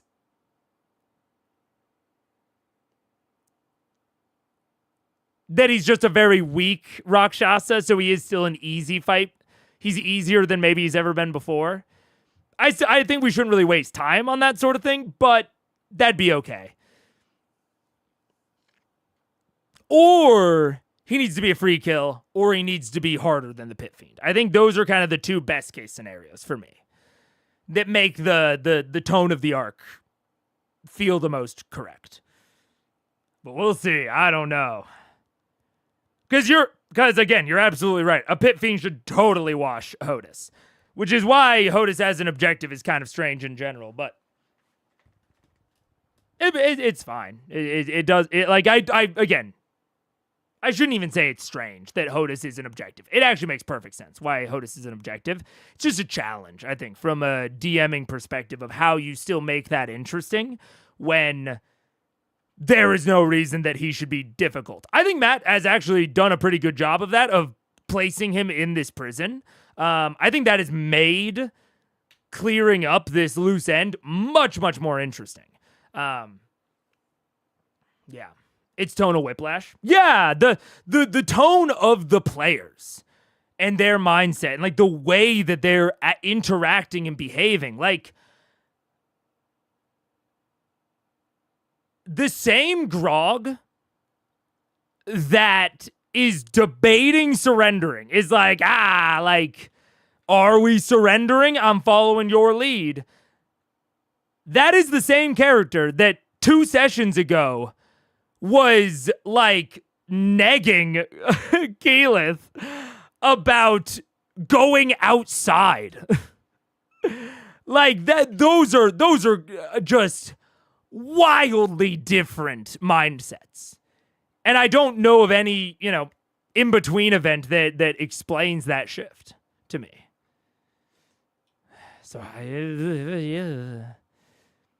I don't like that YouTube is not telling me if I'm using banned words. I just see some messages and not appearing on the stream. Was it killing or sickly? Apparently neither. I hate that too.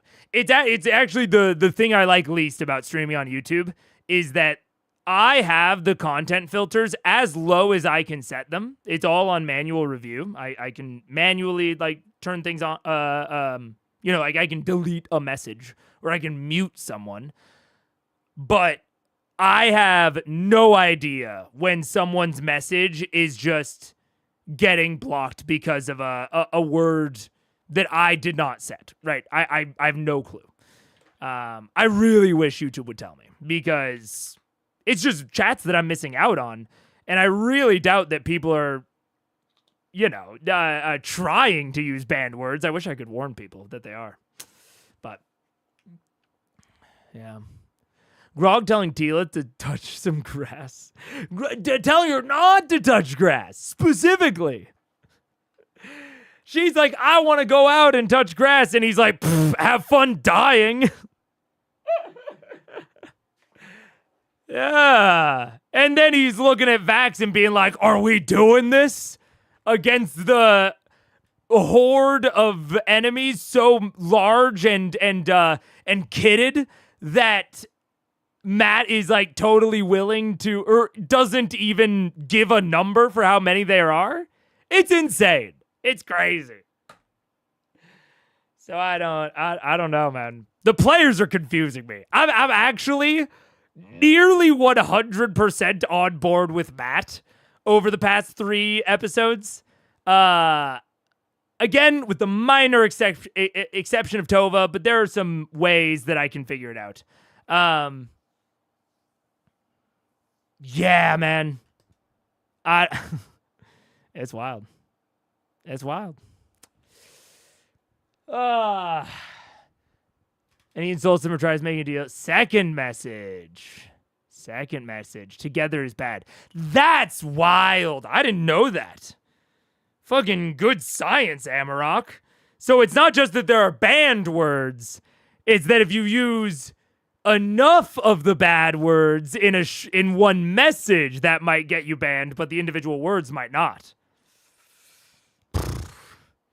That sucks. Or at least it sucks that I can't tell. If I could tell, it would be fine. Ugh. You stay inside, live off of instant noodles, and spend your whole day staring at the screen, drinking Mountain Dew like your ancestors did. Exactly. Ugh. So I don't know. We'll see. We'll see how the rest of this arc goes, but man. Yeah, this is a wild arc. This might be... normally, I'm pretty... it certainly happens to some degree where I'm way more on board with, the mindset or the decisions. I get the mindset or the decisions of Matt or the players. Normally, I'm more in line, where it's like, if one of them is kind of, I don't really get it, I normally don't get the other side either. Or if I really understand one, I normally really understand the other. They kind of vary in parallel to each other. I'm very rarely like, this is, nah. This is all Matt's fault, or this is all the players' fault. There's a lot of shared culpability for both good and bad things. This is one where my fucking opinions of what's going on this arc have diverged extremely. I'm actually incredibly impressed by Matt this arc. This is some of my favorite Matt DMing. I won't even lie to you. I think he's trying out a bunch of new and novel stuff. I think he is doing a really good job of adjusting to player decision making. He's being generous where I think he should be. He's not being as much of a, sometimes he was a bit of a tight ass occasionally about rules. And he would insist on looking things up that he didn't need to look up. I think he's doing great with that this arc. I think he's looking up things that feel fair and just saying, hey, this is my ruling. We'll look it up later. For things that don't need to be looked up. I think he's doing great.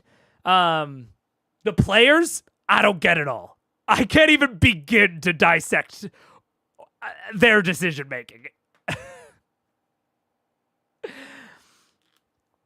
So yeah, I mean, even that arena, that dungeon, whatever we want to call it, was better than I thought it was. Like at every stage, it proved itself better than I initially thought. It's awesome. I guess with the very slight the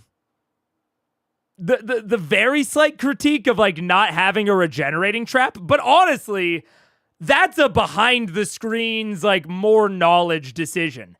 I could see it being incredibly plausible that Matt made all of the traps, kind of one-time usage on purpose to constrain the danger and the challenge. And that would be super duper reasonable. So even that, I wouldn't even call a critique. I loved that they were manually operated by these little invisible imps. That was awesome.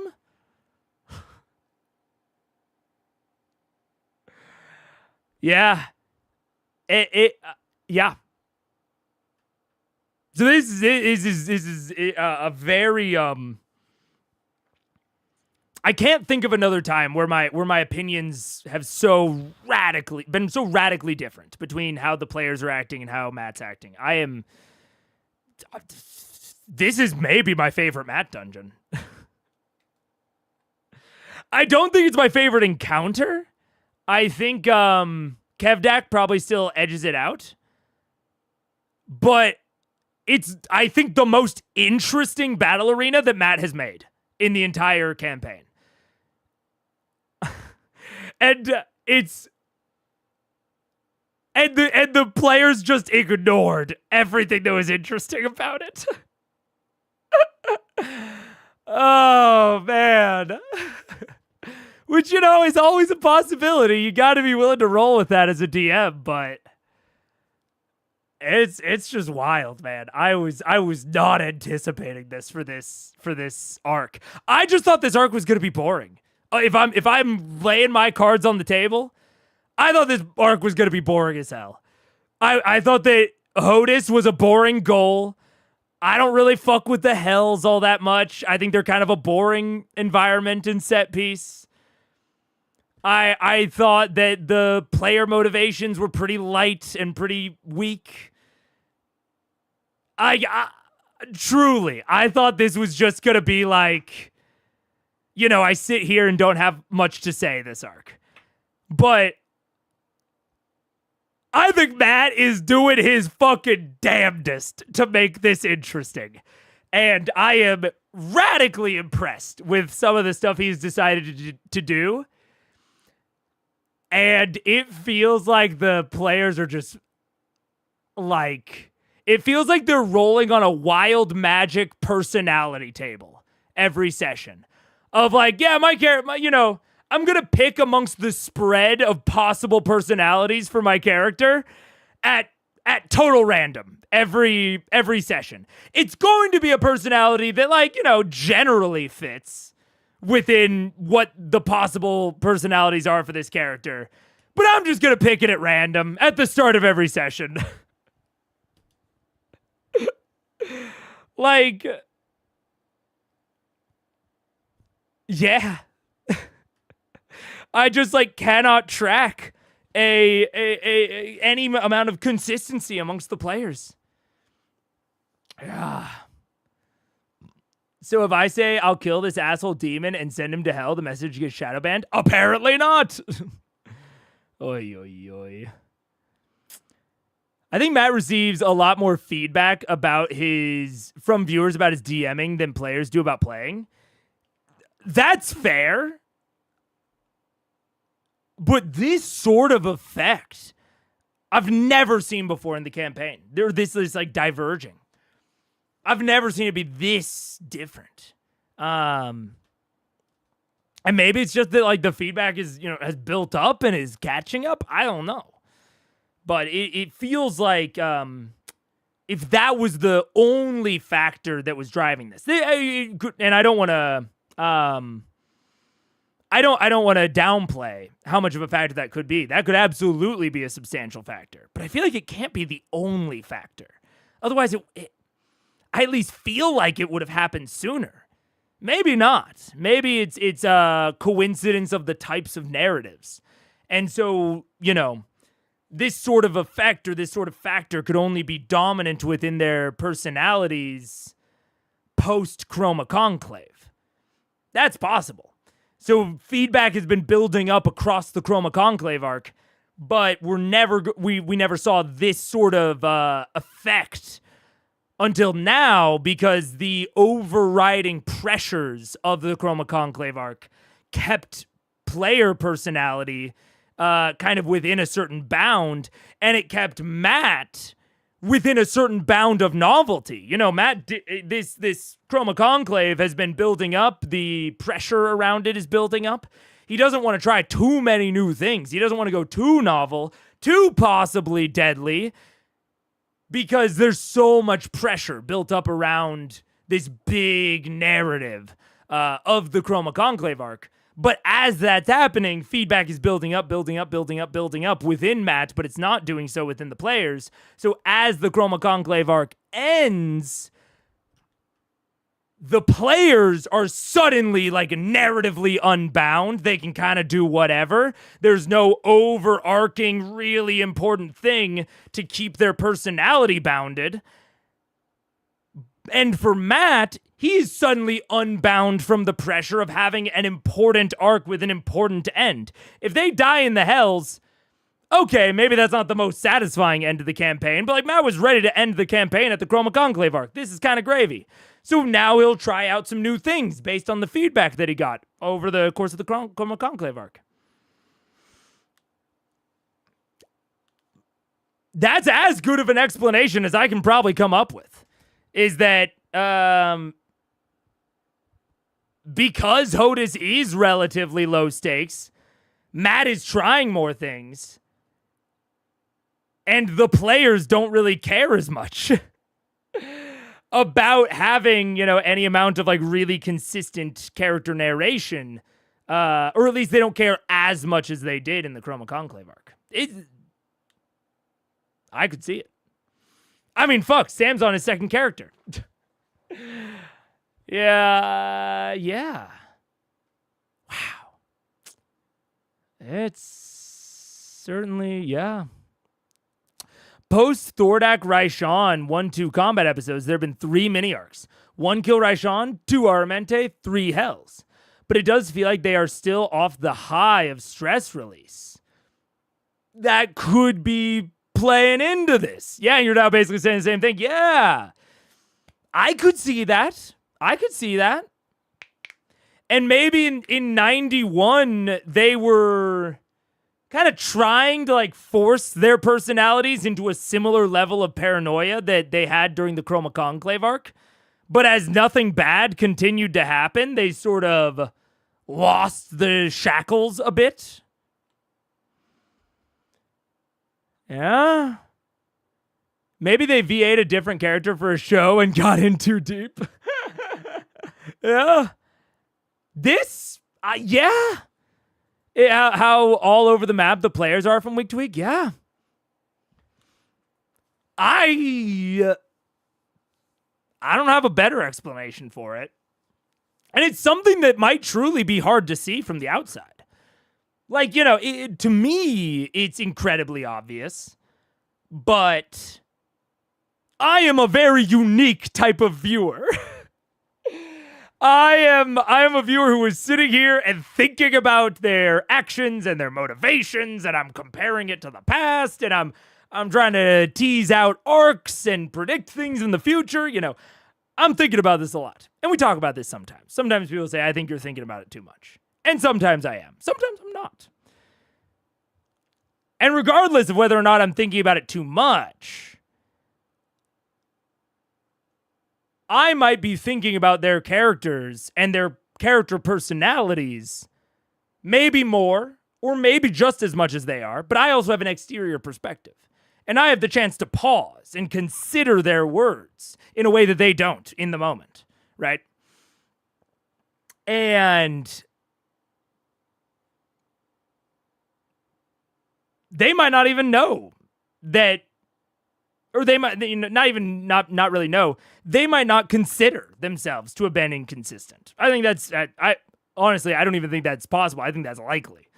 I think if you ask them, you know, are you being inconsistent in playing your character? I'm sure they would say no. But even just from a purely outside perspective, I'm not like a normal viewer that's just watching this all in real time and just kind of casually thinking about it, but not pausing to ponder. And that could really be sort of making the inconsistencies much more obvious than it would be to a normal viewer, but honestly, more importantly, to the player themselves. Because it's hard to remember exactly how you acted in a previous session. It's hard to remember that. You know, you try, and I think every player tries to keep their personality somewhat consistent, but it's not. You're gonna have more or less success depending on how much you care, probably. Yeah. To be fair, when I watched this arc years ago, no prior TTRPG knowledge before C1, I also thought it was a bit of a mess. Sure. Yeah. And I mean, there might be something to that the things that make it feel like a mess, you know, the broad lack of stakes, the weird player interactions, you know, that weirdness could, in a sense, be self-perpetuating. You know, the arc feels a little bit weird, so the players act a little bit weird. But their weird actions make the arc feel even weirder. And as the arc feels weirder and weirder, they start acting more erratically. As they start to like not be able to quite parse what's happening in the arc, or they feel like they're being forced into something, or they, you know, agree to a plan, but then they get new knowledge, and maybe they don't want to agree to that plan anymore. But the weirdness of the arc makes them feel like they maybe should. Like, you know, to be generous to the players, directly before the guards come to arrest them. I think this is a good defensive argument for why they acted how they did. Directly before the guards came, we find out that Tova's friends are in the jail, and that Tova seemingly knows the way back. That does seem like a hook. That seems like a path hook. It's a little bit weird to me, It's a little bit strange. I kind of squinted at it. I'm like, wait, is Matt offering them an alternative way into the prison? That doesn't make any sense. And I still think it doesn't make any sense. But if you're the player in real time trying to improv all of this, it's enough of a kink in the wheels. It's enough of a kink in the hose to make you reconsider. To say, oh, we just got this new piece of information. This arc is fucking weird. I'm off kilter. Are we sure we want to be arrested? Are we sure all of us want to be arrested? Maybe we should have someone on the outside. I still don't think it makes sense for them to do that or for them to think that. But if I was trying to get on board with their mindset, you know, as much as possible, that would probably be where I would go to. Is that they just learned this new information and then the guards come directly after. They're still a little bit off kilter. They're not sure. Should we change the plan based on this new information or should we stick to the original? I think that's a decent argument for how they reacted.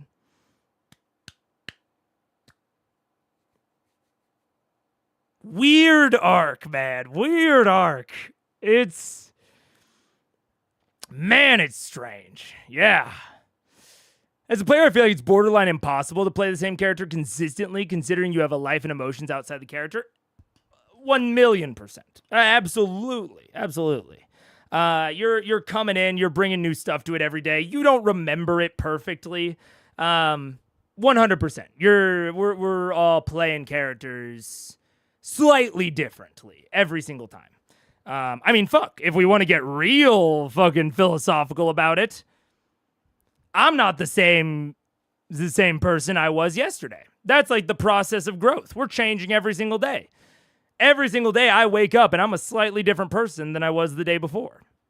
It's just a more extreme effect in D&D. But I think the goal is to try to make the personality shifts, you know, light and smooth. You don't want them to be severe, jagged personality shifts. And I think typically the players are great at that. This is one of the first times, at least that I can remember, that I've really felt like their personalities are shifting in this very extreme, very jagged sort of way. Yeah. The real world makes no sense, so fantasy not making sense is fine. Sure, yeah. Yeah. As a general rule, real humans are rare or really inconsistent. Fictional characters usually don't match that. It's true. It's true. I think supposedly none of the cells I was born with as a baby are still alive and existing in my adult body. I was confused when you started that. I was like, we're talking about you as a baby? What's going on? But that's fair. You are the ship of whatever it's called. Theseus. Yeah. Human bodies are the ship of Theseus. Absolutely. We're just in the same pattern. But we're not even in the same pattern. That's the crazy part. Our brains are constantly changing, making new pathways, new memories, new thoughts, new ideas. We are in a very similar pattern to what we were when we were a baby, but not the same. Yeah. Weird arc, man. That's my takeaway. Strange. Very weird. And you know what? I think I'm just going to embody that in my bones. I'm just going to say, this arc is weird. And I'm not going to invest too much in the decision making or the personality shifts of the characters during this arc. That, you know, they get their one. We'll just write this off. This will be fine. We'll just kind of shuffle it to the side. And we'll watch it and we'll chill and then we'll go forward. Guesses for part 2. It's hard. It's hard to even guess. I mean,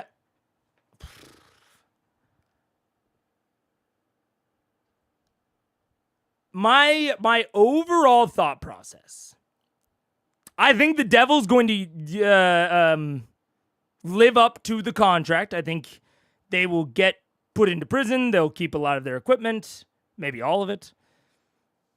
And they'll be very nearby to Hodis, and they'll have access. Now, how do you make the actual murder, or killing, I should say, of Hodis not a wet paper towel? How do you not make it a, all right, sure.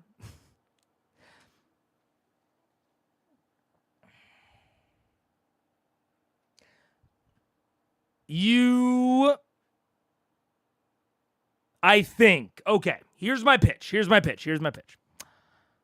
I think you have Hodis be totally defenseless. He's still inside of his little egg sack. I don't know, maybe it's a weird body horror thing where his head is already formed and is sticking out of the cocoon thing, but the rest of his body is still in there. He's immobile. He's vulnerable. They can kill him whenever they want. But he says, no. Don't kill me. Right before Vax plunges it in. He said, no. I know what's coming next. Hodis says, I've been looking. I've been researching. I was planning to try to kill you, frankly. So I was looking at all your connections. And something's going on. Something's a little fishy. And maybe the players hear him out, maybe they don't. Honestly, at that point, if Vax wants to kill him, absolutely. He gets that out. Vax can kill him at that point if they want. Or if he wants. If they decide to listen to Hodis, I think Hodis is going to give them, it will want to make a new devil deal. Maybe a new contract. And part of the contract is probably that some legalese about how Hodis isn't going to try to kill Vox Machina anymore. There's probably some fine print that gives him a loophole. But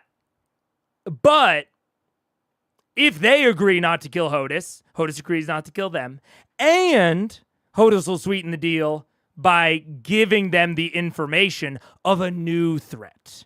A threat that, importantly, the Raven Queen isn't telling them about.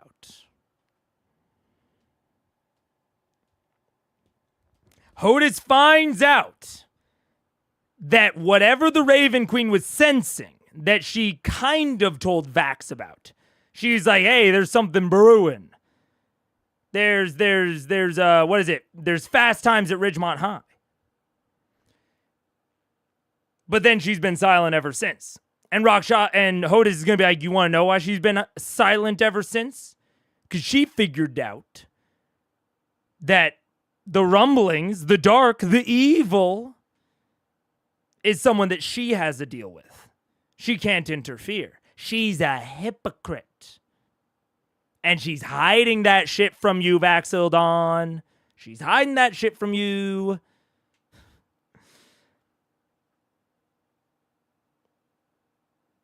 And then they have to escape. I think they are going to be bound via the contract so that they can't kill Hodis.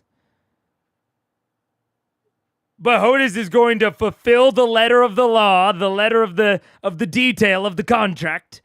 He's going to say, all right, I gave you the information you want. In fact, it's like, okay, what happens now? And Hodis is like, this is what happens now, motherfucker. And he calls the guards. He goes, I'm being attacked. And now they have a piece of paper that makes sure that Hodis can't come after them. They've actually accomplished their goal. Because their goal in hell is not actually to kill Hodis. Their goal in hell is to make sure that Hodis cannot kill them in the future. So the contract accomplishes that. They have no reason to go back to hell anytime in the future. But now that they can't kill Hodis, he raises the alarm, and they have to somehow escape from the Bastion of Flesh. That's my guess. And I will say, I'll put it out there, that is very minorly influenced, that theory, by the fact that the episode is called Bats Out of Hell. I think they are going to escape, or at least start the escape from hell this episode. And for that to be the case, I don't think that they will have a long, drawn-out combat with Hodis. And, frankly, I think this narratively fits a lot better than Matt trying to make a combat focused around Hodis. I think that would be really, really difficult. And so I think we want to have like kind of a social encounter here. I think that's what I think might be coming up. I think Hodis might offer essentially foreshadowing of the next arc. Yeah. Body horror, John Carpenter's The Thing, Hodis goop monster with doppelganger abilities. Sure. I almost phrased this as hear me out before I realized what that would be implying. I wanted the goop monster carnally. It would. It would have slightly implied that, yes. Hey, episode title, stop spoiling things. No, the episode title. But we've talked about it before. I'm a VOD frog. So I would be actively theorizing with the title in mind, even if I was watching this naturally. But that's my current theory.